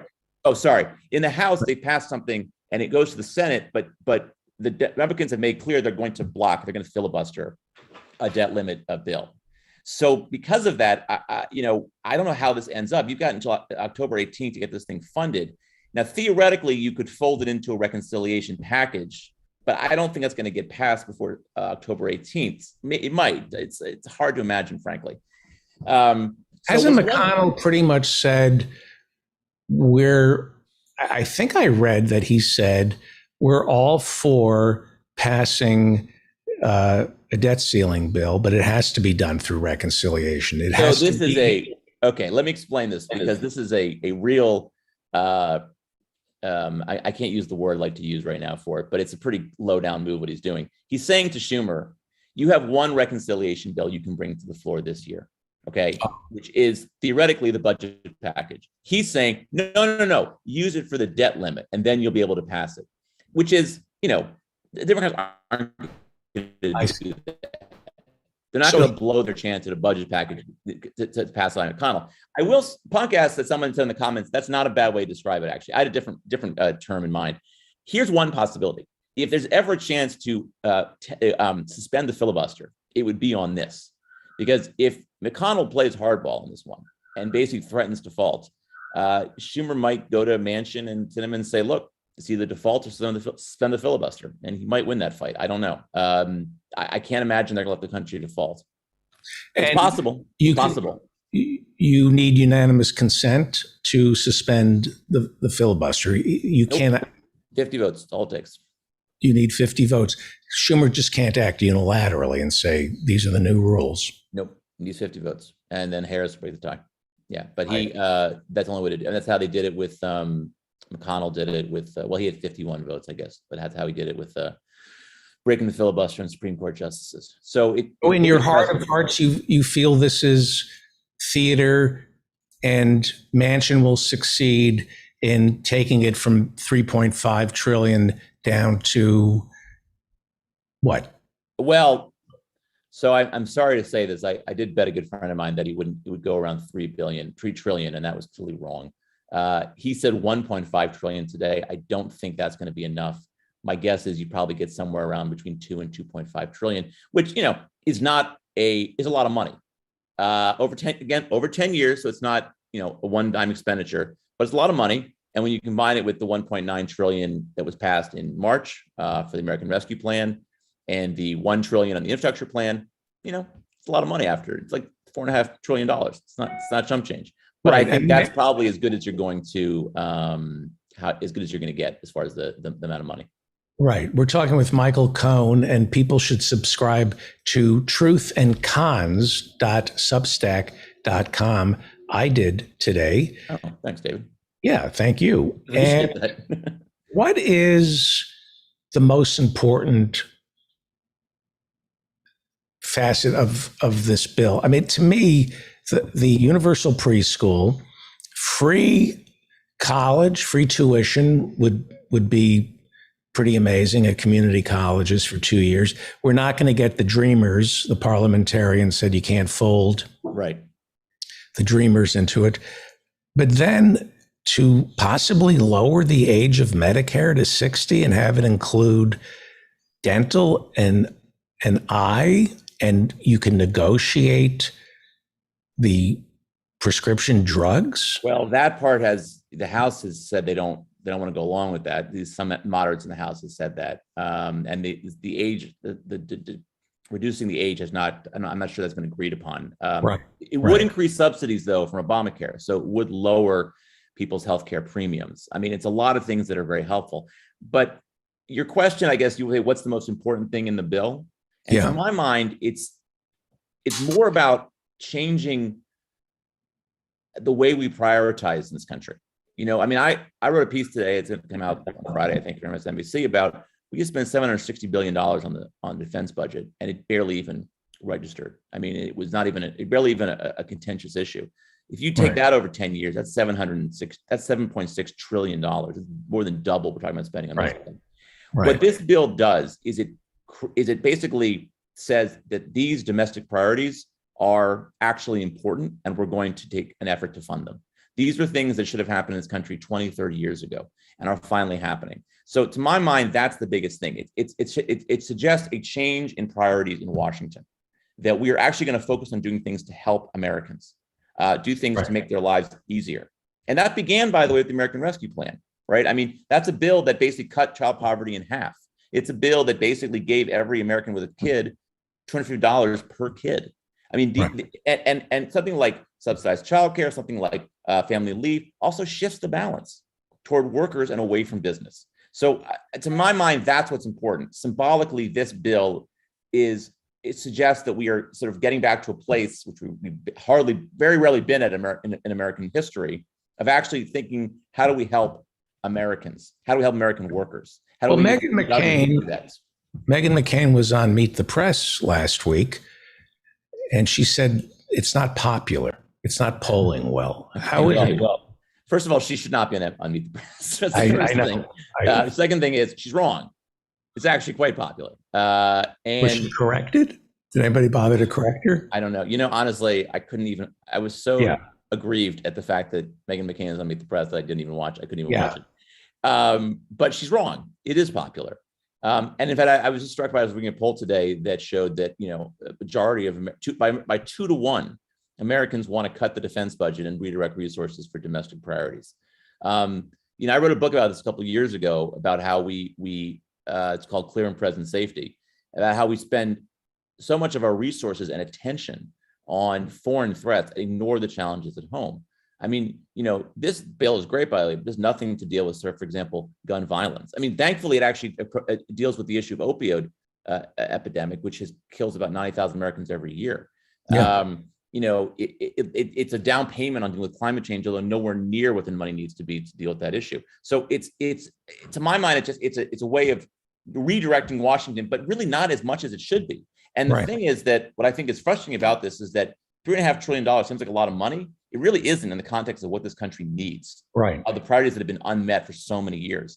And I'm on the progressive side. I'm going to hold out for as much money as I can, because you're not going to get many more chances to do something like this in the next couple of years. Yeah, I played Mark Milley, chairman of the Joint Chiefs of Staff, testifying on Capitol Hill earlier this week, telling us that the Taliban they're a terrorist organization and they're a threat to America, because if it's a failed state, once again, the Taliban can attack us on, like they did on 9/11. And I'm thinking, Taliban didn't attack my country on 9/11. We don't even know if we're barely certain that Al Qaeda attacked us on 9/11. And when he said that, I thought of the Sackler family in Purdue Pharma, who have killed more Americans in 6 months than Al Qaeda and ISIS combined. But that's not who we are. No, but look, I've made the same point. I wrote a piece about this a couple days ago, or weeks ago, for New Republic, making the point that the Taliban, a safe haven for Al Qaeda, is not a threat to the United States. Al Qaeda, a safe haven in Pakistan, has had one off and on for 20 years since Afghanistan fell. Jihadist terrorists have killed 91 Americans on American soil since 9/11. We're going to lose that many probably the next hour or hour and a half from COVID. This is not a major threat. Terrorists do not need a safe haven to attack us. The two of the deadliest, mass shootings in American history perpetrated by jihadists, the Pulse massacre in Orlando and the San Bernardino shooting, both carried out. They were able to be carried out because of lax U.S. gun laws, not because of a safe haven anywhere. Right. The safe haven was that people could buy guns here relatively easily and kill lots of people with them. And buy. If you're on a no-fly list in America, you can still buy a gun. Of course, yes, you can. So you've been identified as a potential terrorist. You're not allowed to board an American plane and weaponize it. But you're allowed to buy a weapon. You're allowed to buy a weapon. And the point that I was making, and this is again a big part of what we're about in our book, was that we spent like $400 and something million, not billion or trillion, million, to strengthen cockpit doors in airplanes. That prevented basically another 9/11 style attack. We ensured the FBI shared information with the CIA, which meant that had that happened before 9/11, 9/11 probably wouldn't have happened. So the thing is, there are lots of easy, relatively cheap ways to keep America safe from terrorism, but they don't include invading, occupying Arab country for 20 years. That I can assure you. It only makes you less safe, actually. It makes you less safe. It makes you less safe. When you kill 7 children in a drone strike like we did last month, it creates terrorists. I don't, you know what? I wouldn't even go that far. I don't even know if it creates terrorists. What it does is it kills children unnecessarily. Oh, yes. But I'm And I talking. think, no, of course I know. I mean, but the point is, like, people who said we should have stayed in Afghanistan, that's the price of staying in Afghanistan, is that we are going to kill more innocent people unnecessarily. Okay. I mean, that's the Reverend Barry W. Lynn is about to join us. Hello, Reverend. Before you go, Michael. Sure. Manchin says we're going too quickly with the spending. We have to see what happens. Is something happening? Not that I'm defending Manchin, but are we seeing inflation? And if you're a capitalist, if you're a business owner, is it getting harder to find workers? I was reading about schools coming back. They don't have cafeteria workers, that everybody is understaffed. Can an argument be made that either the American people have decided to stop working, or there aren't enough Americans to sustain our economy? What's going on?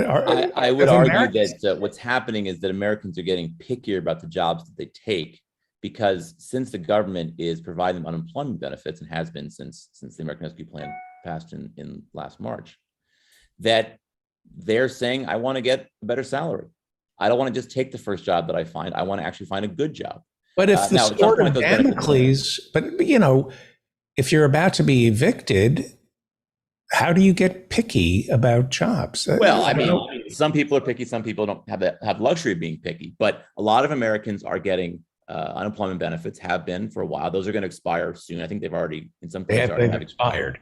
Yeah. So that's going to probably end at some point soon. But what has happened? And I mean, this is sort of fascinating that you bring this up, because I keep telling people about this. Like, what's happened is something we're not used to, that our generation can't even imagine, which is that actually the balance has shifted for the first time toward labor, away from capital. And basically labor workers can actually negotiate and leverage the fact that they don't have to take the first job they find, and they can leverage and negotiate for higher wages in a way they couldn't before. That's actually a big deal. And that's one of the things this bill will do. Now, I don't think it goes anywhere far as it should, but we have accepted in this country for a very long time the idea that workers work at the mercy of their employers.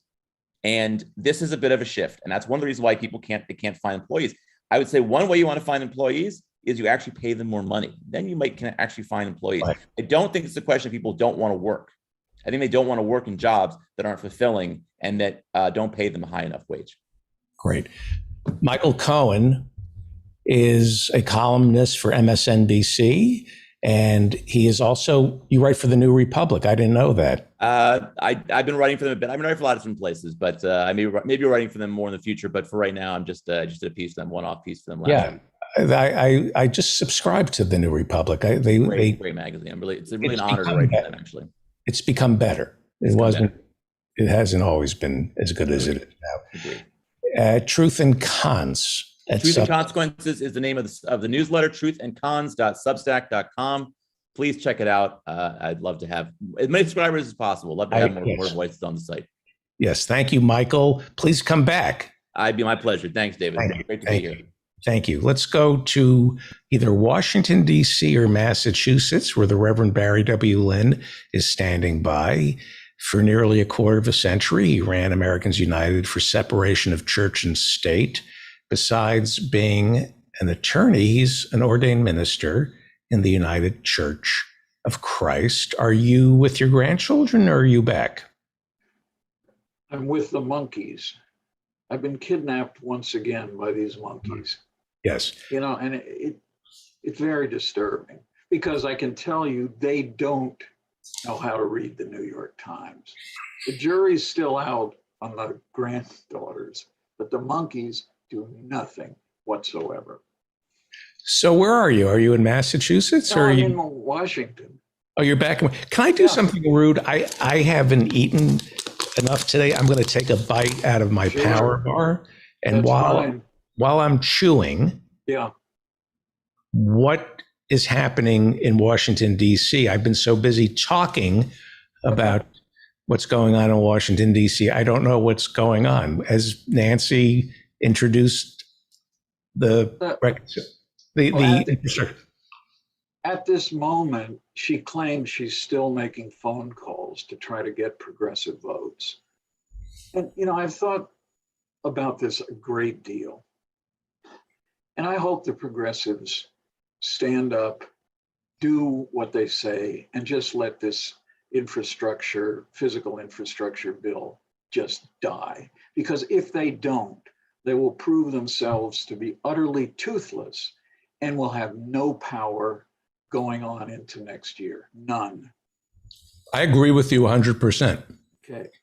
That's two of us.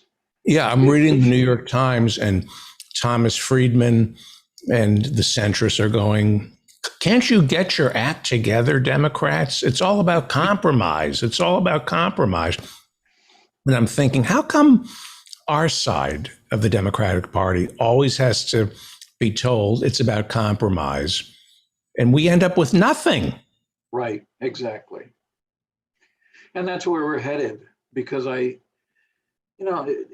mentioned when you were talking about Tip O'Neill. I mean, Tip O'Neill was the Speaker of the House when I first got to Washington, and he didn't worry about niceties. For example, it would get into December, everybody would want to go home, and he would say to the Democrats, he'd hand three pieces of paper.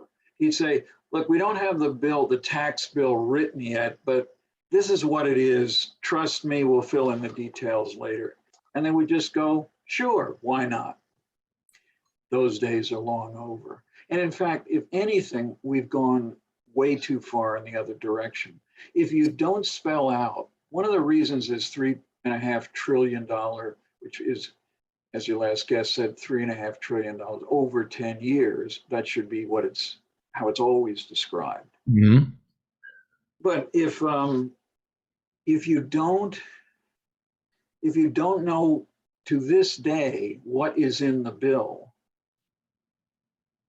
no wonder people don't know that there's anything worth fighting for. If you say, well, we're going to have pre-K and we're going to have some elder care, but you don't specify what it is. What does it do? What's it mean to the average person? The average person goes, I don't even know what this means. It's all rhetoric and catchphrases and bumper sticker slogans, but what does it really mean? And of course, we got into trouble twice in last year during the early year of the pandemic, because we were giving loans to companies and not specifying in the legislation who was eligible to get it, and more importantly, who was not eligible to get it. So churches got it, and political operatives got it, and huge corporations got it. Members of Congress don't always like to hang around town too much. They love to go on their what they used to call vacations, and then we're embarrassed into calling them district work periods. And if you don't, I can't think of a company that has 535 employees that gets virtually nothing done when the board of those companies, or in this case, the voters, don't say, you guys can't do anything. You get nothing accomplished. We're firing all of you. And about 15 years ago, there was a guy who took out newspaper ads that said, throw the rascals out. And he wanted you to throw everybody out and start with an entire new system of 535 people. What is stunning, and I'm going through my clippings as we're talking, the conversation about these infrastructure bills, it's all about the price tag. There isn't any mention of what is in the bill. It's the 1.5 trillion top line number versus the $3.5 trillion bill, down from an initial $6 trillion. The idea that everything can be reduced to a price. Yep. Art, how much is this painting worth? What is this player getting? Everything the value of everything has been reduced to a number with no conversation about what is in the bills. And Manchin and Sinema are fighting the $3.5 trillion bill, but they won't say what they want taken out. Right. It's almost as though, Roosevelt in 1933, in the first 2 years of his presidency, he got that $200 billion bill passed. You mean Social Security? Yeah, that. But it was the $200 billion. Well, this is how depraved and decadent this country has gotten. We're talking about free community college for 2 years. We're talking about the possibility of providing dental, eye, hearing aids, maybe negotiating prescription drugs. And it's been reduced to a $3 trillion bill that should have been $6 trillion. Nobody says what's in it. Is that on purpose? Of course it's on purpose. But of course it is. By whom? Well, because members of Congress don't want to explain. Take something like eyeglasses, dental coverage, hearing aids. These are the things elderly people want the most. If you go to a group, as my wife, the doctor, does all the time, and say, what do you really need that you're not getting now?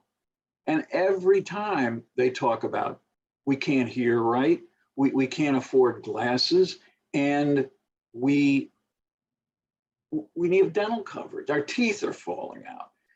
But you never see a discussion. I'd like to see a discussion on CNN someday instead of having the same political nitwits that they have every day. Just talk about that one issue. What do we need to cover in Medicare that we're not covering now? Just have some people who know what they're talking about, have them on and talk about it. And if Big Pharma wants to come in and explain why they don't want it covered, or somebody else doesn't want it covered, let them come on and debate the issue. That's not so hard. It is maybe rocket science to try to pass a $3.5 trillion over 10 years bill, but it is not rocket science to explain at a minimum who's eligible. Pre-K. Is there a means test for that, or does everybody get it as a guarantee? I think the last version of it I saw, it's pretty much a guarantee that if you've got a kid within a certain age group, you will be eligible without regard to your income to send your kid to preschool. That's important. No, I have not heard those words uttered, and neither obviously have you, on any television, on anything that discusses it. It's not even on the late night shows. Colbert doesn't try to make fun of how silly it is that we don't have this and we could have it. It's just not, it's all about the process and the bottom line. Now, Biden, to his credit, a couple of days ago did say, we're not going to focus just on the $3.5 trillion. We're going to look at the programs. But then the last 2 days, there's been nothing except talking about the process and talking about the bottom line cost. Well, let's talk about something even more important than all this. OnlyFans. Yeah. Now, my understanding, OnlyFans started out as a way for celebrities to connect with their fans. But as is always the case, pornography moves the technology, and OnlyFans became a repository of pornographers connecting with people who wanted to have one-on-one sessions with adult entertainers. Yes. And that's what it was. Right. And I immediately threatened to quit my OnlyFans site. I was going to shut it down, but then OnlyFans assured me we're getting out of the pornography business. And I said, okay, I will keep my site up as long as I'm not a party to pornography. But then OnlyFans reversed their position, and now they are going back to pornography, which is why, before you talk about OnlyFans, I want to get your take on this. I have introduced a new Christian porno site that only features men and women doing it the way nature intended it. It's called NIMBY, not in my backyard. NIMBY, not in my backyard. It's a new porno site for good religious Orthodox Jews and Christians. NIMBY, not in my backyard, only featuring sex the way our Lord intended in the missionary position. That's NIMBY, not in my backyard. Go to NIMBY.com right now and sign up. Use promo code OUCH. Promo code OUCH. I don't know. Anyway, what you wanted to talk about OnlyFans? Well, here's what I of course heard what OnlyFans was, but then when they decided to dump porn, not that I have anything against porn. By the way, that's my favorite fetish. Dump porn. Dump a porn. Dump porn. That's so, I don't even want to think about that. Okay, but it is related to what I did. So here's what I decided to do. I thought, okay, they're getting out of porn. Now I'm curious about what's going to be there, because it might be a platform where, for example, assuming you're telling the truth by saying you have a site there, but you might be able to tell a couple stories, make a little money. I mean, we all have fans. So I thought, I'm going to sign up as a content creator. So I signed up, and you have to fill out a form. You have to give a reasonable number of details. And then you have to say, is there something that you're promoting? And of course, now that I've finally finished the full first draft of my book, I thought, I'm going to talk about my book. And the name of the book, of course, is Paid to Piss People Off. And they refused my application. Really? Yes, they did. Wow. So, yep. So, and of course, what they said, it's the same thing that marijuana companies are starting to realize. There are banks, big banks, who don't want to deal with this at all. It's kind of one of the sub stories of the Showtime series Billions, where they're trying to get banks involved in the lawful sale of marijuana. But banks just continue to say, no, we're not going to touch it. It's too controversial. So that was ostensibly the reason why OnlyFans went the no porn route. But then they realized if there's no porn, there are no people, because they ain't going to listen to me talk or you talk and pay $3 a minute. So, well, are you closed? Are you wearing clothes while you're talking? I never got that far because they wouldn't accept my membership. This is very irritating. I feel like I've been canceled before I even begin. Yeah. I should, I used to do Hannity's show every once in a while. Maybe I should call them and say, I've got a great example of me being liberal canceled just because I used the P word. Right. Not that P word. Right. Banned Books Week. What is Banned Books Week? Yeah, back in 1982, there was a wonderful woman at the American Library Association, Judith Krug, and she ran something called the Office for Intellectual Freedom. And she thought, wouldn't it be a great idea if we had a week dedicated where we could get all kinds of organizations dedicated to focusing attention on books that are being banned. And all of these books are not actually banned, but they're all challenged. Thousands of books every year in school districts around the country are the subject of complaints. They're challenged usually by parents, sometimes by parents whose kids aren't even in the school where the offensive material is. And they challenge them and they ask that they be removed from the curriculum. And then I think it was just the year after that she decided to do this top 10 banned books. Every year they come up with a list of the top 10 banned books. And in the old days, they used to be banned mainly because religious people would come in and go, this is not Christian. This book somehow denigrates or delegitimizes Christianity. Sometimes back when it started in the 80s, people were worried about occultism, Satanism, getting into the curriculum through books or into the libraries. Now things have shifted fairly dramatically. And now most of the books, in fact, in 2020, half of the books were challenged because of race, discussions about race. And in most of those cases, it was because there was a book that talked about police and didn't talk about them in a very positive way. Therefore, they should be banned.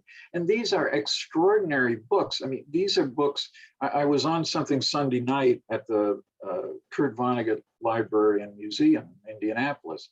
They have a whole series of banned books and week events. And I was on the first one with a couple of young people who were writing about banned books or writing stories and books themselves. And it's just extraordinary. These are people, one African-American high school student who does reviews of books, not just banned books, but reviews of books on a website, and then writes her own stories. I mean, there was enormous eloquence to what she was saying in her own writings. But let me just tell you two of these books.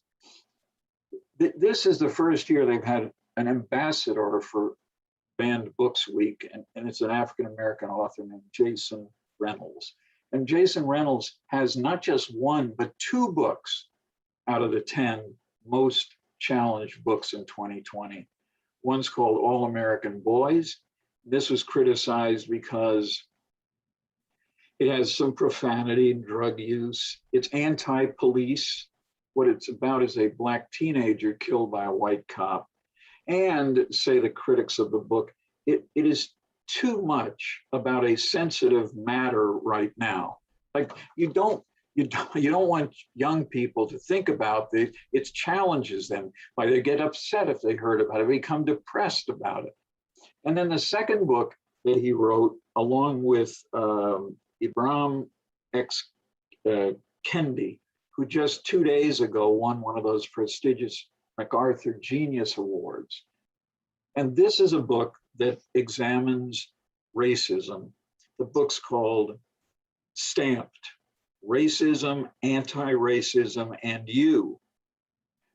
This has been criticized by the people that are challenging it because it makes children feel guilty. Right. Presumably white children feel guilty. And they should only feel guilty for masturbating, not for how their ancestors treated African Americans.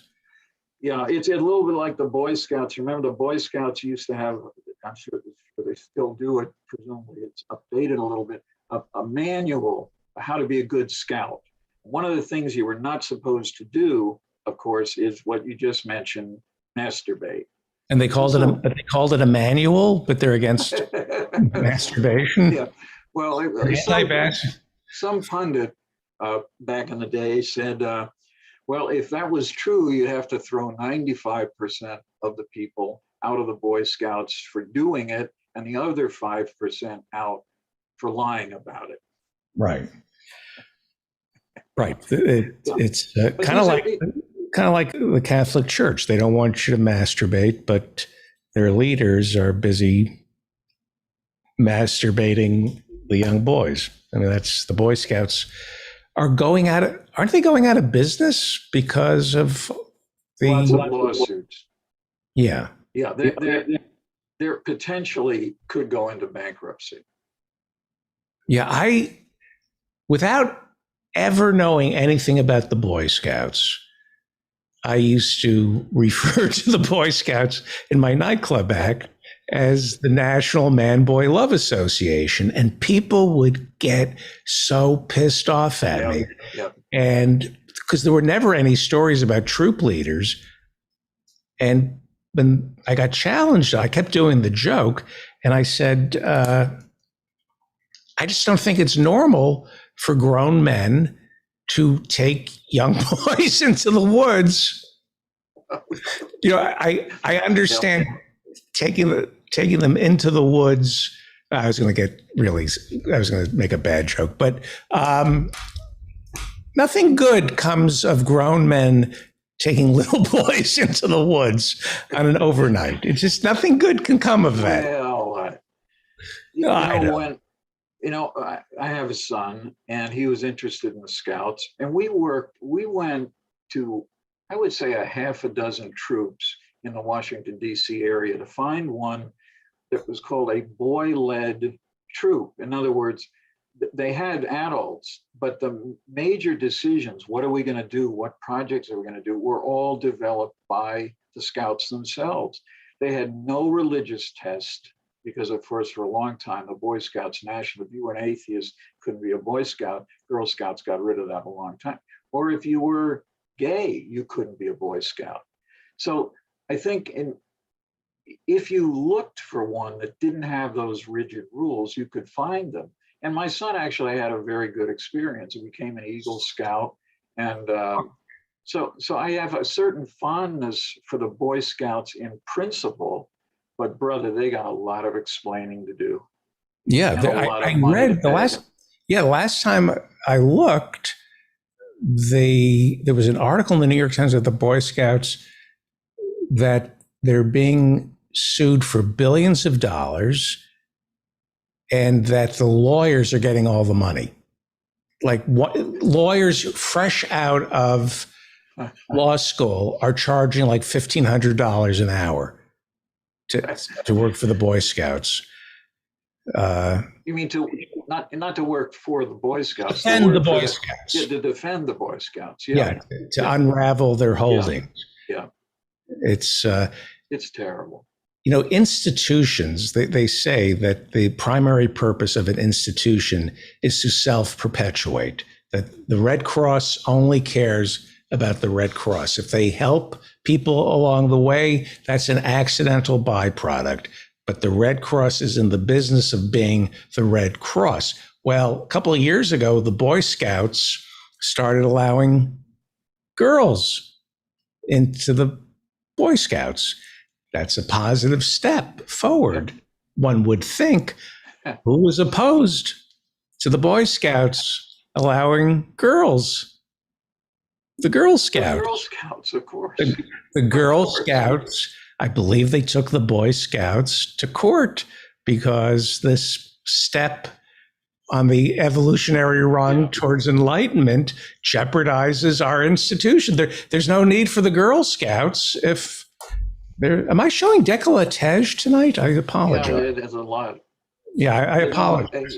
I thought it was on OnlyFans, but yeah, I apologize for showing too much cleavage tonight. I didn't realize that. I try not to look at myself.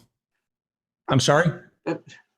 Lawyers, I mean, the amount of money, we're in the process of, we're developing some charities when my wife and I leave the earth. And are you part of the Bezos colony? Yeah, no, he didn't ask. You said you're leaving the earth. Yeah. And then when we pass away, or as I like to call it, die, when we die. Well, you're not going to leave the earth. You're going to become earth. Only if the worms help. That's the only way they can do it. But so we're setting up some instruments to create some fairly substantial charities in other countries. And but the lawyers' fees, because I can set you up as a church, which I was going to do last week, but I forgot. Yeah. But you can't know everything about every kind of law. So when we hire estate planners to set these things up and get the bills, I mean, they won't even talk to you until they have a retainer of $5,000. And then you eat away with that and they always want to explain on the one side this, on the other hand this. It's an embarrassment. As a lawyer, I get embarrassed by the entire profession when I just talk to these lawyers who are charging.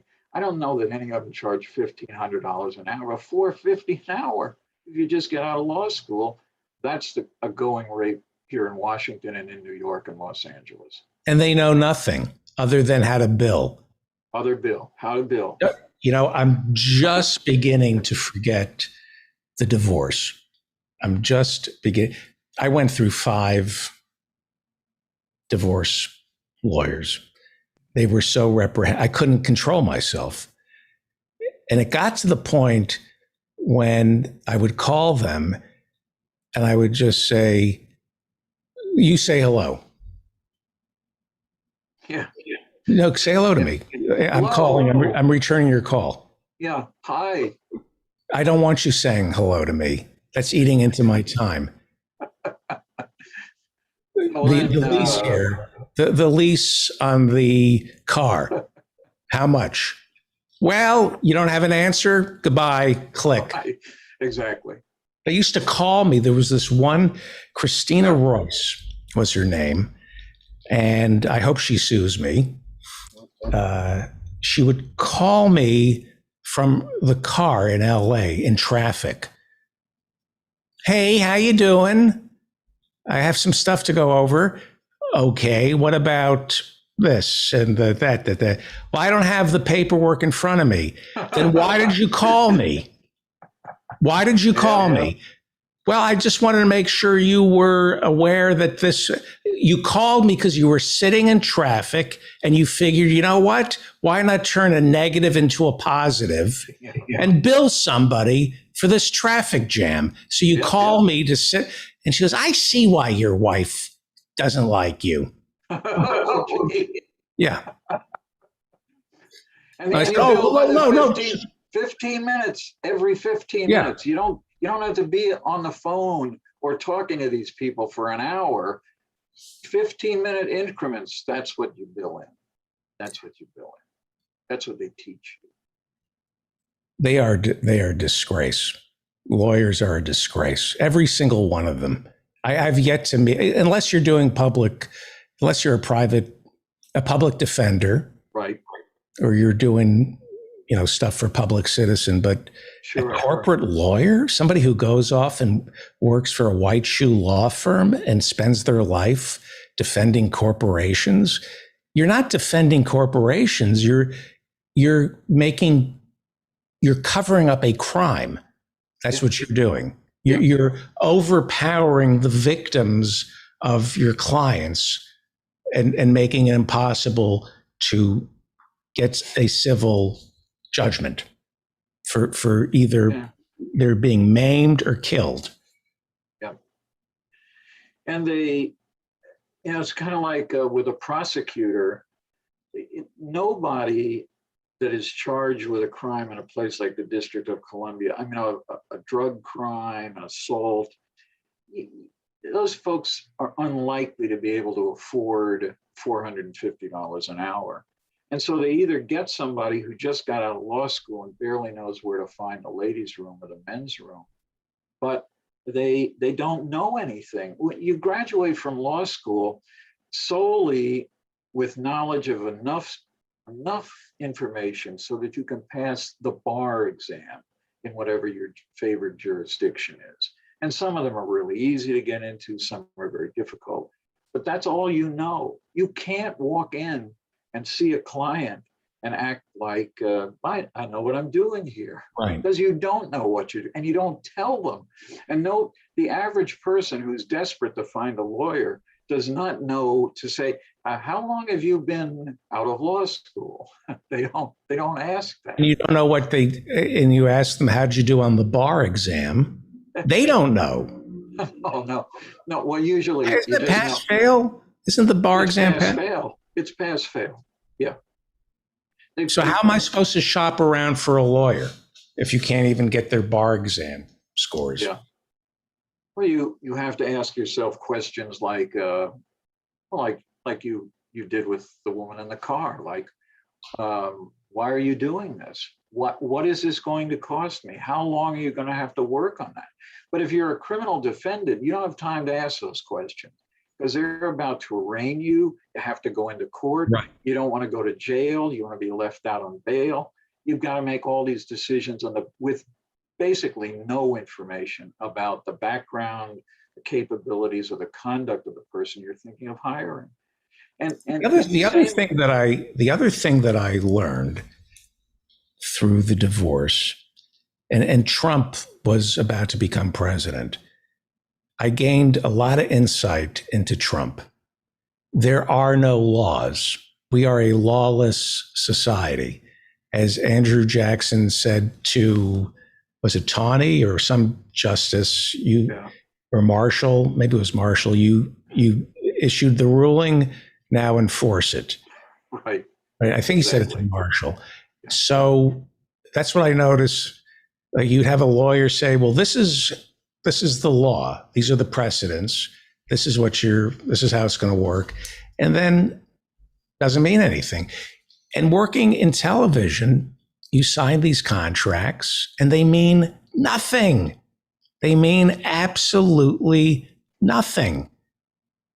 That's why Trump was, as bad as he was, he knew that. Like, real estate law means nothing. Absolutely. I don't care if it's on the lease. Take me to court. Where's my Roy Cohn? And that's what these people do for a living. These lawyers are lawless. That's what they're taught, how to help you be lawless, how to disobey the law, not how to enforce it.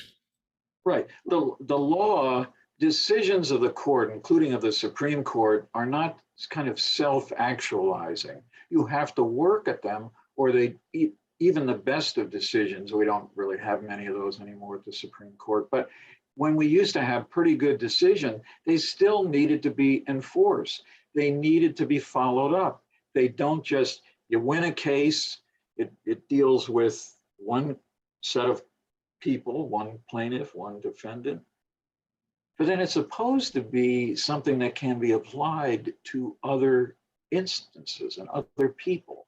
But that's the hard part, because then you have to hire other lawyers to go and make sure that the good decision somebody got from the Supreme Court is going to be applicable in your case. So that's an expensive proposition. Let me ask you a spiritual question. Yes. I'm being serious, because I've been thinking a lot about what I need to survive and what's been going on with fast food companies not being able to find employees. I don't require that much to live. Okay. Join a library. Everything you need is at the library. Even ebooks are available through a library. You need a place to live. You need water, peace and quiet. You need food. You need exercise, and you need a podcast. The things that we're told we need, we don't need. If you don't watch television, then you're not being sold that much. Right. You can live a better life by sharing your possessions, right? With your neighbor? Correct. Well, I mean, I think, once again, you're going a little too, the principle that you're articulating works for some people, but let's say you're a single mother, you've got 4 kids. Well, I agree with you on that. Yeah, and I mean, you want them to do better. You want your kids to do better than you do. And that means if you have to move to a place that has a better public school system, Money Magazine for a long time was opposed to school vouchers. They said, if you really want your kid to go to a better school, move to a better neighborhood, and then the public school will be better. But and that's an interesting argument, and in some cases it actually works. You move from one place, an inner city, to, like in Washington, to Prince George's County, which used to be, I don't know that it still is, majority African American. But you move to a better place, you get better schools. But if you don't have that option, then maybe you do need the money. Maybe you need to find a place to take your child or several of your 4 children and enroll them in a better school, because that's the only chance they're going to have to get ahead of you and your station Right. in life. But you're jumping ahead. I talked about this earlier. I watched a speech by Jimmy Carter, the famous Malaise speech where he never used the word Malaise. Right. I brought this up on the show last week. It was breathtaking. Jimmy Carter was pounding his fist and saying there's something seriously wrong with the soul of this country, where people define themselves not by what they do, but by what they own. He was speaking out against consumerism. Was shocking. And Jimmy Carter was a bad president, not because he was ineffectual, because he was effectual in terms of being a fiscal hawk. And, he gave us Volcker, and we'll have Professor Harvey Kay come on later to talk about how that Carter ushered in Reaganomics. That being said, he was a scold and he was a Christian, and he lives the life, I think, of a true Christian, which is being quiet, not ostentatious, working every day to help the poor.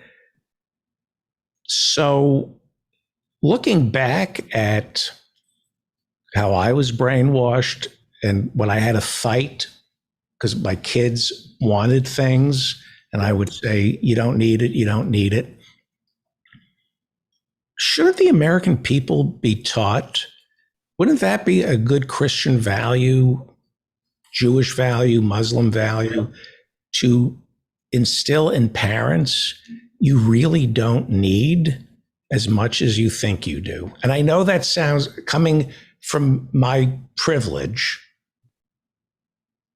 I know that sounds privileged, because I know, but the revolution, I think, starts with what a lot of people came to realize in the 60s, is that you have a lot of power if you really, at an early age, start sorting out what you need. And you'll end up wasting fewer dollars and time. And I don't think Americans are being taught to sort out what they need. You're not allowed to. It's and I think you're right. And I think here's another issue, though. When you think about how to communicate a value like that, I mean, I want to make a point after I finish this, but you can't tell people. Look at the denial of vaccines. I mean, the headlines of the last 2 days, I think everybody's getting vaccinated at United Airlines because they said you have to, or we're going to fire you. But in general, people don't believe. I was on a show last night, a guy had called in talking to the host about how great it was to live in South Dakota. And the host said, but your governor, look, she allows the Sturgis motorcycle rallies to go on. There have been 2 super spreader events. This guy said, I don't, how do you know? Why do you say that? Well, because it's true. Because this is a woman who she's denied that she's having an affair with Corey Lewandowski today. This is Noam, N-O-E. Noam, yeah, yes. And she's widely being assumed to be probably the top of the vice presidential selections if Trump runs again, which it does increasingly look like, unless he collapses, he's going to be the candidate again, and that he might pick her as the vice president. So there's some speculation that maybe this alleged affair was actually it came from some right-wing website. I forget the name of it, but that by some other candidate who wants to be the vice president, you know, maybe a DeSantis, for example. So, but you can't, this guy, if this guy had been on for an hour talking to three people who were trying to straighten him out, at the end of the hour, he still would not believe anything. He would not believe that there's any. He kept saying, well, there are a lot of people in South Dakota in the hospital, and maybe there's some that are vaccinated and some who aren't vaccinated. And then somebody said, no, I mean, like 99% of them are unvaccinated. How do you know that? You can't communicate these value-laden ideas or technical ideas or scientific ideas to somebody and expect that they're going to listen to you. Because and is that why you won't listen to you. Is that why you've dedicated so much of your life to a wall between church and state? Because you can't, once you inject faith into the conversation, it bleeds into things that can be provably false. But when you start bringing in my God into the public square, and there's no way to prove that your God told you to do this, which is, so you can't pass laws because your God has said, no. Right. It's, well, then that can bleed into what is truth and what is fiction. And everything becomes faith-based. As the world gets more complicated, people have faith in, like Sarah Palin said, I believe in science. She was on Gutfeld the other night, and she said, I believe in science. And I go, yeah, but science doesn't believe in you. Like, what do you mean you believe in science? Science isn't a belief system. No. It's a method upon which we arrive at a truth. That's not a belief. That's a fact, you idiot. Jesus. I would recommend, I went over to the American Film Institute that's just a mile from my house. And I saw The Eyes of Tammy Faye, not the documentary, but this new film with Andrew Garfield playing Jim Baker, Jessica Chastain playing Tammy Faye. There's Falwell's in it, Pat Robertson's in it, and it was a very interesting film. And I know many of those people. I didn't know the Bakers, but I certainly knew Falwell and Robertson. And I don't know if you kind of understood what was going on if you just walked in and said, well, this sounds like an interesting movie, and you watched it, because it may not have explained itself well enough to know. But at the end of the movie, just like with the documentary, if you've seen that, the documentary is in some ways better. But that came out years ago, right? Yeah, it came out many years ago. But the question, I was just talking to Joanne at dinner about this. It's clear that Jim Baker's a crook. I mean, that he has no beliefs about anything. He's probably just a great con man. Right. But Tammy Faye is a more difficult to understand figure. And whether she became kind of a GLBT icon toward the end of her life. And there was a very famous thing that's depicted in this film where she's on television interviewing a patient with AIDS in California over a satellite hookup. And she's crying, and she's talking about what parents ought to care about you. And she seemed legitimately concerned about gay people.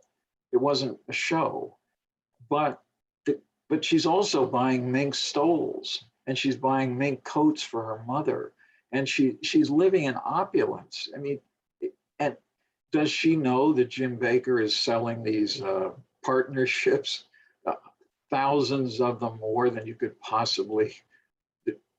The premise was he had built this water park, Christian water park, and then he sold you timeshares basically. But he sold so many of them that if everybody wanted to cash in and go there in the same 2-month period, there'd be no availability. And he knew what he was doing. Did she know it? I mean, maybe she's not that bright. Maybe she didn't understand it. But you would think if you're buying cars and mink stoles, that you would say at some point, where are we getting all this money? Right. So, but what happened? Was Jerry Falwell brought in? Did he do like a corporate takeover? Yes, he did. When Jim Baker was outed as a philanderer with Jessica Hahn, there was a wonderful reporter at the Charlotte newspaper who spent years looking into the financial, and then at some point, the finances of the Baker Praise the Lord ministry, and but he took a call from Jessica Hahn. He followed up when it was about to release this information the next day in the newspaper. So Baker did go and admit to Tammy Faye that he had been unfaithful, that he was very troubled, and it's all was coming out the next day. So he didn't want to say anything until he knew it was going to be in the newspapers the next day, and then she would see it. And then shortly thereafter, people started to come up and say, you know, he had homosexual tendencies. He flirted with me.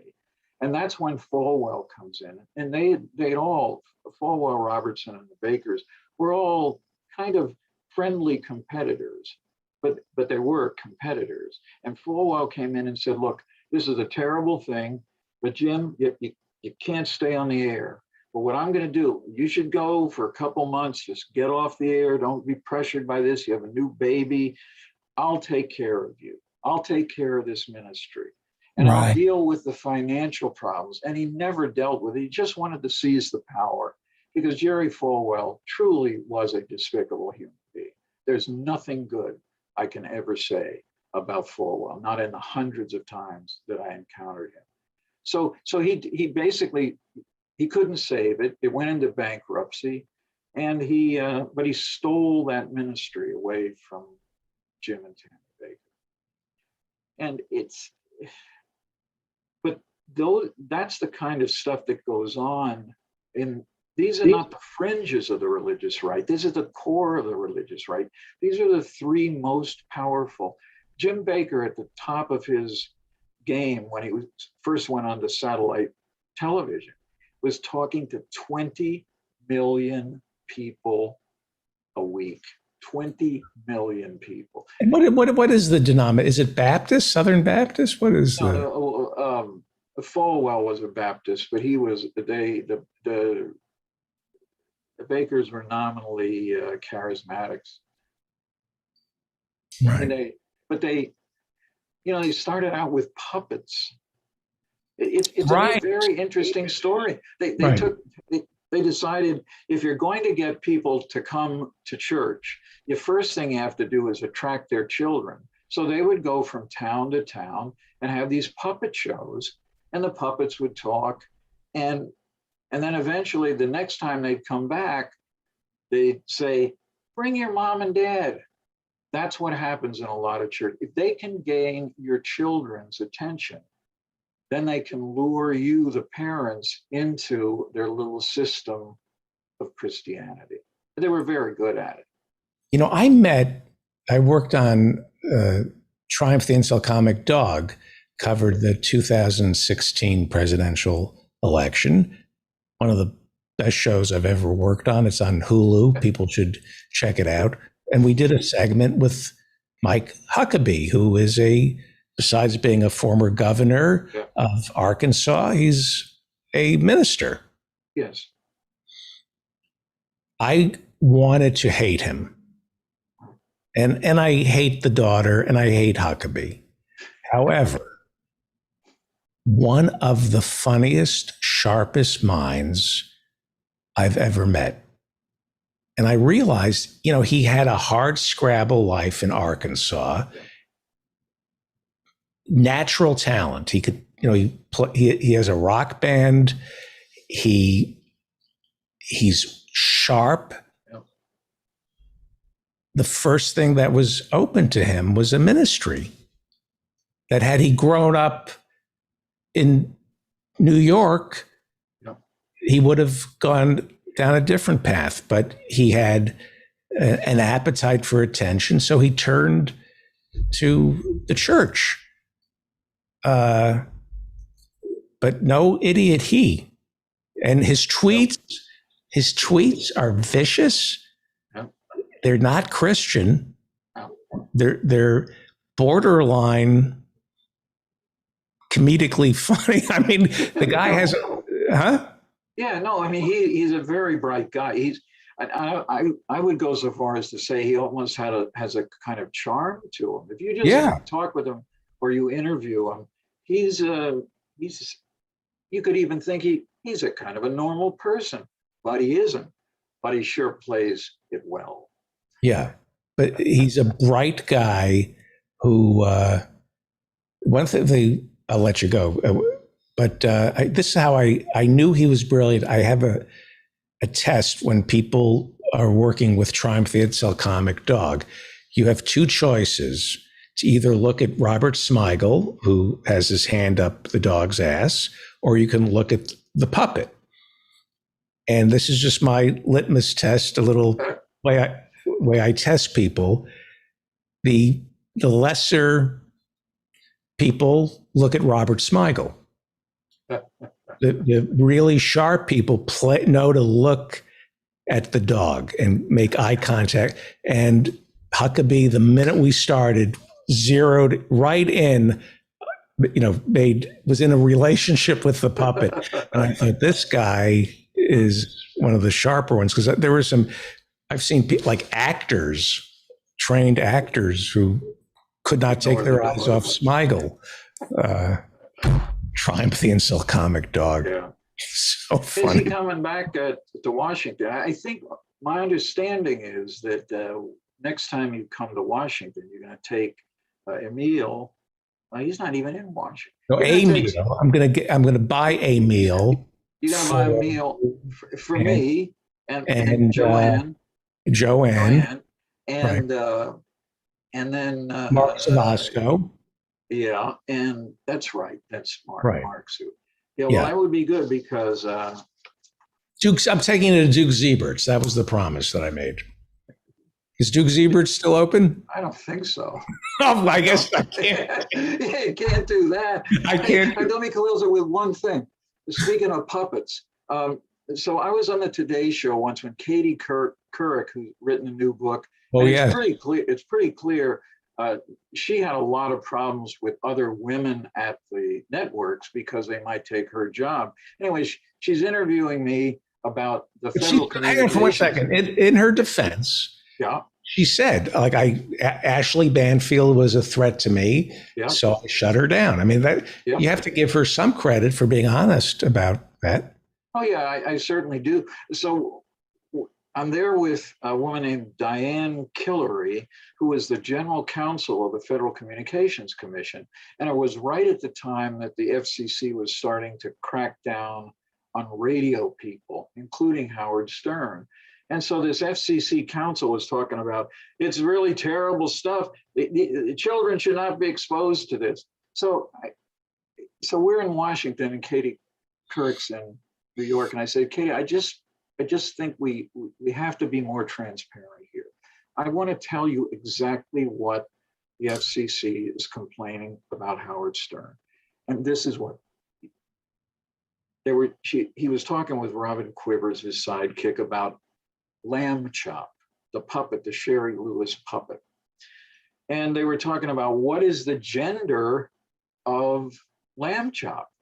And Howard Stern says, well, Sherry Lewis is always sticking her hand up it and doesn't hit anything. So I guess we can assume it's a girl. That was all it was. So here, yeah. And it reminds me of a very famous cartoon. I was a huge fan of The Realist, Paul Krasner's magazine. Yes. And he had a funny cartoon where there's a bunch of people sitting around a television set. And they're watching TV and it's a talk show. And one of the people in the little message bubble says, I don't give a damn about that. And then you see the next panel, they bleep damn. And then you look at the bubbles above everybody's head who's watching. And they're all words I shouldn't even speak here. The S word, the F word, the MF word. So, I mean, this is what censors, like the people who want to censor books, are, it's really easy for them to get upset about something. And if you look hard enough for something, and this is occasionally true on the left too, but more on the right, if you want to be offended, you're going to find something to be offended about. And then if you want to cause a major ruckus in your community, you protest in a very public way, and you hope that you prevail. Because if you prevail once, then it teaches people in your community and people all over the rest of the country to go, maybe we can do that too. Maybe we can do that. Get attention. Yeah. And that is really the heart of what's wrong with censorship. Well said. Well, this portion of the David Feldman Show has been brought to you by NIMBY, the porn site for good Christians and Orthodox Jews who only like pornography the way nature intended it to be, in the missionary position. If you're looking for porn that is godly, go to NIMBY.com and sign up now. NIMBY, not in my backyard, porn that God approves of. Thank you, Reverend. Thank you. NIMBY. NIMBY. I will sadly not be able to join you next Thursday. Why? Because you know my abandonment issues. I know. Well, maybe I could just like tape a couple of words. And is this grandkid nonsense? No. We're going to see Liz Winstead next Thursday. Lady Justice League? Yeah, she's changed the name from Lady Parts Justice, but she'll have a lot to talk about. Where were you seeing her? She's in Arlington, the Arlington Cinema and Draft House in Arlington, Virginia. Well, tell her I said hello. I will do that, and I'm seeing Lewis Friday, and I will say hello to Lewis Black from you also. No, don't say hello. Tell Lewis specifically I did not say hello. Okay, I'll definitely tell him that. No, but David Feldman specifically instructed me to say, don't say anything. Don't say hello to Lewis. All right. Thank you, Reverend. Stay out of trouble. Only good trouble. Thank you. Bye. You're listening to the David Feldman Show, office hours and hours, Friday night, the first Friday of every month. We do 24 hours of office hours, and everybody looks so happy. There's Professor Ann Lee. There's Professor Jonathan Bick. There's Professor Mary Ann Cummings. Let's start with Professor Ann Lee. What is on your mind tonight? Oh, lots. Actually, Richard Blumenthal got himself into trouble today by sort of not knowing what fake Instagram accounts were. So that was sort of, the Twitter is making fun of him because he's acting like a boomer. And is he the senator from Instagram? Connecticut? He's my senator from Connecticut. Yes. Is he the one who lied about his Vietnam record? Is that the same one? Yes, and Trump always makes fun of him for being able to cry quickly or something. I don't know. He probably confided in anyway. I just thought it was just funny, that it was just bizarre that he sort of didn't know what the slang expression for fake Instagram account was, which is Finsta, as in Instagram, and fake Instagram is Finsta. And so people are making fun of him, and he asks the Facebook representative, well, how can you get rid of or control Finsta? And since no one knew what Finsta meant, it was just going, the Facebook person, well, it's just fake accounts. We can't sort of get rid of them, but actually they could. But anyway, with that, I just thought it was just weird that we're more of these kinds of strange things are going on that are kind of peripheral. Anyway, that's what's on my mind. I have many things on my mind, but that was the. Now, I these just wrote something on hearings, it because Instagram is owned by Facebook, and Instagram is opening up Instagram for kids, and we're discovering that Instagram causes body dysmorphia in young girls. Is that what the hearings were about? Well, they were trying to get at that. I think that this was part of that sort of toxic, and now that sort of, that they're claiming that teenage girls have a toxic upset from it. I think they were really trying to hammer Facebook on that, but I think it's rather peripheral because they're not really going at the real problems. Where there's no regulation, there's no self-control over certain things, and we've discovered that Zuckerberg really didn't give a shit about right. Political interference, and it is, I think, time and again to warn people that Russian money supported the founding of Facebook, and it wouldn't have been all that outrageous to think that there was some collusion going on. When you say Russian money, you mean investing in Facebook or buying ads on Facebook? No, both. I mean, aside from the more recent things about ad buying, the initial stake in Facebook is some Russian money. So anyway, those are I didn't know that. That's surprise. That's yeah. Is that front end stake? Not. Is that seems like about 40%, but I can't.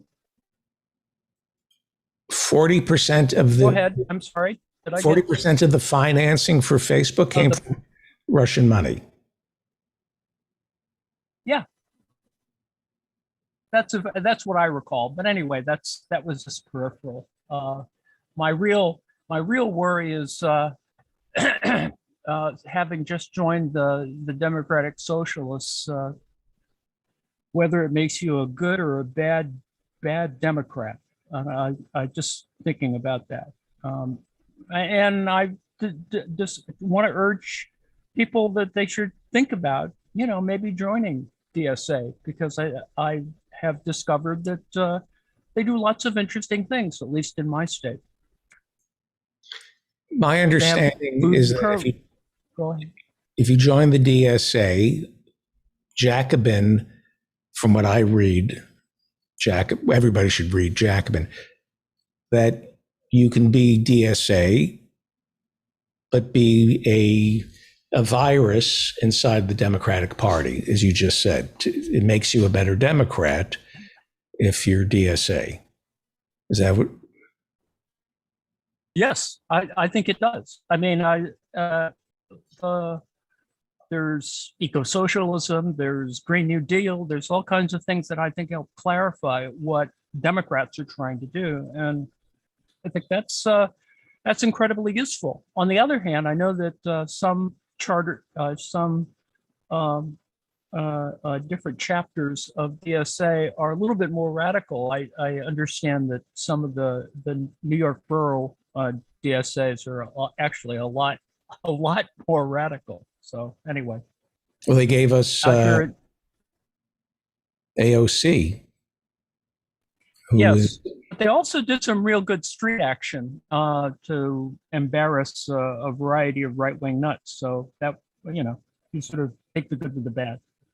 And the DSA is an international party as opposed to the Democratic Party, right? Yes. Yes. Well, there are DSA chapters elsewhere. Yeah. What is the value to, because earlier in the show we were talking about, I mispronounced it, Correa, the Ecuadorian president, who I believe he was a Democratic Socialist, the economist. Yes.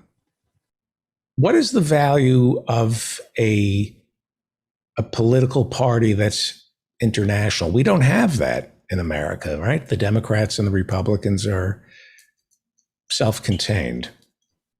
more or less, except that, you know, there is that the GOP does that Institute for Democracy that happens to be in Russia. So What is the Institute for Democracy? they have a like a little think tank thing that that the GOP spends a lot of time on, and they help sponsor those congressmen going over to Russia. So Is anyway, Orban yes, part of that? No, I have no idea, but to go back to your original comment, yeah, the fact is, democratic socialists do commune internationally, and I think that's important. Personally. Right.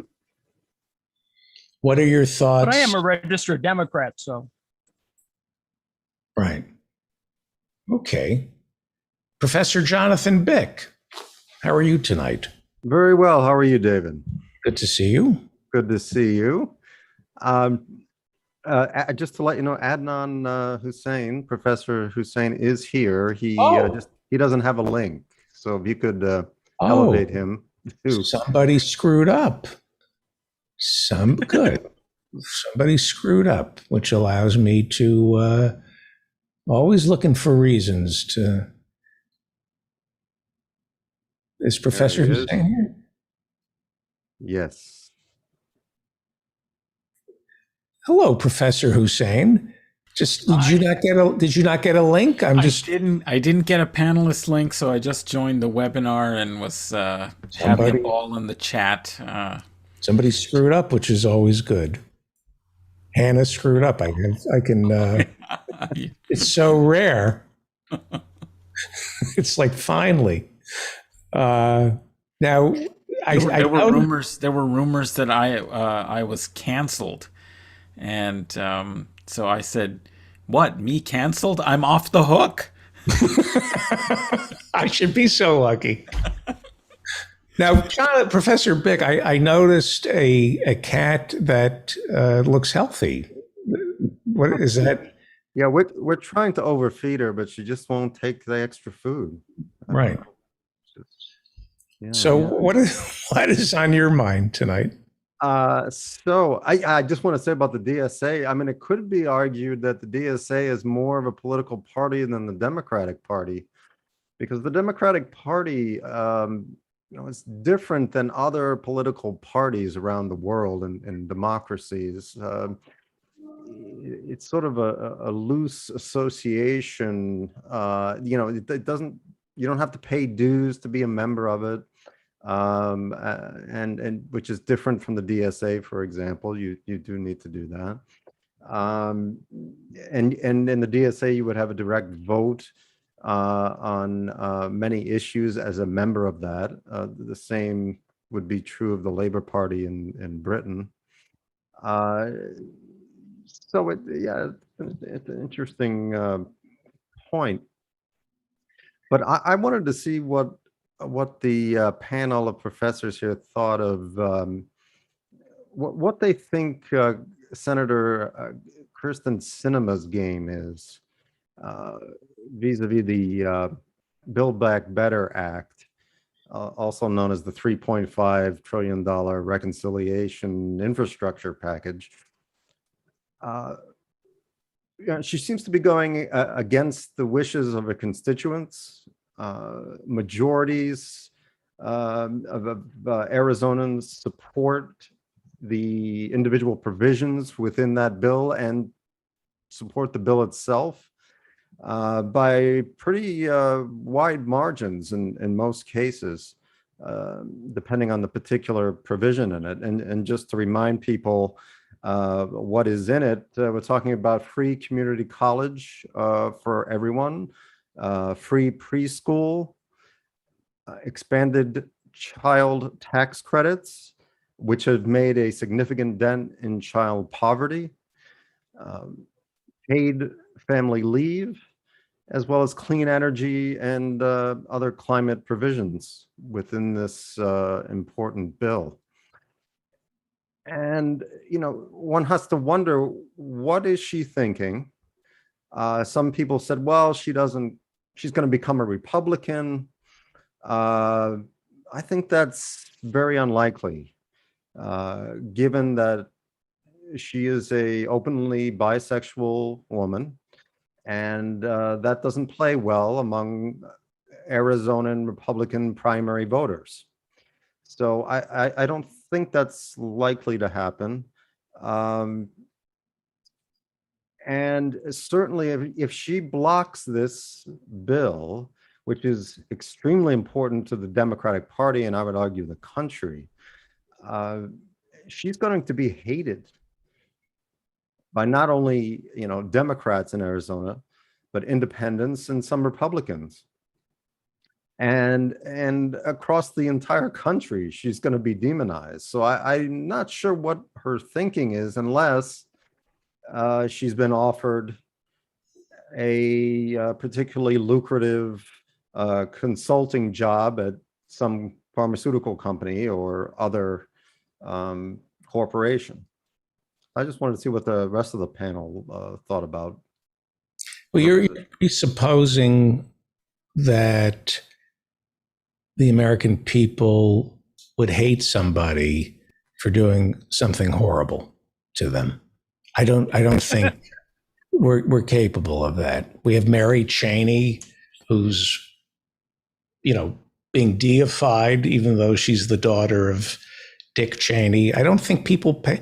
The Clintons didn't pay a price for their welfare reform, which destroyed the lives of millions of kids. I'm sure it can be spun. So I'm sure there will be people.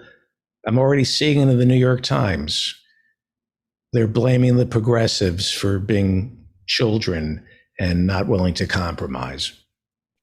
She'll spin it. I don't think she'll be successful. I think if she opposes this, her career as a politician is over. And, maybe she, as I said, maybe she does have a plan to go into the corporate sector afterward. But I don't think she will get away with this. And I'm not real clear as to why she's doing it. I don't think she has any deep convictions about opposing free community college or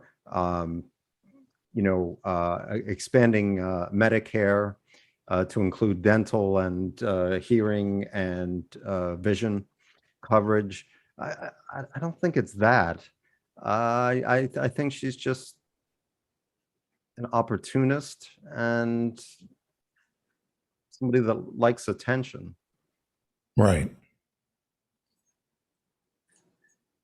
I think you can be fluffed by a group of people who can convince you that you're doing good.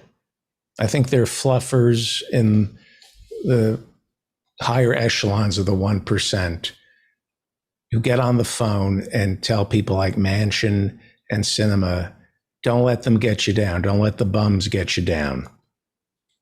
You're the adult. You're right. It's fiscal insanity. You're willing to take a stand here, and it's righteous. I think there are enough fluffers out there that make them convince them that they're honorable people. Maybe, but it's quite easy to point out that this is not fiscally irresponsible. This is less than half of what we spend on the military budget every year, and this is $350 billion a year in a $21 trillion economy. It's just not that much, and we're talking about at least doing something to address the climate crisis. I don't know what it's going to take to convince the good people of West Virginia, that we have to move away from coal. If it's going to take a hurricane, if it's going to take fires, if it's going to take a drought, if it's going to take flooding that wipes out a number of cities in West Virginia. I don't know how long we have to wait for that. I hope we don't have to. It is sound economics. If you look at the people who promote supply side economics, that's not sound. It's never been proven to be correct. If you lower taxes for the wealthy, we've never balanced a budget by lowering taxes for the wealthy because they hoard their money.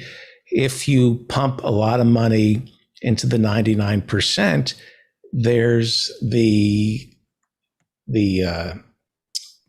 spend it.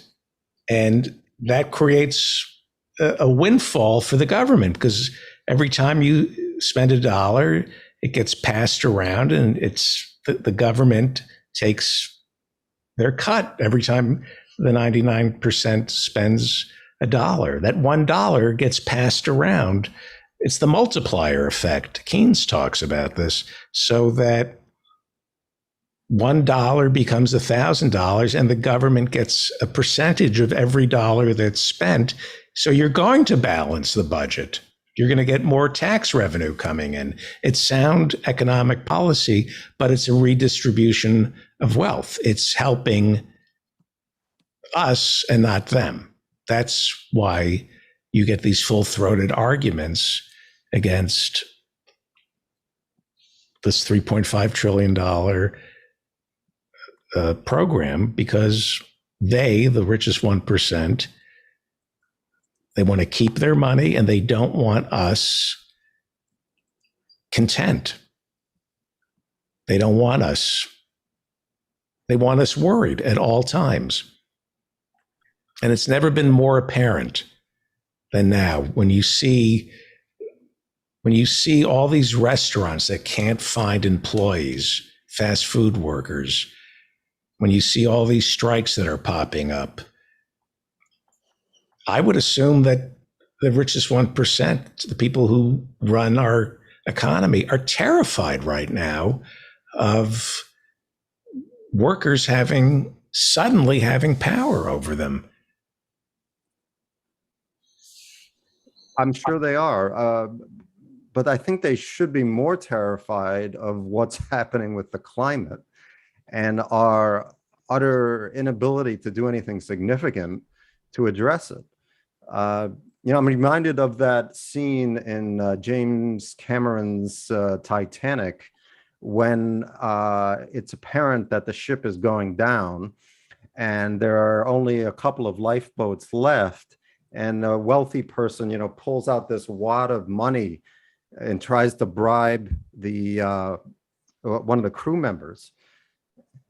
And the crew members looking at him like, are you crazy? What is that worth to me? Right. It's worthless. And that's going to be the case when we're running out of food, when, the ocean is dying, when there's so much smoke in the air that you're choking.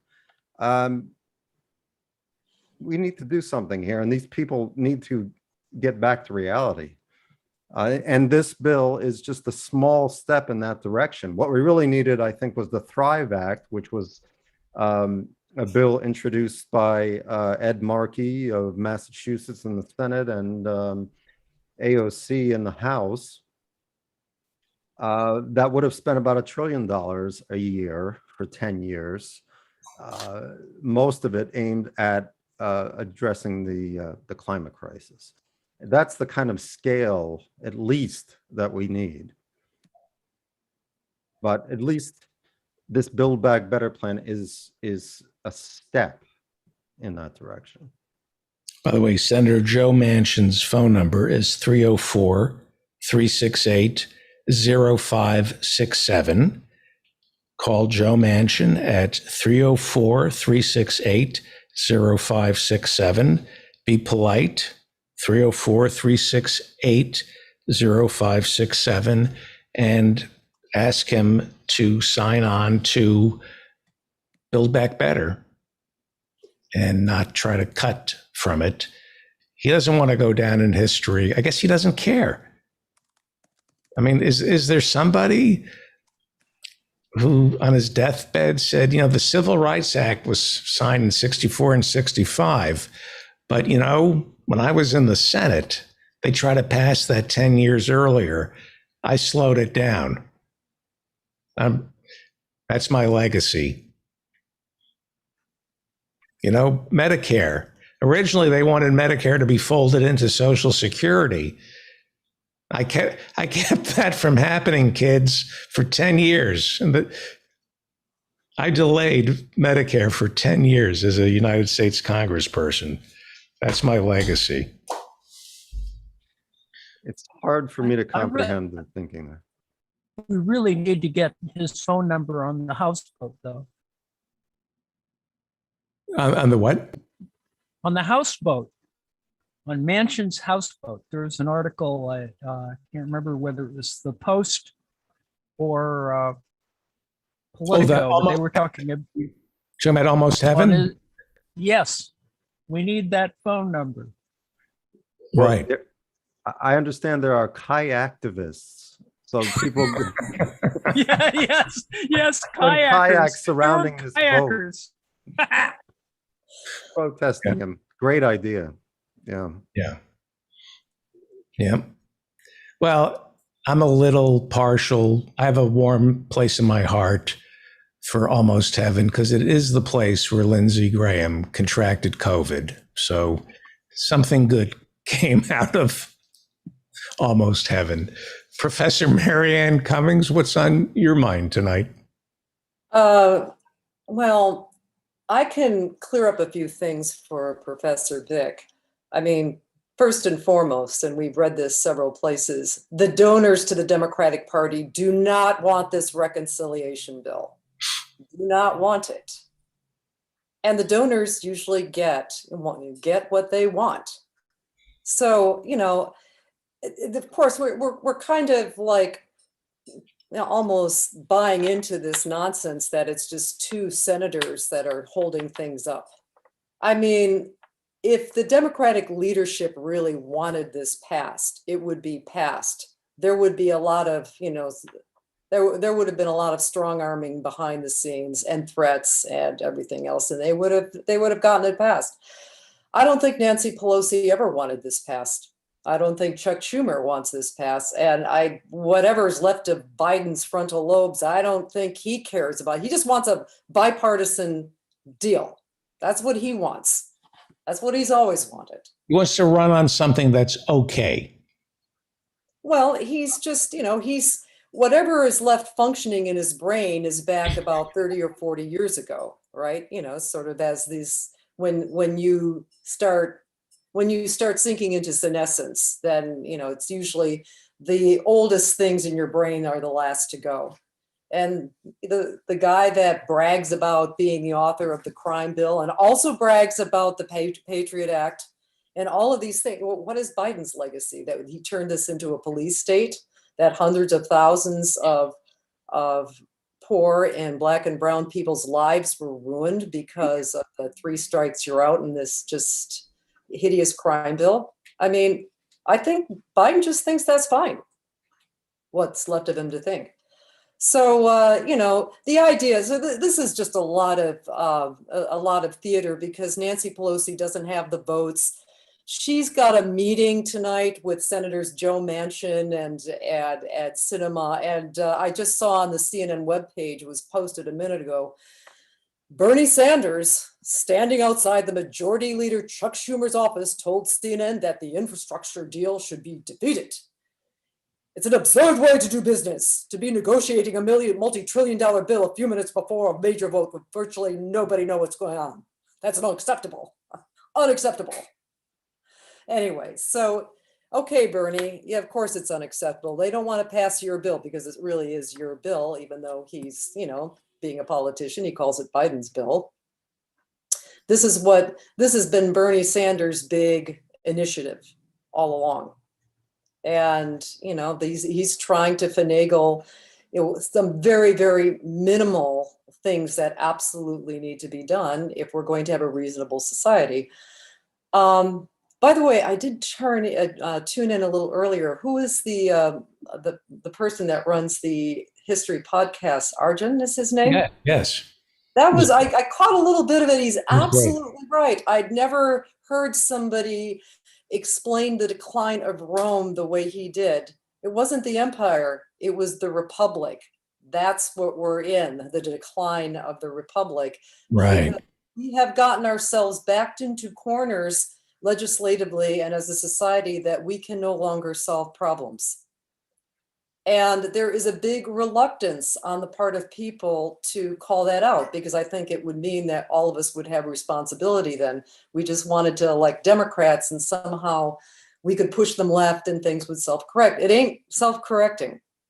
And who cares about West Virginia? It's people like Dr. Bill Foster, Dr. Sean Casten, my congressman, the congressman next door, who claim to be scientists, who claim to care about the environment, who are not on board at all with this big infrastructure, with the reconciliation bill, who were dead set against Green New Deal, who thinks that the only things that are viable are quote unquote market-based solutions to into existential crisis on this planet. They're not dumb people, but they think that they are not going to be affected by the worst of climate change. And maybe if I can imagine them being dark, that, hey, you know, half the world's population dying may work out for them. But what else is there? We like to think that they're not that dark and evil. But they've allowed dark and evil things to go on. We like to think that everybody isn't dark and evil up in Washington, but just these small, reasonable policy changes that they refuse to make are responsible for tens of millions of people dying or millions being homeless, and they don't care. Right. They really Professor- don't care. They're all, yes, go ahead. Sorry, Cummings. You know, if they lose half the world population, they're going to be losing a lot of their customers and a lot of their source of very cheap labor. So I'm not sure that Well, makes sense. for them. there's, you know, like 500 million Chinese coming online to quasi feudalistic middle class that want to buy gizmos. I mean, it's like, I don't, they are not behaving. All I'm saying is that their actions are completely incongruous with what their stated principles are whenever they state them, because they all say, of course, we want universal health care. Of course, we want to deal with the climate change, and they do nothing. The people in a position of power do nothing. As I said, they're not dumb, ignorant people. Well, I'm sure you'd agree that's a recipe for disaster. I mean, you know. Well, to the disaster for whom? It's going to be disaster for the bottom 50% first. You know, the Titanic sinking was a disaster for most of the people in steerage. The upper class, at least the ladies, were able to get to the lifeboats.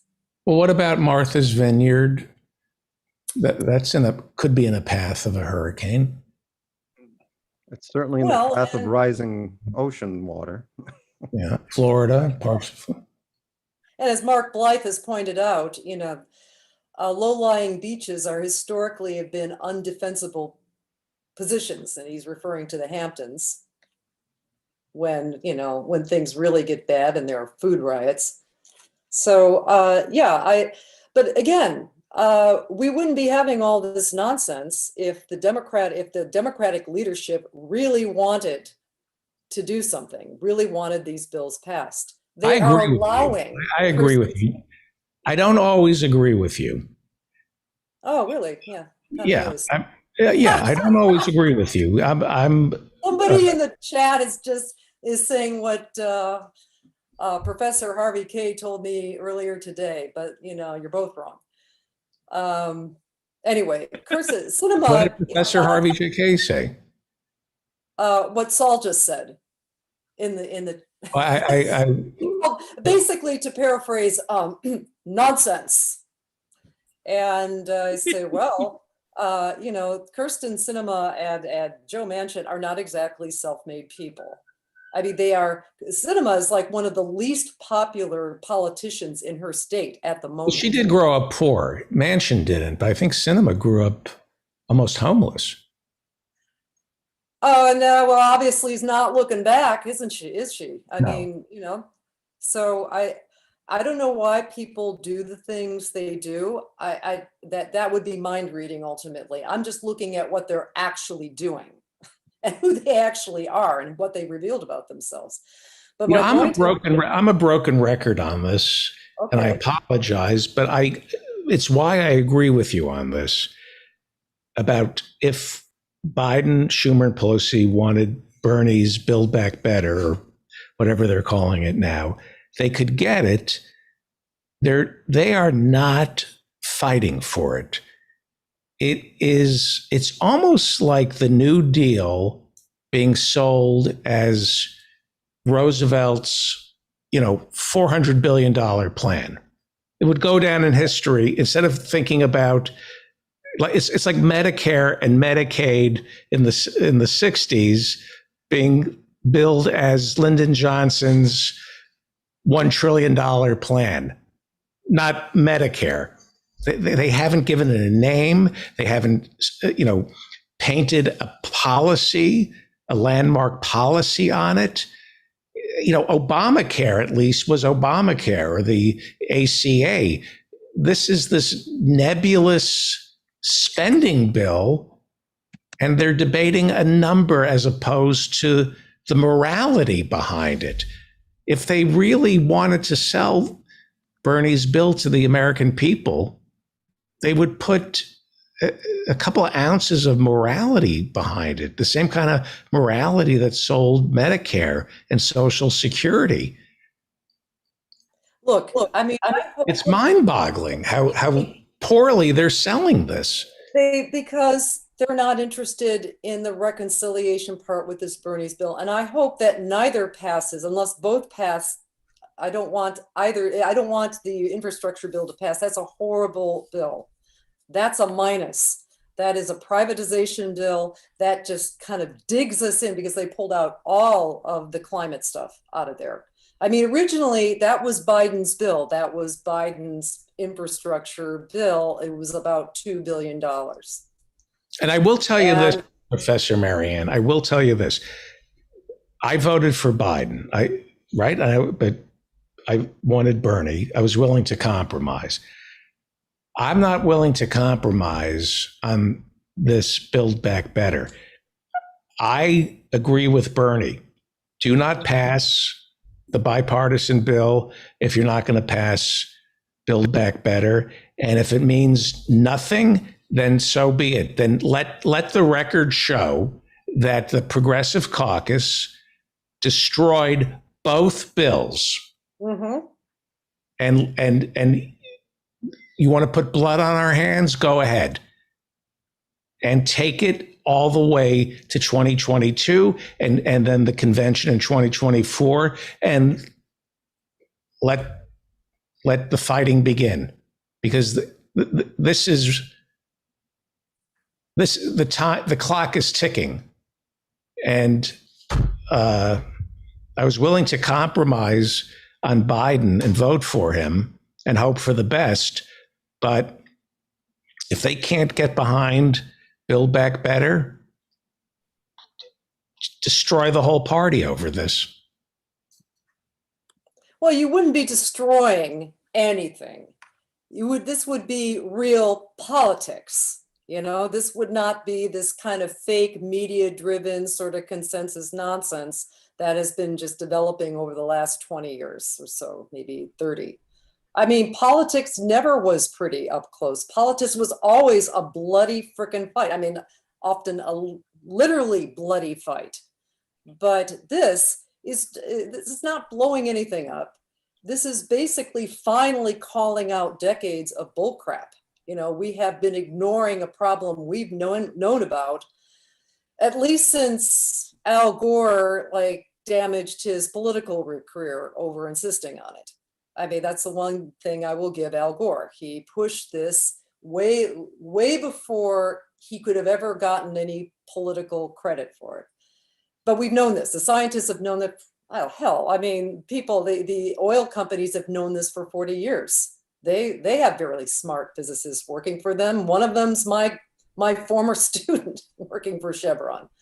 They know what's going on. They've known about this. But there's been no political will, and we've allowed we've allowed not just money in our politics, but just money for money's sake to, to just dominate our culture and as well as our politics. I mean, like, we have no idea what led up to the 1929 collapse. If you want to know, read John Kenneth Galbraith wrote a book called 1929. I judge a book by its thickness these days. It's only about a half-inch thick. You can read it. And they figured out how to deal with the aftermath of the Great Depression years before they actually understood why this depression was so persistent, why we didn't just, why the business cycle didn't just rev itself back up. And it's because of the leveraging and the money for money's sake. And it features a sort of backwater bank at the time called Goldman Sachs. Really? And it's holding company, and it's out of the box thinking, and it's the invention of holding companies. Read Shenandoah Corporation. That's a fascinating little tale. But we thought, and I remember in the late 1990s where people in this house at my famous Halloween parties, physicists were telling me about how, well, the stock market is fundamentally different now. Everything is structurally set up that it can never fail. And I'm going, wait a minute, somebody's buying, somebody's selling. Right. And then there's a whole bunch of marketing in there. What's different? But I mean, people really believe this, and we've allowed ourselves to believe it. People will not only allow themselves to believe things that benefit them, but people will always also believe things which leaves them morally off the hook. So if you can just say, well, it's, the law of nature, economics, we can't fight it. But in fact, we have not fought it when we knew better. And now we're reaping what we've sown all these years from our inaction. So it looks like at long last, for now, there is a group of progressives that are finally holding the line. And they're not just, they've got more than progressives. I mean, they've got a lot of people who are not even part of the congressional political caucus in the House, which is full of people who are not really progressive. So anyway, we'll see what happens tonight. Bernie Sanders pissed, and he's talking to Anderson Cooper. And he's outside of Chuck Schumer's office, and maybe Bernie will. I mean, Bernie's been at it absolutely adamant, more adamant than I've seen him be ever since he started running for president. Yeah. I mean, he's been always conceding to the Democrats, deferring to them, driving all of us nuts, but better man than I am, I suppose. But tonight, he is pretty much unambiguous about where he stands. When I talk to conservatives and Republicans, they speak of leftists as being vicious on the social issues when it comes to cancel culture. We've been described as dangerous, terrifying. You don't want to cross the leftists on the social issues.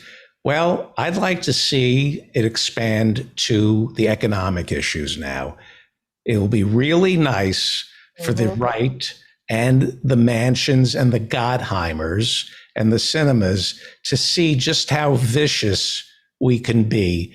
And we will, the same way Tip O'Neill and Teddy Kennedy destroyed Jimmy Carter's presidency. Partly they were responsible for destroying Jimmy Carter's presidency because he was a fiscal hawk who wanted to deregulate.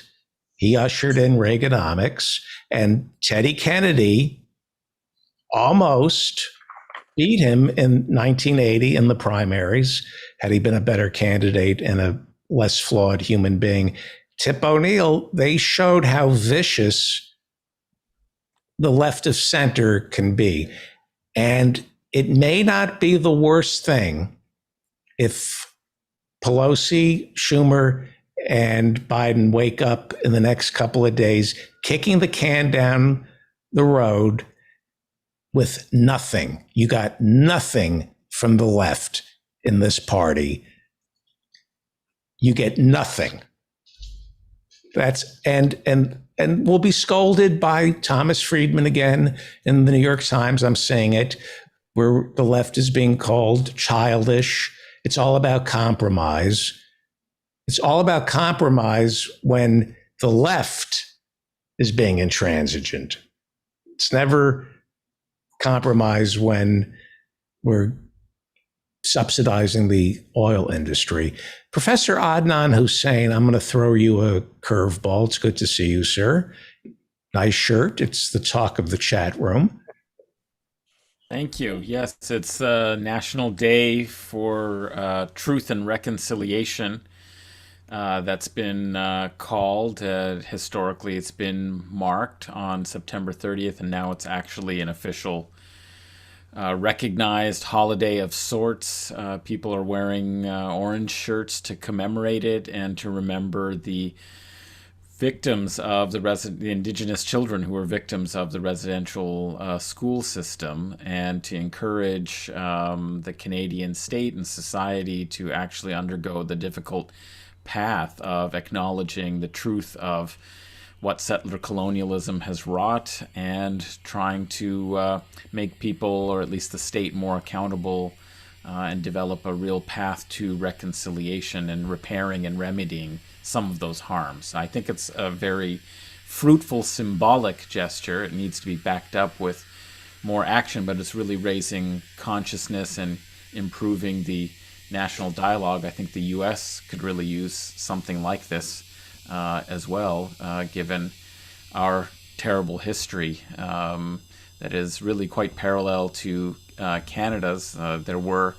some schools like the residential school system that also were boarding schools to separate Indigenous children from their families, to remove them from their Indigenous culture, identity, and also to convert them to, a form of Orthodox Christianity, and so on. So I think it's a positive development, and this shirt is. How old is the holiday? The holiday is just this year that it was officially declared, but people had worn orange since, I think, at least about 6 or 7 years ago, when the Truth and Reconciliation Commission report came out that made some effort towards documenting the history of the residential schools. So it had informally been observed on September 30th, but now it's officially declared the National Day for Truth and Reconciliation. What does truth and reconciliation mean? Well, I mean, as I said, it's first investigating to really document and establish the legacies and consequences of settler colonial policies, the harms that were wrought on Indigenous communities. So to really do that work of investigation, accept that history, tell that history, and incorporate that in the narrative of the nation, rather than as just some exceptional set of actions for which we might apologize, but actually engage the truth of the matter, which is that the whole society has been built on the dispossession of another people. That's something that needs to be central in the narrative of the country.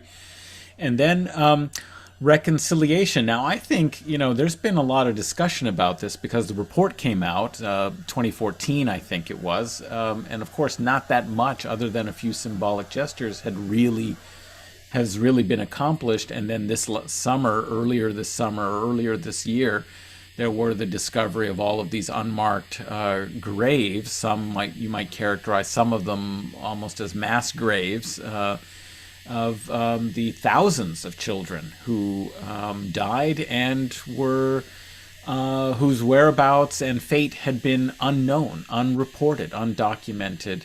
And so that has spurred some greater national self-reflection. And so there's been some critique of can you really have reconciliation if you haven't gone through some of the steps, not only truth, but perhaps there are other things that should be mentioned in this, like accountability.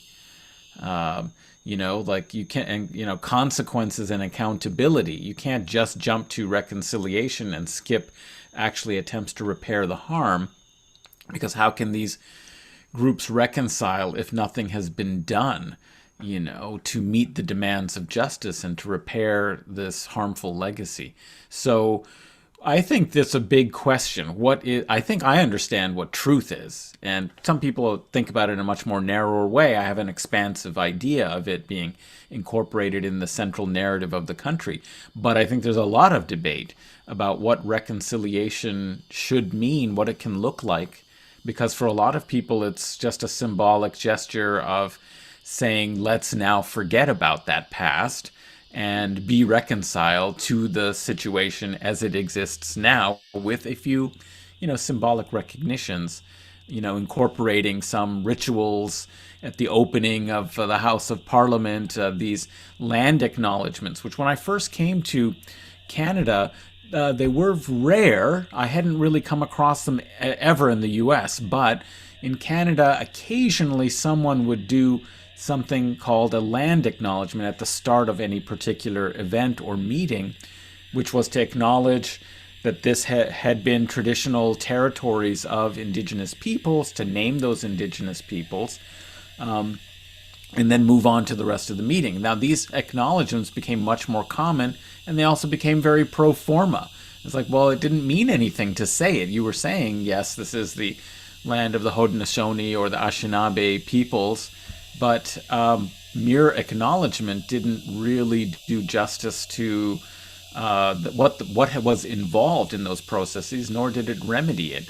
And so I think that's the stage where we're at, where there's been some symbolic gestures, there's increasing acknowledgement of this history, but whether it leads to giving, making sure that there is clean, potable water on all the reservations, the reserves that were established, there still isn't potable water. Many of them have been polluted by uranium mining and other mining on Indigenous land that has polluted the water.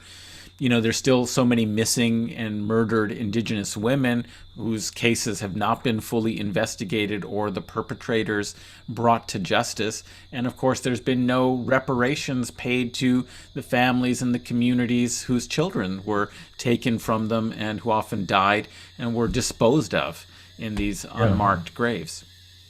In the Seattle Times, there was a story. I'm probably going to mispronounce the last name, Petito, Gabby Petito. This is the missing white girl syndrome. Very sad story. I haven't been following it because I do emotional triage. Very sad. My heart goes out to her parents. Very, very sad. In terms of my interests, I don't follow these crimes. And I don't understand these fixations. In the Seattle Times, I pulled this up. I'm going to read from the Seattle Times. In Wyoming, the state in which Petito was found dead, a report released this year by Wyoming's Task Force on Missing and Murdered Indigenous Persons found over 700 Native American people went missing in the state alone between 2011 and 2020. In 9 years, 700 Native Americans have gone missing in Wyoming, near where Gabby Petito's body was found. Abigail Echo Hawk, an enrolled citizen of the Pawnee National of Oklahoma, is the director of the Seattle-based Urban Indian Health Institute and executive vice president of the Seattle Indian Health Board. Echo Hawk helped Wyoming with the MMIP report and was instrumental in creating groundbreaking research-based reports on missing and murdered Indigenous women and girls and sexual violence against Indigenous women in Seattle. Yeah, I mean, we don't pay attention to. Yeah, I mean, it's just a basic problem that we have to recognize, that it's clear that some people's lives are valued far more than others. I mean, that's the legacies that we're dealing with. And this is the case when we talk about That's why it had to be asserted that Black Lives Matter. And it's so odd and strange how white victimhood, managed to rise out of this desperate attempt to establish that Black people's lives are equally important and must be valued as human beings. That was turned into, an attempt to suggest that we were ignoring, blue lives, or, this angry, resentful kind of, why are you just, pointing out that Black Lives Matter as if no one else's does, which is just exactly how we find this psychology operating, is that it constantly makes some sort of a complaint about your attempt to have justice and equality. It's just so perverse, but it's the same kind of thing that happens clearly in the reporting about interest. Missing and murdered Indigenous women really are ignored. It's when you look at the numbers, that's outrageous, isn't it? That there's so many people. Yeah. 700 in 9 years, just in Wyoming, near where Gabby Petito was found. I mean, if this was happening in a foreign country and the U.S. was interested, I don't know, say in their uranium mines and thought that they had a corrupt dictator that they needed to get rid of, this 700 would be characterized as ethnic cleansing and genocide. There would be Human Rights Watch being sent and funded to go there, write reports, and make a huge deal about it. I mean, this is scandalous. When we look at this is absolutely scandalous. And if you said to Anderson Cooper, why are you covering Gabby Petito? I'm probably mispronouncing her name. And she doesn't deserve to be vilified in any way. But why are you fixating on this one life when you should be fixating on the 900 Indigenous women who've gone missing? Wanted to ask you a question. There were hearings on Capitol Hill this week, House and Senate. We had the top brass from the Pentagon, General Lloyd Austin, our defense secretary, Chairman of the Joint Chiefs of Staff, Mark Milley, and CENTCOM leader McKenzie all testified, and they got raked over the coals by Republicans, specifically the worst of the worst. Matt Gaetz, Jim Banks talked to the generals in a way that they can get away with because they're Republicans. If Democrats talked to the military brass the way Republicans did, it would be called, treasonous. I don't like the Pentagon. I support our troops. I don't support the people, any of the generals who work in the Pentagon and then go on to take jobs at Raytheon. This is what General Mark Milley said. If I have to find it first. This is what General Mark Milley, Professor Hussein, said, I think it was on Tuesday, about the Taliban. This is what he said. We must remember that the Taliban was and remains a terrorist organization, and they still have not broken ties with al-Qaeda. I have no illusions who we are dealing with. It remains to be seen whether or not the Taliban can consolidate power or if the country will further fracture into civil war. But we must continue to protect the United States of America and its people from terrorist attacks coming from Afghanistan. A reconstituted al-Qaeda or ISIS with aspirations to attack the United States is a very real possibility.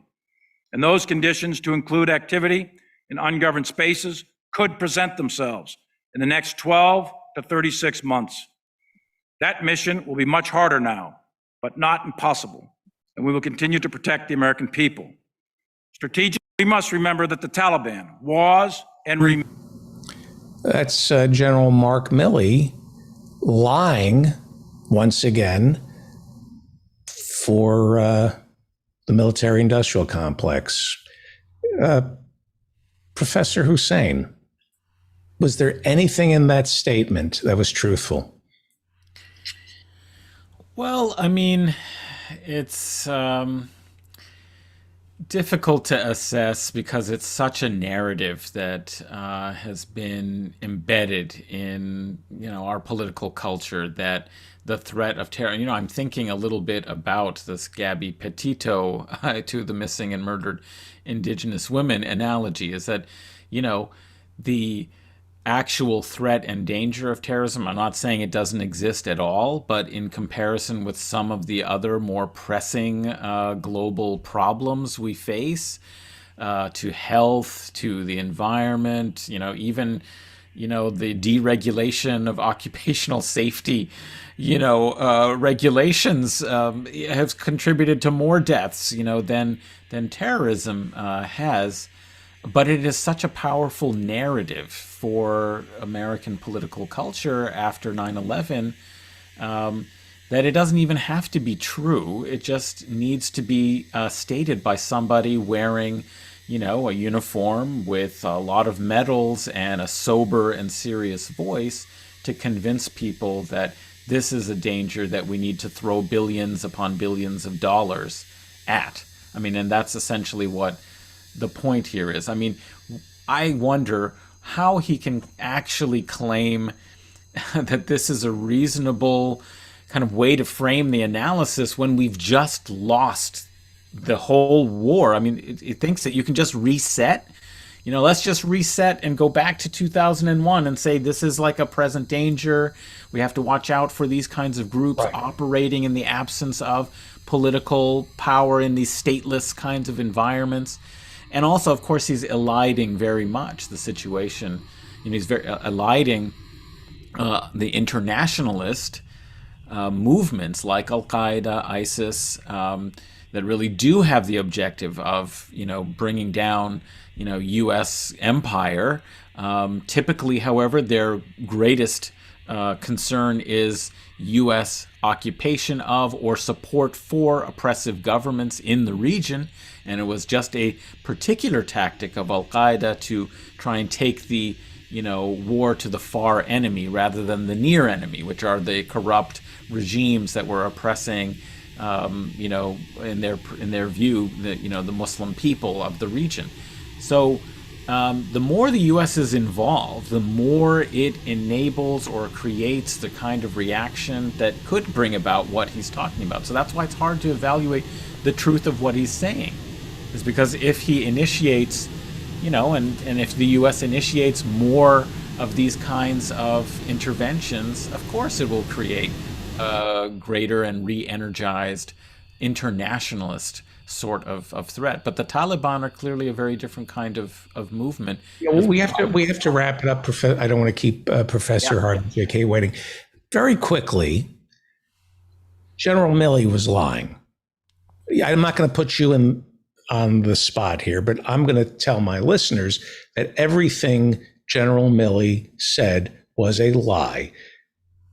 And he was lying. He's auditioning for a job either at Raytheon or Boeing to keep the engines of industry geared towards armaments. Did the Taliban attack the United States on 9/11? No. Do we know if bin Laden was in Afghanistan or Pakistan on 9/11? I think we believe that he was in Afghanistan, but it isn't absolute. Where is Tora Bora in relationship to Pakistan? Not very far. Not very far over the border. Right. So it is conceivable that he was. Yeah. Where was he killed? Was he killed in Afghanistan or Pakistan? Pakistan. Yes. So let me just get this straight, General Milley. General Milley, Osama bin Laden, who we're told orchestrated 9/11, died in Pakistan. Why are we not attacking Pakistan? Why are we going after Afghanistan? Where was Professor Hussein? Osama bin Laden, who ran Al-Qaeda, Where was he born? Well, he's from a Yemeni family, I believe, Right. but So shouldn't we be attacking Yemen? Oh, we are. We are attacking. We are. Don't worry, David. We got that one covered. Okay, thank you. But Saudi Arabia is where he built his career and fortune and his family's fortune. Why didn't we bomb? Why aren't we attacking Saudi Arabia, General Milley, since most of the financing behind 9/11 was through Saudi Arabia, General Milley? Shouldn't we be bombing Saudi Arabia? He is a liar. I'm not going to put anybody on the spot here, but David Swanson wrote a book called War is a Lie. You cannot fight a war telling the truth. You cannot tell the truth to the American people, otherwise they will not sign off on the Gulf of Tonkin resolution or the war authorization to go into Afghanistan or Iraq, which was based on a catastrophic lie. And one lie builds off another lie until an entire country no longer knows the truth. Every conversation about terrorism, our budget, and our military is built on building blocks of lies. And you have an entire generation of Americans who are living a lie because these blocks are made of salt and they're crumbling, and it's a lie. And that's why the suicide rates are tragically going up in the military. It's why this country is diseased and all relationships are based on lies. The fish rots from the head down. When you spend this much money pumping money into armaments based on a lie, it trickles down on every facet of our society. The fact that there wasn't one congressperson or senator who challenged him on these lies speaks to how corrupt and craven this entire country and every American has become. What we did in Afghanistan, what we did in Iraq, what we're doing elsewhere is based on a lie. And we are lying to ourselves, and we're lying to the soldiers, putting them in harm's way. And then when they come back, we lie to them. And that's why there's suicide rates, nearly 2 a day, because they're being lied to. And General Milley is auditioning for a job at Boeing. And they should all of them should be tried and arrested. They've destroyed this country. We've lost hundreds of thousands of lives. People have starved to death in this country because they ginned up this war on terror and got us convinced that we were going to be killed by people of color from Pakistan or Afghanistan or Iraq. And we spent all this money so we wouldn't be killed by people of color in the Middle East. And while we were doing that, you were being killed by white domestic terrorists, by Aetna, United Health, by the cops, by malnutrition. This whole country for the past 20 years has been living a lie. And it got perpetuated this week when these liars, Austin, Milley, went before Capitol Hill and perpetuated the lie about Afghanistan having anything to do with 9/11. Afghanistan had as much to do with 9/11 as Iraq did. So if you're wondering why you're miserable, this is why. This is what your country did. Shame on you, America. Shame on you. I agree completely, and the only thing didn't I ask want to you, General Milley. Millie agrees. You got him. You pressured him. You know, it was like the interrogation on the rack. He's now admitted. Well, the only thing I want to say about any of this is just that that's why I think educating ourselves a little bit more about the situation in the world, so that people are not so susceptible to the misinformation and the quick conclusions that rely on Islamophobia or racism, is so important. And October has been declared for the since 2007 in Canada as Islamic History Month. And it's an opportunity to learn more. Muslim Society's Global Perspectives Project at Queen's University is organizing events all throughout the month, educating people starting October 6th next week. So do check out the MSGP Facebook page and website to learn more about public, online, free events that are open to anyone. So please do check it out. And thanks so much, David. Thank you, Professor Hussein. Thank you, Professor Ann Lee. Thank you, Professor Jonathan Bick. I hope to see you all at Office Hours and Hours, which starts Friday night at 8 p.m. And it's 24 hours of office hours because it's the first Friday of the month. Professor Harvey J.K., what hath thou wrought? Well, we're waiting for, there you are, Professor. It's been a while since we had the Lennon and McCartney of left of center dialogue. Alan Minsky, Executive Director of Progressive Democrats of America, Professor Harvey J. Kaye, author of Take Hold of Our History. Are your ears burning, Professor Kaye? You are getting quoted for the past 2 weeks. You've been quoted constantly on this show. You have to unmute yourself. He's letting others speak for him.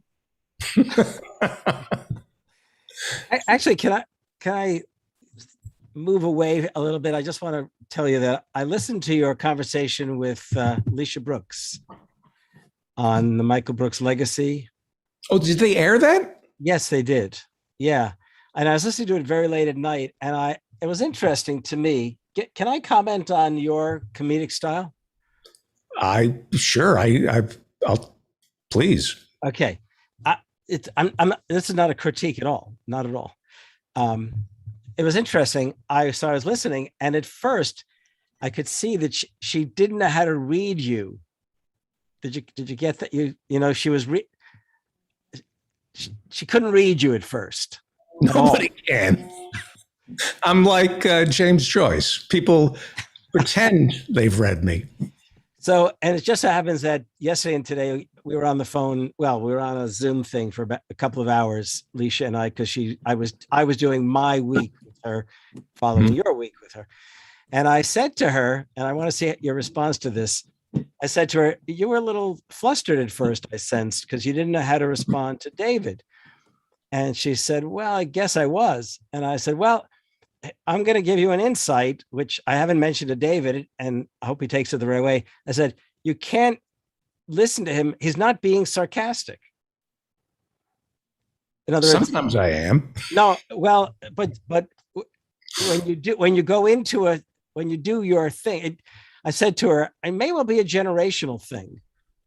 It may be, okay? Because you're speaking to her in a way that she doesn't know if you're serious or not. That's Right. not sarcasm. Sarcasm has a tone of voice to it. Right. Sarcastic about it. And she said, yeah, you're right. I hadn't thought of that. I said, but I did. So I said, but you caught up with it. You tuned into it eventually. But I have to tell David, my point about this isn't the point I just made. It's just, I really enjoyed listening to you and Alicia. I didn't hear the whole thing because I fell asleep, but that's another Well, the truth is, I'm a failure as a comedian. Right? That I never lived up to my potential as a white male. I had every door opened to me, and I consider myself a failure. I didn't have the struggles when I was starting out in San Francisco that the gay comics, the female comics, the Asian and African American comics, and I saw it, and every door was open to me. I walked through every door and I failed at every level. And there is one of the reasons I am a failure as a comedian is I enjoy losing an audience, and I kind of expect them to go with me.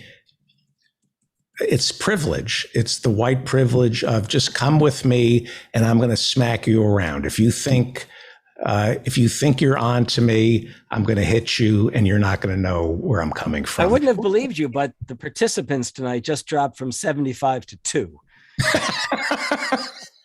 And that's my I'll take the 2. I'll take 2. It's Alan and me, basically. Yeah. That has always been my it's what I think makes me funny. It's what the fact that I'm always pushing the audience away is what makes me funny. But I've succeeded in pushing the audience away. You were the bridge between the generation ahead of us and the generation behind us, right? Pushing away, like Don Rickles would have literally crapped all over them. Right. But you're in the bridge, so to speak.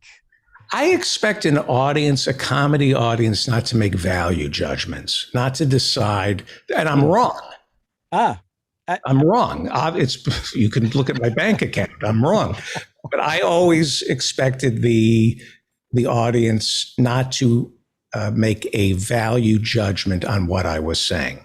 Yeah, the real thing was that the mice have vacated your apartment. There's nothing to be had, is what the problem is. So. My last vestige of nature was the mice. Well, it's good to see everybody. I got a little revved up.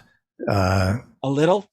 Yeah. I'm at an age now where I really can't tolerate these opportunistic social climbers in the military who are willing to kill civilians and our soldiers so they can land jobs at Boeing. And that's considered impolite to call Milley and Austin what they are. They're liars. And they testified before Congress this week.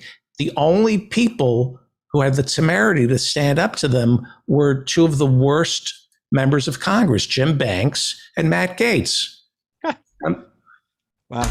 What's going on in this country where the only voice of reason on the war in Afghanistan is Matt Gaetz, who's, violating the Mann Act, supposedly. So, yeah. Hey, Emil, we're running behind schedule. Can you give us 20 more minutes, sir? Thank you. Anyway, what's on your mind, Professor Harvey J.K.? Well, obviously what's on my mind is the question of these infrastructure plans.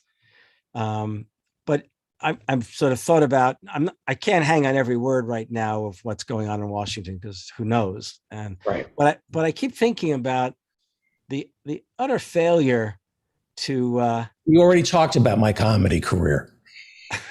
The utter failure. Well, actually, I wish Joe Biden had little. Maybe he should have spoken like you when you're putting people on. Okay, and it might have been more effective than his utterly empty efforts to persuade. I don't think he's even tried to. He probably cajoles at most. But I keep thinking about the what might have been done and the might have been said. What would FDR have done? Well, probably he would have told Manchin, it's not just a matter of whether or not you want money for West Virginia. I'll just cut off all the money if you don't. Mm-hmm. Right. That because that basically, I think that's the way he ultimately was going to. He was handling Huey Long. And would he have called Social Security, Build Back Better? What does Build Back Better mean? I don't know. Better Business Bureau, maybe. Bunch of malarkey. It's a bunch of, yeah. Well, this is a no malarkey zone. So we're going to, Alan Minsky, Executive Director of Progressive Democrats of America. You must be proud of the Congressional Caucus, the Progressive Caucus, Pramila Jayapal, right? I'm very happy with Pramila the past few days. you know, what you're saying about Biden is very true. Today was his best day so far. Why? At least in terms of a public pronouncement. And What did he do? What did he do? Oh, he said this thing's going to pass, and this thing's going to pass. It's going to pass big. It's what he has to do as president. Very good interview on Democracy Now! This morning with Reverend Barber from the Poor People's Campaign. Could you talk closer to the microphone?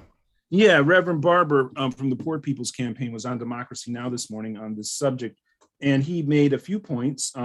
He said, of course, they should put a human face on these programs so that people know what's in there. That's a very well taken point. And that was maybe the point he reiterated most strongly. But he also said Biden should be going to West Virginia. Biden, Bernie would be. Bernie wouldn't have five visits with Sinema. He would have 5 trips to Arizona and 6 trips to West Virginia. And if Manchin was going to meet with President Sanders, it would be on a platform in public in West Virginia or just after that. Yeah. Right. Yeah, and that's what Biden should be doing. I mean, I know he's not as good an orator at this point in his life as Bernie or as good as almost anybody is an orator right now, but still there's gravitas there for him to go and say what these bills would do for the people of West Virginia. In fact, if he would do that, or if President Sanders would do that, if he were president, because he would, think how much it could transform the politics of West Virginia. I mean, you're talking about a place that is just a hot, god-awful mess. I mean, of course, it's the land is beautiful and everything, but the society and the economy is, yeah, of course, but the society and the economy is largely collapsed. To go and talk about the things that this would do for the people of West Virginia could transform the politics of the state. This is a state that still has a very strong sense of intangible sense, from my understanding, what everybody tells me, of working class solidarity in the state of West Virginia. Arizona has a strong progressive undercurrents right now. Yeah. Sinema's, I think her prospects as a Democratic senator from Arizona are toast as of 2024 right now. Very happily, PDA led the charge. People heard about the measure that was passed by 80% of the large central committee, which has like 900 people on it, of the Arizona State Democratic Party, at 80% support that she will have a vote of no confidence. And what year is that? This year, this week. Sinema runs for re-election when? Oh, in 2024. 2024. Okay. Right. Yeah, that's a problem, of course. And but 80% of the Central Committee of the Arizona Democratic Party, our state coordinator got up, read the motion, wrote a great piece in Common Dreams about it, that a vote of no confidence if she does not create a filibuster carve-out to pass voting rights, and if she does not support the complete reconciliation bill. How unusual. We see votes of no confidence in the Republican Party statewide. I've never heard of that happening in the Democratic Party. Yeah, I can't remember when it did. Of course, this was so absent from the Democratic Party. And of course, one of the things about the Arizona Democratic Party, like Nevada next door, is of course Bernie Sanders did very well in Arizona in 2020, and that's reflected. Of course, his campaign, by its very nature, generated a lot of hands-on participation the way other campaigns did, and people were encouraged to stay active in the party. So that's transformed the inner workings of the party, but it's very real. And unlike places that are turning purple elsewhere in the country from red to blue, Arizona's doing it with a pretty strong progressive trajectory. And again, West Virginia, going back to that, though, I think, this guy should get out and make a case. Now, if there's going to be a lull in this, we maybe should start, maybe Harvey and I should start a campaign for Uncle Joe to get out there and do a set of trips out to speak. I remember Bobby Kennedy. Bernie should go with him. Bernie and Biden, nice, maybe my sense of history is wrong, but I remember reading about Bobby Kennedy as a United States senator walking around Appalachia, West Virginia, seeing American children with bloated stomachs, and his walking into these homes that were made of cardboard and discarded wood and saying to these families, I'm going to go back to Washington, and I promise you we're going to have a balanced budget. There's going to be fiscal austerity, and we will. Hello? I'm recording this for Alicia Brooks, so she'll understand. What? Son, you with that bloated belly, you have inspired me to make sure we don't spend more than we have coming in. Neonatal neoliberalism. That's what it is. Professor K, what would happen? Think of Josh Gottheimer in the House, even Richie Neal, the chairman of the House Ways and Means. These are pretty bad people. They're Democrats. What if, I mentioned this earlier, the people like Gottheimer, the moderate Democrats, and certainly the Republicans think you and I and Alan Minsky are vicious. They think people on the left are vicious and that we're the cancel culture, but we cancel people on social issues, on rape, on molestation, sexual assault, and the words they use, and we are vicious. What would happen if we became as vicious on economic issues? Well, I have a feeling we'd garner more working class votes for a start. Okay. Because, there's during the FDR years, there were folks in the South who couldn't vote, who were white. Okay. It was the poll tax applied and the literacy requirements. These things applied across the board. And in certain places, it would not surprise me if there were more whites who couldn't vote than actually blacks, but it was targeted. It was primarily targeted at blacks, but it was laid out in a class-like way, so it affected both. And basically, rich people in the South didn't want poor people to vote, regardless of color. Right. But FDR, when he went on radio, he was doing it in good part not only because he was good, he did it also to get around the newspapers. The journalists he trusted, he did not trust editors and publishers. Okay. And he knew on radio he could get around all of that and talk directly into homes, or at least into a community where somebody would have a radio.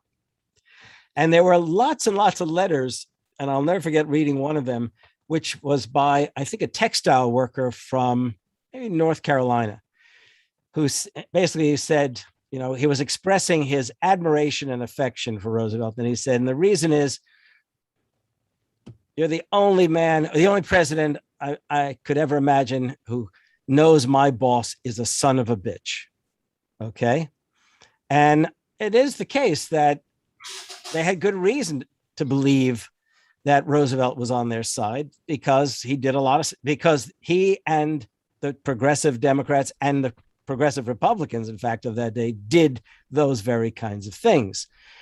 And these days, I don't know if working people feel any affection for anyone in Washington, D.C. Young people clearly have a certain affection for AOC and various others. But I mean, Bernie obviously brought that out too. But when it comes to Biden, I don't think people love Biden. I think what Alan is talking about is the very fact that he's president and has been vice president to a black president gives him a certain stature. And if he goes out into these areas, I do think he's a lousy orator, but sure as hell, if he doesn't keep saying "Build Back Better" or "Soul of America," he might actually make a difference. But you know what else? I would also I've been watching this unfold. I've been watching this unfold for years. One Democrat, one Republican, and the Democrats just do not trust their fellow citizens. Now, I mean, right? Look, they just don't trust them, and I don't know if he imagines or they don't care about them. It's not that they don't trust, or they don't care. Well, in the privacy of their own homes, they may care. Okay, they may care. I don't think Joe Biden is as so dense that he doesn't care. It's a lot of people care about people they don't want to have anything to do with. I think it's a value thing. I'm going to challenge you on this. Please do. I think the Democrats don't respect the middle class. They don't understand the middle class. They don't understand why anybody would want to stay middle class. They believe that America is the land of opportunity and that you haven't realized your full potential until you're part of the richest 1%. That is who the Democrats are, even more so than the Republicans. They are hyper educated and ambitious. That's who the Democratic leadership is. Ambitious, hyper educated charlatans who look down on the middle class and can't imagine anybody saying. Sorry, you know, I don't disagree with you on that at all. What maybe we're defining caring in a different way. Yeah. Okay. Caring. I mean, you can feel sympathy for someone and say, and then walk right past and do nothing about it. I mean, people are more than capable of caring and doing nothing. And the doing nothing part, maybe I wish these people could be better off or more empowered, but what the fuck is wrong with them? Right. You know what I mean? Well, so I'm not disagreeing with you in a broader sense. No. What we need are politicians who are like Lake Walesa, who dress like iron workers and say, you know what, the union was good to me. I don't need a lot of money. I just need stability and a steady paycheck and some health care. And I'm going to stay this way, folks. I'm going to stay middle class. I don't need that much. That's unconscionable in this country to have a political leader say, I get paid $180,000 if I get elected to the House. That's more money than I've ever made in my life. And a lot of free meals, free drinks. I'm going to bank all that money, and that I could live forever if I save some of that money. I can't be bought, and you won't see me. You won't see me at the Met Gala or Martha's Vineyard. I'm middle class Joe, like Joe Biden. We don't hear people saying that. We don't have that kind of purity test on how the candidates actually live their lives. What are you worth? I always ask the candidates who come on this show, are you a millionaire? The purity test should be how they live their lives. Can you be bought? One thing I'll say about the Catholic Church. The vow of poverty. Well, that's the Franciscans, not the Catholic Church. Right. Okay. Okay. Thank you. Alan? David? Are you optimistic? Optimistic? How do you see this? Are we going to kick the can down the road? Obamacare didn't get passed until something like March of 2010, in the lead up to the midterms. They're going to need to run on something. Can they muster up the votes for something big, by March of 2022? Are we going to see anything? There was a very disturbing article that came out yesterday. I remember I went to bed depressed about it. I was heartened today by the way that Pelosi and Biden were messaging. It was better than it was yesterday in terms of getting something positive done. But last night I went to bed depressed. God, I wish I could find that article. Alex Lawson from Social Security Works sent it out late, and it was detailing the ways in which the pharmaceutical lobby is now making inroads and getting more Democrats to not support a really strong regime of Medicare being able to negotiate drug prices down. So only a handful of drugs will be allowed to be negotiated in that way is what they're aiming for. This isn't even raising. This is so. It's the utter bullshit in the conversation. How are you going to pay for this? Right, there you go. Total fucking bullshit, man. Absolutely. You're gonna pay for, well, we're going to negotiate with Big Pharma. Oh, no, you can't do that. You don't even have to raise taxes. Yeah, no, they raise them on wealthy people, which is good. All they do is reverse 80% of the Trump tax cut for the people who make more than $400,000 a year. There's some, I think there are adjustments in this package for capital gains. I'm not sure, as a part of that. And then corporate tax rates, closing some loopholes. And then, yeah, the rest of the money, of course, the largest chunk of the rest of the money comes from negotiating drug prices down, and some from repealing fossil fuel subsidies, which, by the way, the fossil fuel industry is, of course, trying to get reversed and working overtime on that right now. And then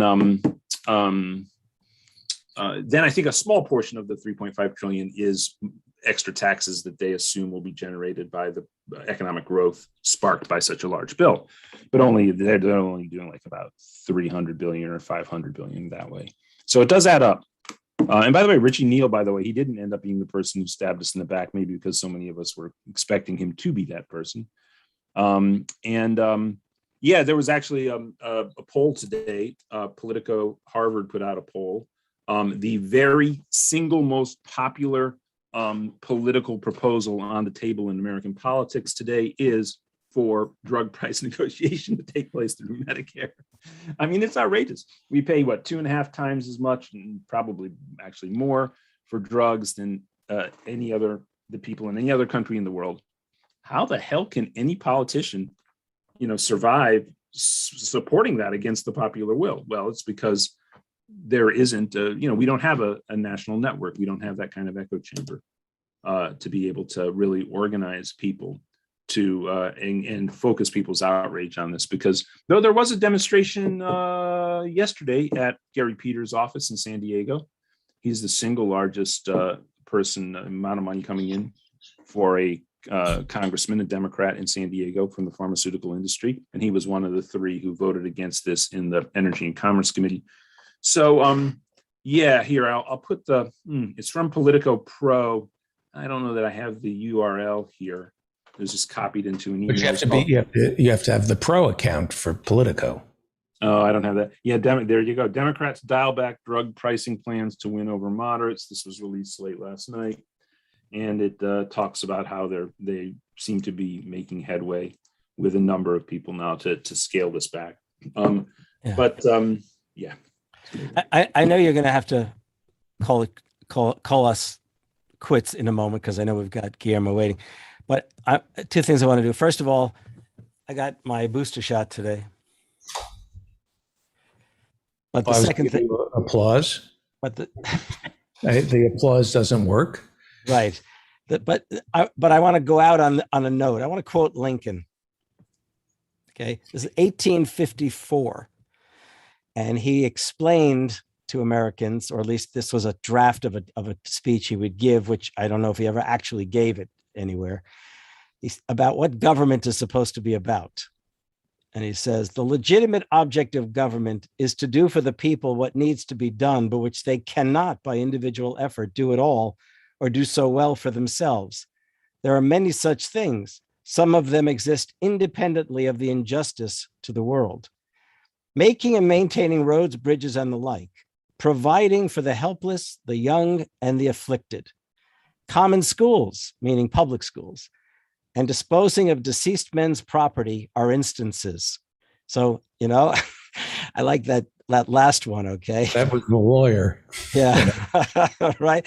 So, I mean, the old line, I hate to quote this line, the more things change, the more they remain the same. Here's Lincoln trying to explain to people what government is supposed to be about.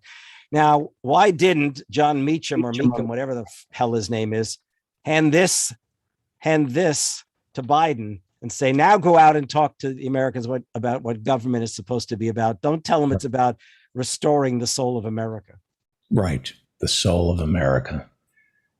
By the way, the Woodward book, because he wrote it with Bob Costa, it's readable. Oh, really? Yeah, I mean, I find him unreadable, Woodward, but the book is pretty good. But one quick question. about Milley. We're discovering that Milley, according to Woodward, saved us from the brink of nuclear holocaust. He got on the phone with the Chinese twice and said, "Don't worry, if there's going to be a war, we'll let you know." And there's no question. He lied to Woodward too. Yeah, that's true. The war-making powers. Why does war-making powers reside in the President of the United States, or apparently Milley has war-making powers? He can decide whether or not he's going to obey an order from the President of the United States. And Schlesinger, Richard Nixon's defense secretary, was going to not obey a command from Richard Nixon in the lead up to his resignation. How did it devolve? How did the war powers devolve to the president or a rogue defense secretary or chairman of the Joint Chiefs of Staff saying, "I'm not going to obey an order from our The question of the presidential war powers has to do with the speed at which war can be conducted. That's okay. The question, however, is actually, for a moment, I'm not going to defend Milley in particular, but I do want to say, just as you would not want a soldier to follow the orders of a mad officer, the commander-in-chief is an officer, and you would not want a general to follow the mad orders of a president. I think that's about the only way I can put it. But he has to have been willing to stand trial for having done so. Okay. Interesting. So Milley should be put on trial. Well, or at least, but he'll lie there too. Yeah, he is a liar. And who's to say he isn't Burt Lancaster in 7 Days in May, or Sterling Hayden in Dr. Strangelove? You know, I did ever tell you I saw 7 Days in May when I was a young teenager in Ecuador. And the Ecuadorians, when I was living there, were under a military junta, a military government. And they were kind of applauding the possibility of a military coup in the United States as a way of sort of giving it to the Americans. You know, we're going to bring in Emil. There was testimony, I played it earlier, I'll play it for you next week, that Milley gave about the urgency of war. You said the reason we've taken... Right. I mean, as soon as once we enter the age of air power and submarines and the like, it changed the urgency of orders. And Milley describes in his testimony the calls to China, and you realize there is no ticking clock with nuclear powers, that they know. Let me see if I can play this. Let me just see here. It's unbelievable. He shows his hand. Let me just see here.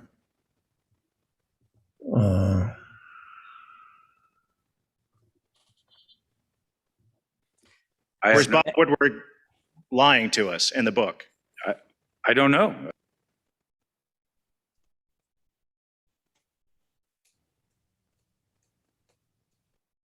You're muted. Right? I don't hear you. Most people like it that way, Professor. I'll send you the clip. It's fascinating because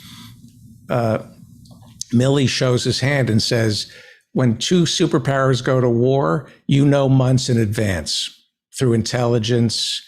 If we were going to war with China, there would be conversations between the generals. This idea that there's a ticking clock and we have to move at a moment's notice, bless you, is complete horseshit. Anyway, to be continued. Thank you, Professor Harvey J. Kaye. Good to see you again, David. Alan, good to see you too. Yes, pick up, take hold of our history. And Alan Minsky, we'll plug some candidates next week. India Walton up in Buffalo, Yes. New York. Yes. Bring her on. Enjoy yourself, Emil. That might be a tough one, but I'll ask. Okay.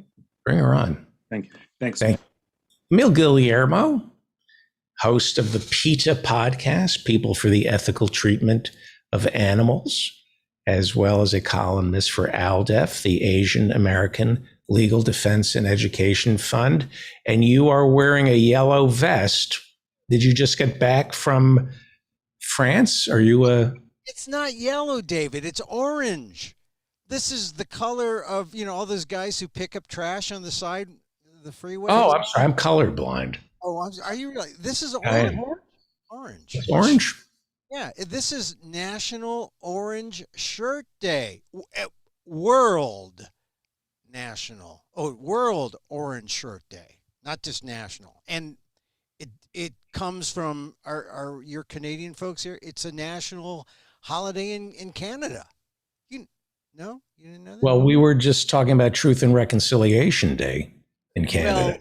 Well, yeah, it's part of that. World Orange Shirt Day was started by a First Nations person there in Canada. I just heard about it, this week, and I said, "Well, darn it, I'm going to wear an orange shirt." She wore it. She had to go to one of those schools, right, run by the Catholic Church that you talked about earlier. I think Harvey was wrong. Priests take a vow of poverty. The Catholic Church does not take a vow of poverty because, they have all that wealth and real estate. Right. But priests, they take a vow of poverty and then they have sex with young boys. But that's sort of like an Were you raised Catholic? Of course I was. I'm Filipino, right? Okay. So I defend the Catholic Church. I know. And I don't know why. I'm becoming more and more Asian and less Catholic. I'm trying to reconcile my Catholicism with my but there is tendencies. When you look at the corruption in Washington, it's a temple of democracy. Yes. Shouldn't our lawmakers, our Supreme Court justices, take vows of poverty? I think anyone who's on the good team must take a vow of poverty, including the journalists. I mean, how ridiculous it is that people like to watch, all those shows, Morning Joe and whatnot, and CNN, and they're all making $1 million. MSNBC, they're all making at least $1 million. Rachel's getting $30 million a year. Yes, of course. Look, I don't begrudge them that because they're doing a job that is before all these people, and that's what the union says they're going to pay. Look, if they were on the big network and not like the MSNBC or CNN or whatever, right? The small ones, they'd be making even more if they were on the big network. $30 million a year. I could live on 5 years. I could live on that for Look, 5 I agree with you. Look, when I was at NPR in 89, there were a lot of people making a lot more money, and I was just working on the after scale. Maybe a little above after scale. But when I saw where these people were living, in Chevy Chase, and, it's just the inside, there's inside everything, politics, journalism, and people on the inside making a ton of money. They get the extra benefits. The real Renee LaMontagne. I went over this 2 years ago during a pledge break. I got their tax returns. And I read the salaries of Robert Siegel, the NPR people. Yeah. They low end is $400,000 a year. Yeah. They're making $500,000-$600,000 a year to read the news. They did a little more than that. They had to wait 7 minutes for a piece to end, and then actually this is true. Scott. Hang on for 1 second, and then they get speaking fees. Yeah. Oh, yeah. And it's not like Renee LaMontagne. Oh, Montaigne, just Montaigne, not whatever, or Montaigne. Robert Siegel or whomever. I think he was La Siegel. Robert La Siegel. It's not like he can go into management and say, "Hey, You got to hitch yourself to this Robert Siegel wagon, baby. Otherwise, I'm going someplace. I mean, he had no leverage to command a salary like that. But as you said, it's an inside job. It's cronyism. It's you wash my hand, I'll wash your hand. They're not Robert Siegel. I know. Look, he sounded erudite. I mean, if you recall, he's now been retired, but someone mentioned one of the great things about on NPR, you can be retired and still be on air. You can just I don't know those jobs. I guess I should be a guy. One of the few guys I really liked recently passed away. Neil Conan, the former host of Talk of the Nation. He was kind of my boss when I was at All Things Considered. I really like Neil, and he recently passed away from some kind of cancer. Is he still on the air? No, he passed away. He died. On NPR, I mean, you can be dead and still. That's true. I know a bunch of people who are just hiding in the buildings, just hoping no one's. That's the way it is at the New York Times too. People just unless they did fire one guy, the guy who wrote on AIDS and wrote on the science guy, McNeil. Yeah. He's from San Francisco. He's an idiot. Yeah. Well, I don't know. I read about what he said to those kids.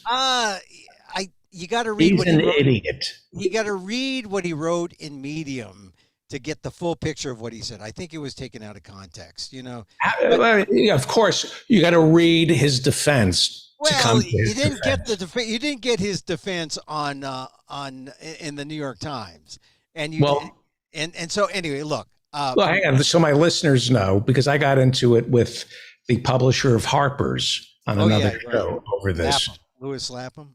No, the MacArthur. Oh, yeah, okay.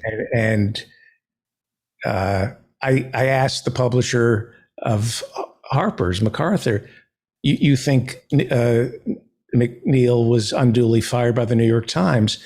Suppose your magazine, you had a reporter taking kids on a trip to Central America, and your reporter said the same thing.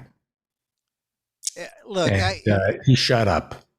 He was so busy protecting freedom of speech, this guy MacArthur, until I put it on his lap and said, suppose a reporter from Harper's did what McNeil did, and he couldn't answer me. All right. I just think it's too bad because it overlaps with some good journalism that he did on this virus and previous viruses. The things he said about African Americans to high school students, I know. You get fired for that. I saw what he said, and look, I just think that he's out. He's out of the New York Times. They retired him, but I think that they probably he deserved better because he did great journalistic work. Didn't he say something to the effect that? Didn't he lie and tell these kids that African Americans commit a disproportionate number of crimes? I think it was. I think he said some things about African Americans, and I think he denied there was any such thing as white privilege or systemic racism. I don't know about that. I just. Okay. Well, you should. Well, okay. Well, I'm just saying. Let's just wait. We don't know. I haven't read the transcripts of what he said. I know what some people said he said. I know what he said in his defense. I just think that, okay, look, the Times got their man. They pushed him out. He was about ready to retire. It's unfortunate because he was a good journo. That's all I want to say about that. Meanwhile, maybe he wasn't a good journalist. In talking to these kids, he maybe was a little.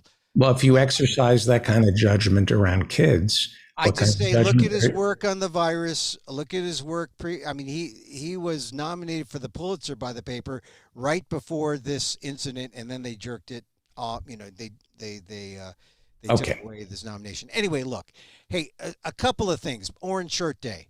This is for the First Nation families and the First Nation peoples. I'm wearing it because I realize how much I don't know about First Nation Indigenous people of Canada or the United States. And I say this. And so by wearing the shirt, I say, I'm remembering. I'm remembering. so instead of reading up about No, Indigenous I'm reading. American, I'm reading up on it. It's just, it's just wearing appalling. the shirt, is it just not good enough to wear the shirt? No. You got to know something. You got to know that they were forced into these schools that were run by Catholics, and that they were that they took these kids. They took their orange shirts away. In the case of this one woman who founded this movement, and they essentially tried to brainwash them and colonize them and teach them how to be good white people in the First Nation or in the Canadian nation. And then in America had the same thing. With the Carlisle School in Pennsylvania, and from the 1880s to the 1919, I think.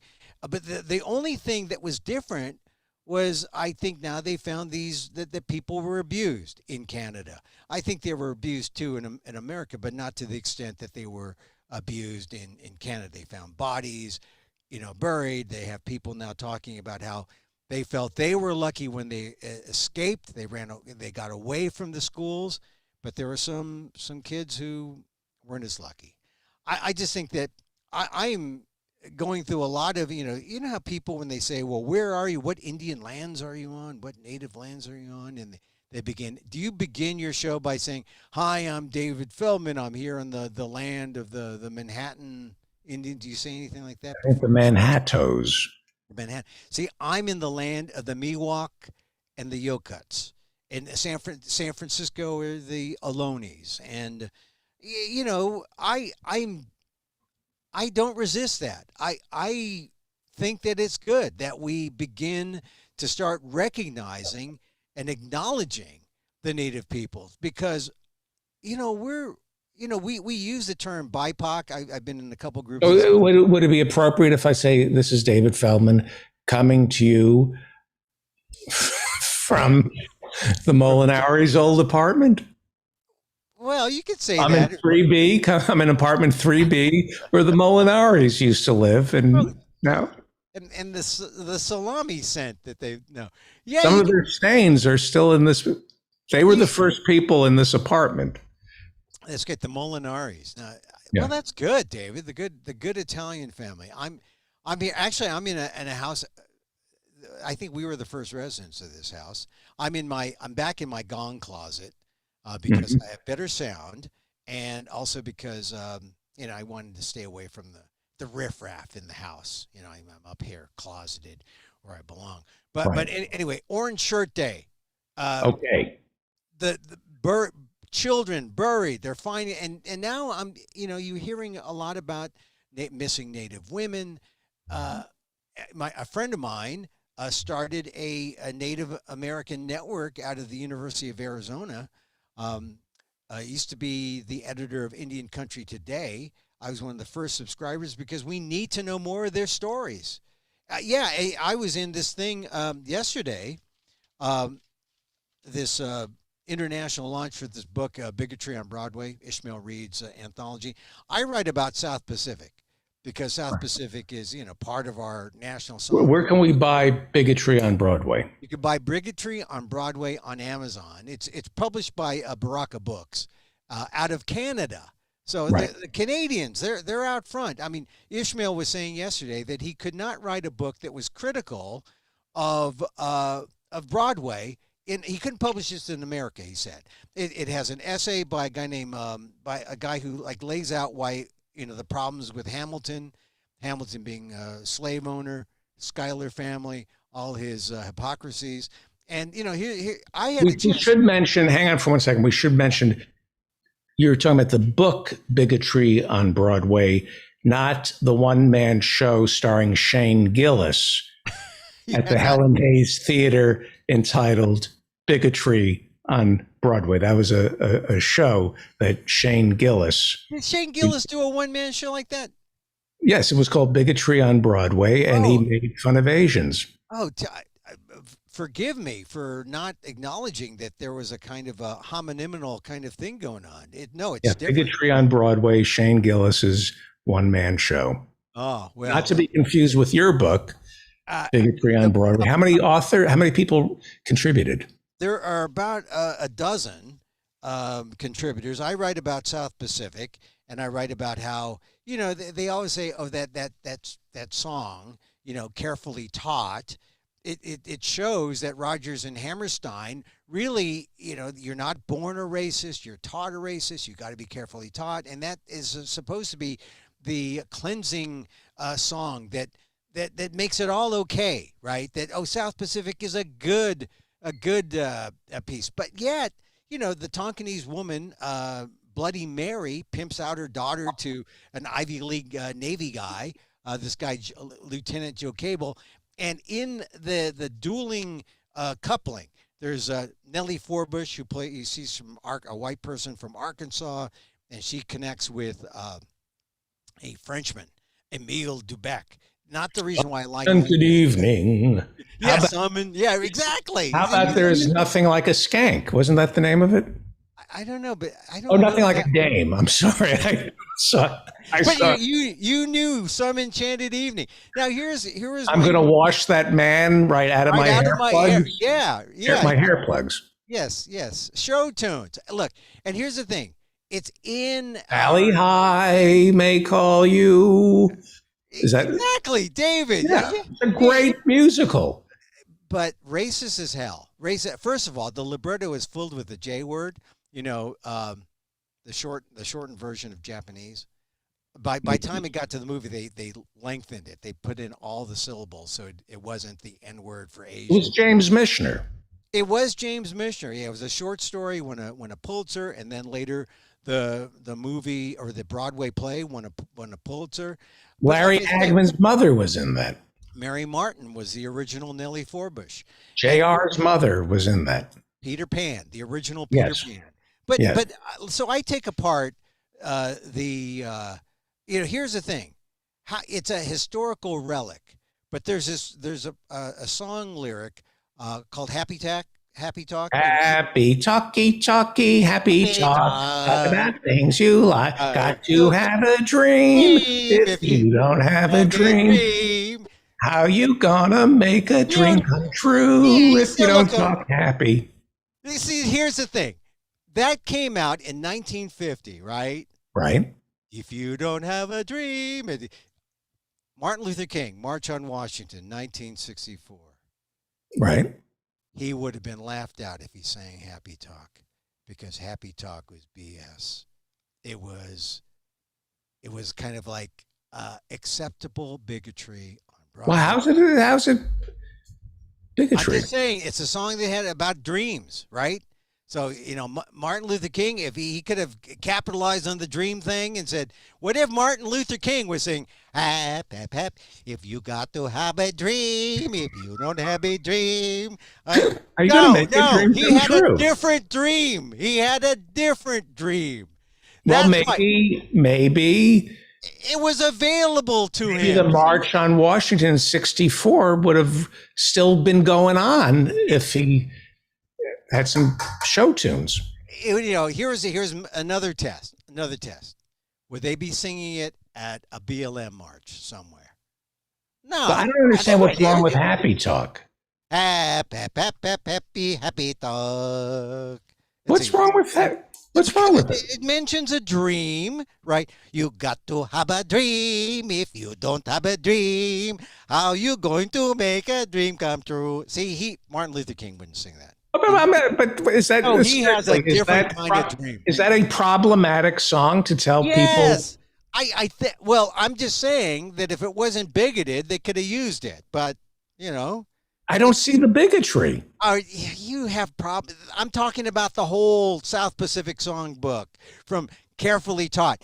Actually, it should be you got to be carefully bought. That would, tie in with the politics of our time, politics in general. All right. Listen, I'll rewatch South Pacific. I haven't seen it since I was a kid, so which coupling survives? the colonizers, White Nellie Forbush and Emile Dubec, they survive. The Lieutenant Joe Cable, who tries to, get this interracial thing going, they tragically don't survive. And the message for me, look, I know what anti-miscegenation it means, because it really destroyed my family. My father came in the 1920s, wasn't able to have a family until the late 1950s because of anti-miscegenation laws. So it was toned down. You have found her, never let her go. Once you have found her, never let her go. What's wrong with that? This is some enchanted evening, David. This is turning out to be some enchanted evening. So what's wrong with what's wrong with some enchanted evening? All right, because you might meet a stranger. Okay. Across a crowded room. Interracial? Is it interracial? And somehow Did you see where Corey Lewandowski was hitting on this woman? Not hitting on, hitting. Right. Trashelle Odom. Now tell me, what were you thinking when you were thinking a woman named Trashelle? Well, I thought of Lamar Odom. Yes. And I thought that maybe what were you thinking? Well, I'm just saying, Lewandowski was talking about the size of his member profusely with this woman. And when I saw Trashelle Odom, the name of the woman, I thought what you're thinking, which is not a good thought. And is she? No, she's white. She's white Trashelle Odom. She's white Trashelle. By the way, white trash. By the way, white trash is racist towards African Americans. That term, white trash. I'm gonna be equal opportunity. I'm gonna have my black trash, and I'm not gonna separate it. I'm gonna commit. No, seriously, the term white trash is a bad word. All right. Never again. I said it. I'm guilty. Oh, you are guilty. We know that. So David, anyway, I was at this thing, Bigotry on Broadway, the online launch yesterday. Wait, was that Shane Gillis's? No, it's not. No, not to be confused with Shane Gillis's thing. This was, and then there's a woman named Betsy Thibault Richards. She's a Native American. She wrote "Responding to Bloody Andrew Jackson" and claiming the power of Native voice. And she was an interesting speaker. So a lot of interesting essays in this book. I take down the South Pacific Songbook. Other people take down Oklahoma. Let's see, and Hamilton. If you don't know why Hamilton is as bad as Ishmael Reed says it is, get the book and read the essay on Hamilton. So anyway, that was yesterday. The problem with Hamilton, I would assume, not saying it, is they've taken these white men who were horrible, misogynists, and slaveholders. Right. And I would assume the criticism of Hamilton is they've made them biblical. They've made the story almost a biblical parable that is available to all colors. The criticism. So what they're saying, you're by making our founding fathers African American, you're saying we're going to make these criminals available to everybody, as opposed to holding them accountable for the crimes. I could see that. Yeah, I can see it. No, you're wrong, David. Then that is not the criticism. Well, that's my criticism of it. It's one thing to have black Jesus or a black Santa, but black George Washington or black lets him off the hook. Oh, it made him okay because we want to let him go because he just had like less than an ounce of marijuana. No, his teeth were not wooden. Oh, they I came see. From a black slave. They ripped out the teeth of a black slave. Yeah, so he didn't have teeth. I got that, but the real problem is that you have people like Amanda Gorman who lift up Hamilton and say Hamilton is so great, and they only have half the truth. They don't have the full truth that, hey, wait a minute, Hamilton was a slaveholder. I softened it by saying Hamilton married into some slaveholding family, the Schuylers up in upstate New York. But in fact, Hamilton was involved in the slave trade. So here is this good guy Hamilton. It's like, finding out that Jesse Smollett was not truthful. Yeah. Yeah. So I don't know why people have to idealize our founding fathers. I don't understand why we need these sacrosanct figures that must be worshipped.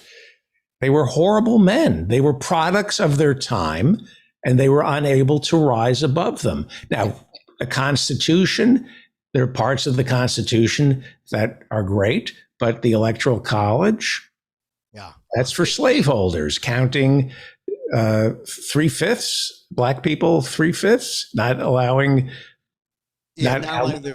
slavery, not allowing women. They were products of their time. They didn't rise above their time. So we celebrate bigotry, the patriarchy, and white supremacy, white privilege, right? I mean, yeah. Look, we talked about this last week when, as I discovered that I don't have white privilege. When I went to Harvard, I graduated with. Did you go to Harvard? No, I didn't. No, I didn't. I only went to Harvard for just to talk about it. I didn't know that you went to Harvard. For cocktail party thing. I'm sorry. Hey, look, but this dovetails with the whole Carlisle School thing, because my friend, a Filipino guy who now works at the Smithsonian, was saying, Emil, look, the Carlisle School in Pennsylvania, that was like you going to Harvard learning how to be white, except a little more benign, because they didn't force you to go to school, and probably it wasn't federally paid for, although maybe they got some federal money to pay for my scholarship. But the thing is, just like they were hoping to, the motto at the Carlisle School in Pennsylvania was kill the Indian, save the man. So when I went to Harvard, it was like kill the Filipino, save the Olympia. Save the Olympia for, the excess party goers. I don't know, but I now see it, because now I understand the Carlisle School. I understand it wasn't just in America, that it was in Canada, and I'm wearing for the First Nation peoples on World Orange Shirt Day. Hey, look, I wanted to mention the Indians, or the Native Americans, the Native peoples, because every time I mention Harvard, I try to defend it a little bit.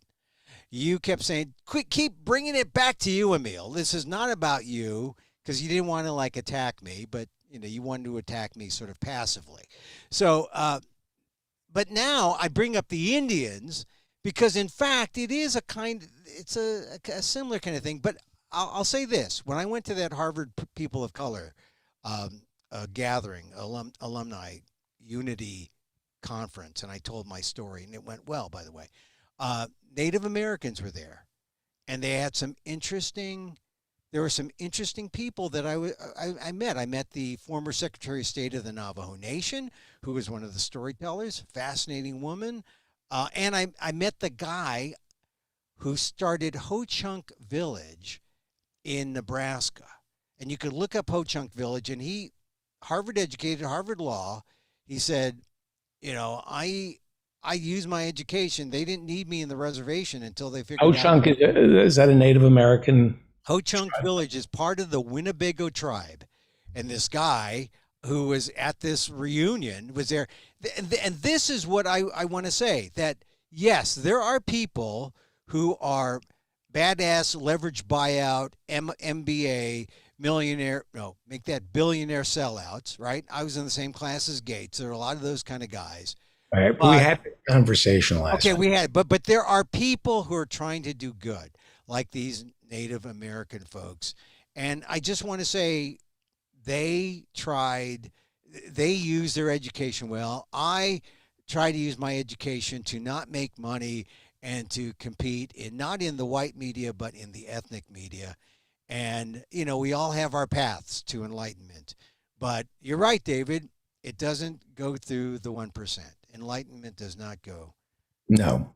And I dedicate my life to exposing pieces of shit. Now, you mentioned the Carlisle School. The Carlisle School in Pennsylvania. Any relationship to the Carlisle Group? I wondered about that when I heard it, and I thought you'd bring it up, but I don't know. But let me just tell you another thing, because you mentioned another group like the Carlisle Group. What was what's his name? God, another hedge fund that we were talking about and putting him down last week. Mitt Romney, Bain Capital, Bain Val Patrick. There were a lot of Bain people there. And, the story goes, yeah, I was with Bain for my first million, or, you know how that goes. Yeah. Yeah.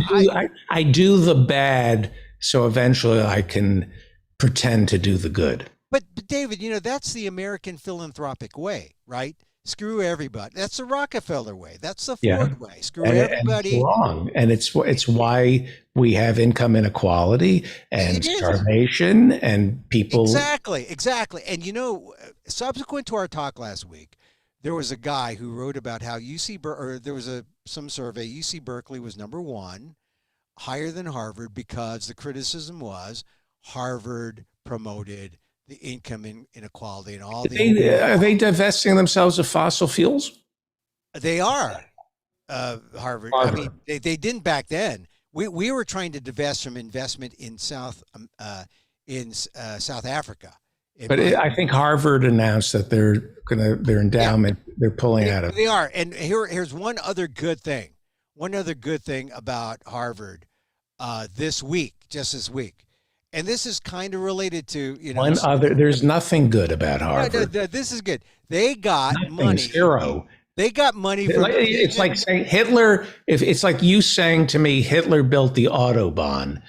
Hey, that's something. Hey, that's you know you want the Autobahn. Harvard has destroyed America. Only parts of America, David. Along the way, they might have built an Autobahn, but they're still evil. Look. Here's the semi-good thing Harvard did this week. It took the money of Asian American alumni and started Asian American Studies. There you go. After 50 years, behind San Francisco State, the first university to have a College of Ethnic Studies, Harvard took money from Asian American alums and said, "Hey, we're going to start an Asian American Studies program." Wouldn't it be nice if they did it without taking money from Asian American alums? If they just it would have been good, yeah, because it proves that they're even more evil. Yeah, all that money from all that Chinese food they fed the Jews, all that money they made. Well, it just proves that you can, they can be bought. So the Asian alum purchased. Yeah. You got to be carefully bought, right? That was. You got to be carefully bought. Yeah. So look, David, now are they offering you a teaching position? Maybe. I doubt it. I've been an adjunct before. That's a. Now, if Harvard hired you to teach, then I'd be more forgiving. Well, yeah. I don't think that's going to happen. But anyway, I get to talk about Harvard and put it down. Hey, look, let me tell you about the American Dream story. How about destroying it? How about destroying Harvard?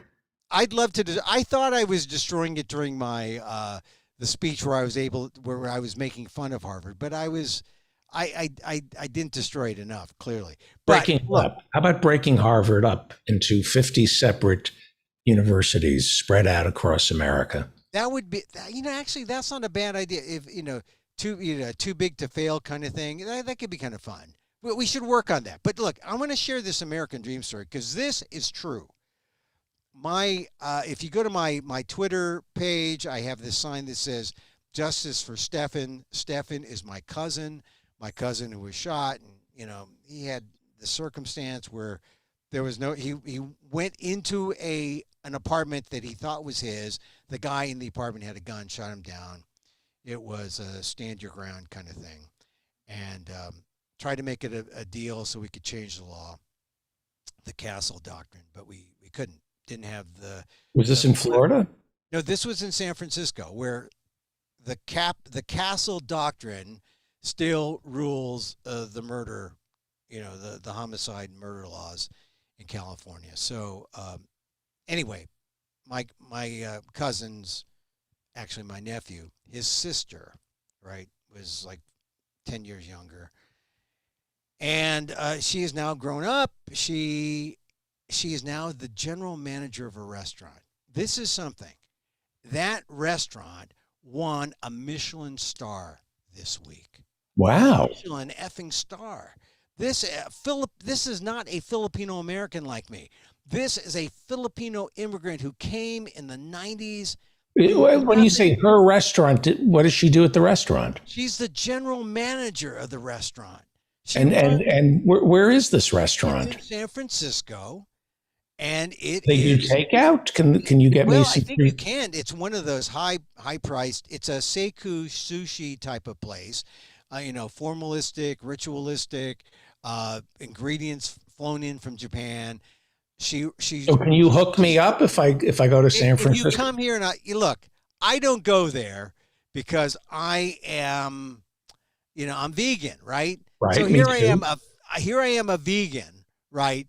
Do you eat seaweed? Will you eat seaweed? I'll eat seaweed. I told her, look, I'm praising you, and I can't go to your damn restaurant, but I'll talk about you and praise you because what an accomplishment for a kid who comes from the Philippines in the 90s. I meet her when she's a little kid, tragedy in the family. Her father died of cancer, and I was at his deathbed and standing next to her and her brothers. One of those brothers is now dead. But she goes on, and to be general manager, the restaurant is called The Shota, SHOTA in San Francisco. And her restaurant wins a Michelin star this week. That's amazing. They go as high as 3, right? I don't know how many they go, but you get 1 and you're like, praising the Lord, because most people get ignored. So here's my my niece, and so I celebrate her. The Shota is the name of the place. If you are in San Francisco and want a high-priced sushi experience, it's worth it. It's a Michelin star sushi experience. You're not going to get sushi in little boats going around a little conveyor belt. It's real. Honest to God. And by the way, Conan O'Brien does a real funny takeout on Seiku Sushi on YouTube. Very funny. I just coincidentally happened to be watching it a couple hours before then I get this thing on Facebook saying that my niece had won. Look, that's a sweet story. Yeah. Yeah. Well, it's a good thing. It's a good thing. Did she go to Harvard? No, of course not. Well, there you go. But there you go. I think she went to, I don't know where she went to college, but here's what I have to say. Jeremiah Tower went to Harvard. Yeah. Yes, I know. I had him on the show. I know he did. Do I love Jeremiah Tower? I like him a lot. Is he still around? He's still alive. He was on my show like 2 years ago. Yeah. Oh, I saw the documentary he did. Yeah, he took over Tavern on the Green briefly. Yes. And I met him when he did Stars in San Francisco, did a story on him there. I like him. And he bombed at Tavern on the Green, but not because of his doing. I don't know. But in order to be like a successful chef, it's not just the food, it's the animals in the kitchen that you must control. The ambience, we've read Bourdain's diary. Anyway, look, my cousin, the good thing about my niece, I keep calling her cousin because she is, in terms of, relationship, she is a cousin. But because I'm older, she calls me uncle out of respect. And so, I say she's my niece. Yeah.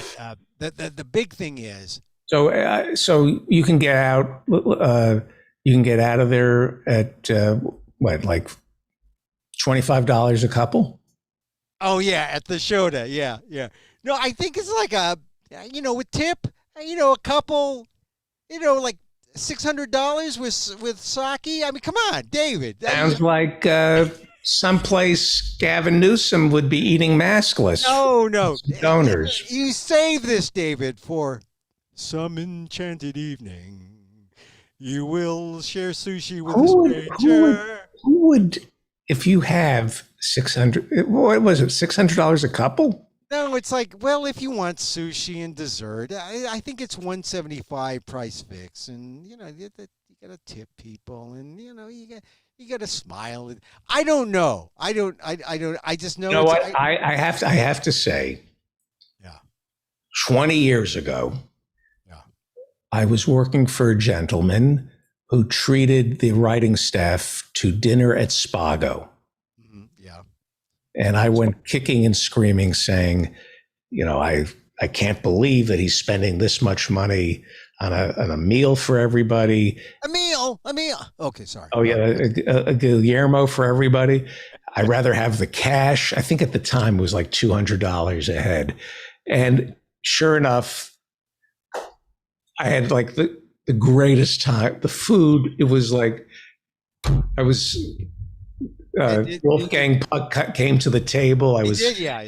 And I went all the way to the dark side with, this is the greatest meal I've ever had. Will you sign my menu? It was like,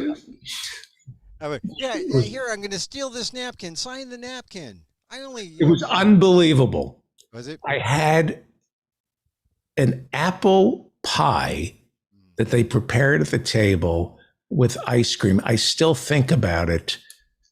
Like once a week, I remember this apple pie that I had at Spago. Yeah. Remember Bernstein and Citizen Kane? There was a little girl wearing a white sundress on the ferry. I just remember. And a day goes by that I don't think of her. I think of apple pie a la mode. We got to wrap it up. That's a story.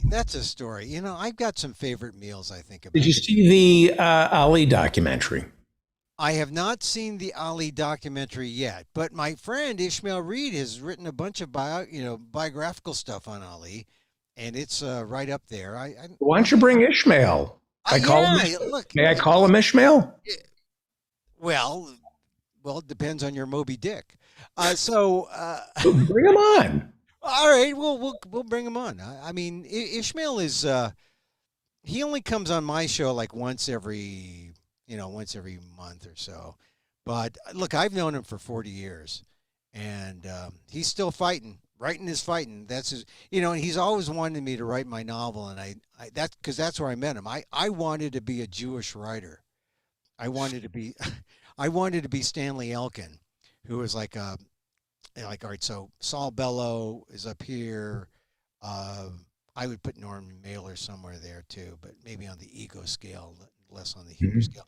And then Philip Roth is in there, But then there's like Stanley Elkin, Elkin, and he was my guy. And so I went to Wash U to study with Elkin, and then I don't know. He just said take the Filipinos out. He told me to take he said, why don't you write without the Filipinos? Ishmael was a visiting writer. Oh, Ishmael was a visiting writer. You're frozen. Yep. You're frozen. You froze. Oh, story of my life. Am I still frozen? Oh, it says I'm unstable. It says I'm unstable. Yes. But now it's the ghost of Clarence Birdseye. Oh, yes, Clarence Birdseye. No, this is like half the eye of T.J. Eckelberg. Remember The Eyes of T.J. Eckelberg? It was a movie. No, from The Great Gatsby. T.J. Yeah, Gatsby reference. And you're from Jersey, right? Isn't that, I think that's anyway. The Eyes of we're driving back from West Egg. Right. You would see that's where Daisy. That's where Daisy ran over Tom's mistress. This is a one-eye T.J. Eckelberg. When I had two. You're frozen. Filipinos looking at me. You froze. Oh. We got to wrap it up. Oh. All right. I'm sorry about that. I got to go. I know. Hey, look, this, David, is the digital divide in action. Never apologize for it. This is why we need that infrastructure bill. Yes. It's true. I know. Thank you. I love you, buddy. Emil Guillermo, read him over at ALDEF, the Asian American Legal Defense and Education Fund. And the PETA podcast. People, Also, and amok.com, you can see the I saw you on Twitter last night. Yeah, Emil Amok's Takeout. Oh, today I do an Emil Amok's Takeout on Kulintang music, published by the Smithsonian Folkways folks. So now people want us to sing, "Some enchanted evening, you will meet a stranger. He will have hair plugs." Or hair color. Hair color, I think, is better than hair plugs, I think. All right. Thank you. All right, Emil Guillermo. Emil Amok. Thank you, buddy. Well, it's time now. Yes, it's time now for Community Billboard with our very own Dan Frankenberger. Nope, not going to work. Hang on. We did a pre-tape, and I'm going to get this right if I can find it. We did a pre-tape because I've been missing Dan and the Community Billboard. All right. Dan went to sleep. I think he went to sleep. I know I did. I went to sleep 2 hours ago. Hang on for 1 second. Choose file. It is time now for Community Billboard with our very own Dan Frankenberger.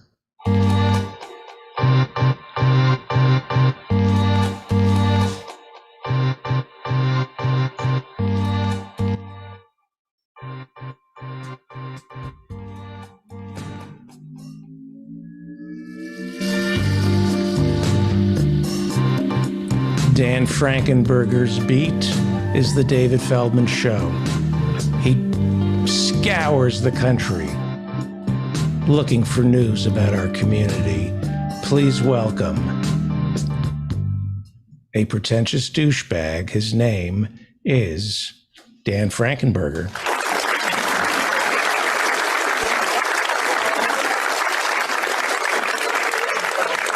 How are you, sir? I'm doing good. Hello, JAG officer. How are you? I am a JAG officer. Before we get into a few pictures. What happened to you on Tuesday? I fell asleep. Well, I tell you not to listen to the show. I can't help it. The show is going so good. I felt comfortable and I just nodded right off. You were able to send me a note to tell me you couldn't do Community Billboard. We have office hours and hours tomorrow, 8 p.m. Yep, the big 24-hour extravaganza minimum, usually. I'm going to pour some water. Here we go. Can you hear that? Oh, yeah. Sounds great. It's a good show today, isn't it? Yeah, it's fantastic. I can't believe Ben Burgess, the way you just tear him up every time. Just total destruction. This is a pre-tape. I don't know if he's on the show today. I was debating whether or not I had to say, good job destroying him, or how do you think? Are you going to destroy him today? Right. This is a pre-tape. We decided to pre-tape this. Do we know who's going to be teaching a class for office hours? I haven't checked out the schedule yet. I'm not sure, but I know it starts at 8 p.m. Eastern, and you can go to davidfeldmanshow.com and click on the office hours button to get your Zoom invite sent to you. Right. And before we get into pictures, I have a couple of announcements. The first one is from John Hayes. Yes. And he says, as my union is about to have its members vote for a strike authorization, he'd like it if you'd sign this petition that they sent to us. The more widespread support we get, the better it will be for our struggle to have better working conditions. So feel free to pass this on. And it is an Action Network link, which is actionnetwork.org/petitions. And the name of the petition is Tell AMPTP to make a deal with behind the scenes workers. And These are the crafts workers who make our television and our movies. They've authorized a strike. We want regular civilians to sign this petition. What is the web address? If you Google Action Network IATSE, it's the best way to get to it. IATSE is IATSE. Right. Okay. That's the union. And the whole message of the campaign is to give film and television workers a fair deal. Yeah, they get exploited. So many of these people would do this work for free, and in many ways they end up doing some of it for free, especially our friends who work in reality television. The abuse, you think the people on a reality show are being abused. Imagine how the people behind the camera are being treated. It's a disgrace. I've heard stories of 18-hour days and stuff. Yeah, it gets pretty ridiculous. Yeah. Next up, listener and friend of the show, Mila Reeson, has been involved in a project regarding the less fortunate of us that have ended up in this.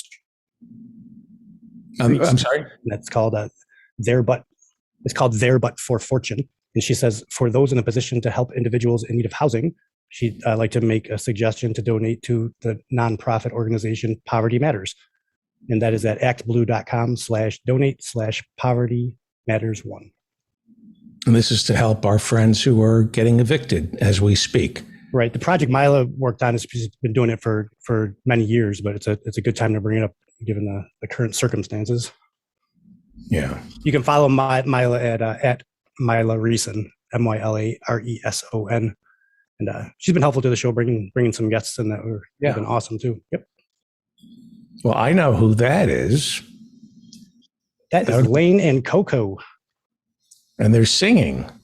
Yep, they're singing a tune on the patio out at Lane's place, and Coco likes to sing along with Lane. Yes, she does.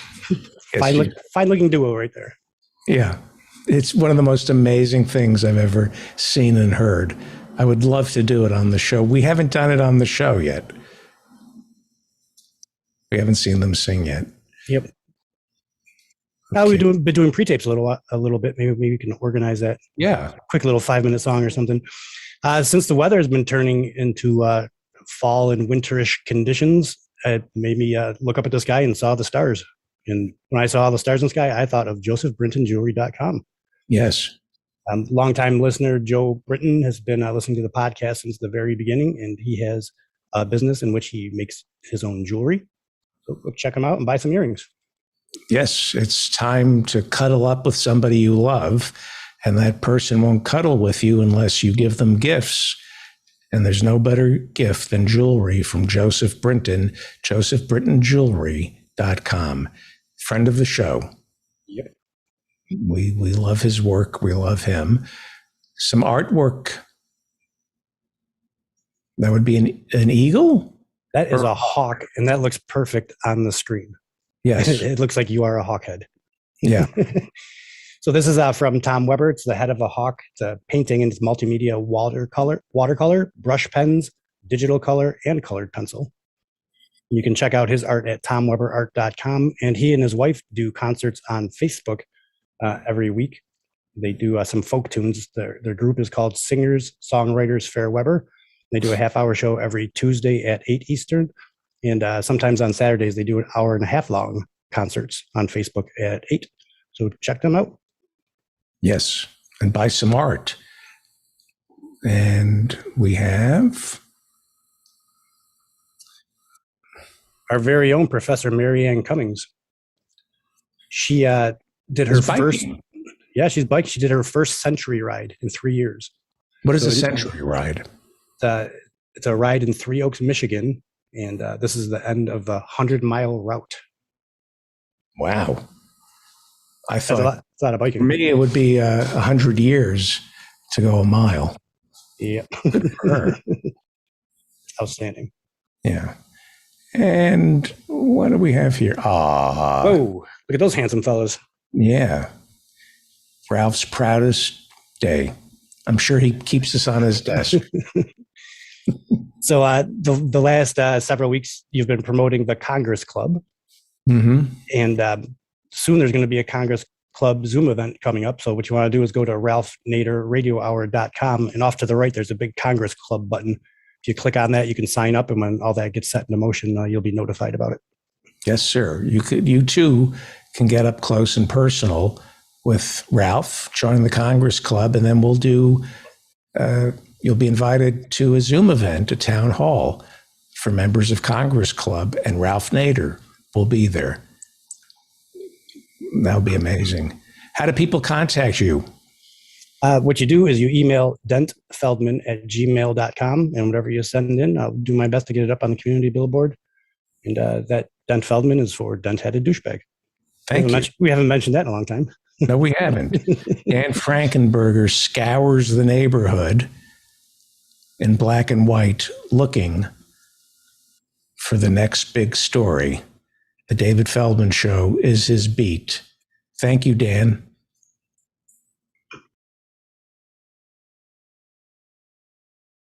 Thank you, Dan. I don't know. The pre-tape isn't as much fun as having him doing it live, but work has been... Anyway, go to the Ralph Nader Radio Hour website, ralphnaderradiohour.com, and sign up for Congress Club. If you sign up for Congress Club, you will be given letters to write to your Congress people. And we're also doing a special event on, I think it's Sunday, October 18th. We'll talk about it more on Tuesday's show. But I think it's Sunday, October 18th. And if you're a member of Congress Club, you'll get an invitation to attend a Zoom town hall with Ralph Nader and the cast and crew of the Ralph Nader Radio Hour, where we will talk about writing to your congressperson. Our last great hope, believe it or not, is the Temple of Democracy in Washington, D.C., which is why you should call Joe Manchin right now at 304-368-0567 and tell him to vote for the Build Back Better Act, the $3.5 trillion reconciliation bill. Leave a polite message with Joe Manchin at 304-368-0567. I want to thank all our guests, starting with, I can't do it. I've had no sleep. I can't remember this show. I swear to you. If Dan were here, my competitive juices would be going and I could list everybody who was on the show, and I can't. So I'm going to read the list here. I'm ashamed. I can't remember anything from today. Max Chafkin. His new book is The Contrarian, Peter Thiel and Silicon Valley's Pursuit of Power. Please go buy that book. Please. The Contrarian, Peter Thiel and Silicon Valley's Pursuit of Power. They come back. If we sell books, they come back on the show. Arjun Hundel's new podcast episode of Deep into History is up and ready. You want to listen to this. Subscribe to Deep into History. That's Arjun Hundel's amazing podcast. Deep into History, Deep into History, Deep into History. Subscribe to it right now. This episode that he has is on the fall of the Republic of Rome. The Hirschenfelds, Dr. Philip Hirschenfeld, and of course, Ethan Hirschenfeld, whose new comedy special, Thug Thug Jew, is streaming on YouTube as we speak. I want to thank Michael A. Cohn. He is the editor of Truth and Consequences. He writes for MSNBC and The New Republic and the Boston Globe. Subscribe to his newsletter on Substack, Truth and Consequences. The Reverend Barry W. Lynn, the professors and Marianne. I want to thank Professor Marianne Cummings, Professor Ann Lee, Professor Jonathan Bick, and Professor Adnan Hussein, and Professor Harvey J.K., as well as Alan Minsky. Pick up Professor Harvey J.K.'s book, FDR on Democracy, and Take Hold of Our History. And finally, Emil Guillermo, host of the PETA podcast and columnist for the Asian American Legal Defense and Education Fund, ALDEF. Remember, if you would like to attend a live taping of this show, go to my website and hit attend a live taping, and you'll get to sit in our virtual studio audience and meet the magnificent people who attend virtually and participate in the chat room, ask questions on the show, and office hours. If you'd like to attend office hours, go to my website. We're doing office hours and hours. It's the first Friday of the month, which means we go 24 hours. Meet better people. Trust me, you need to meet better people. They're at office hours. go to my website and sign up. And while you're over there, please sign up for my newsletter. Thank you so much for listening. Thank you for coming to the Zoom room and participating. We have a YouTube channel. Please subscribe to our YouTube channel. To those of you who are watching on YouTube, thank you for doing that. I'm David Feldman. Friend me on Facebook. Follow me on Twitter. Remember to stay strong and protect the weak. It's time right now for the David Feldman Show. He's talking politics and comedy too.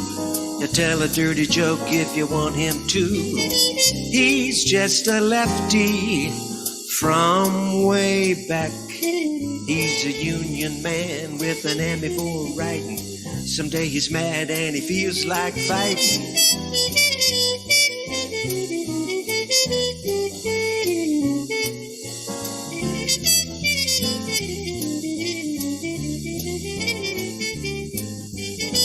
It's time right now for the David Feldman Show.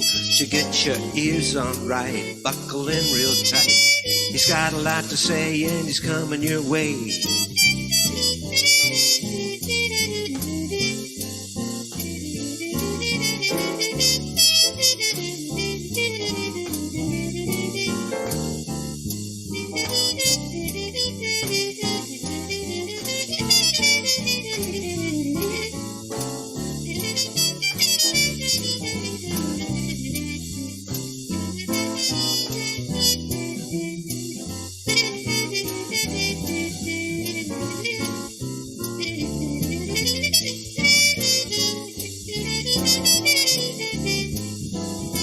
It's time right now for the David Feldman Show. So get your ears on right, buckle in real tight. He's got a lot to say and he's coming your way.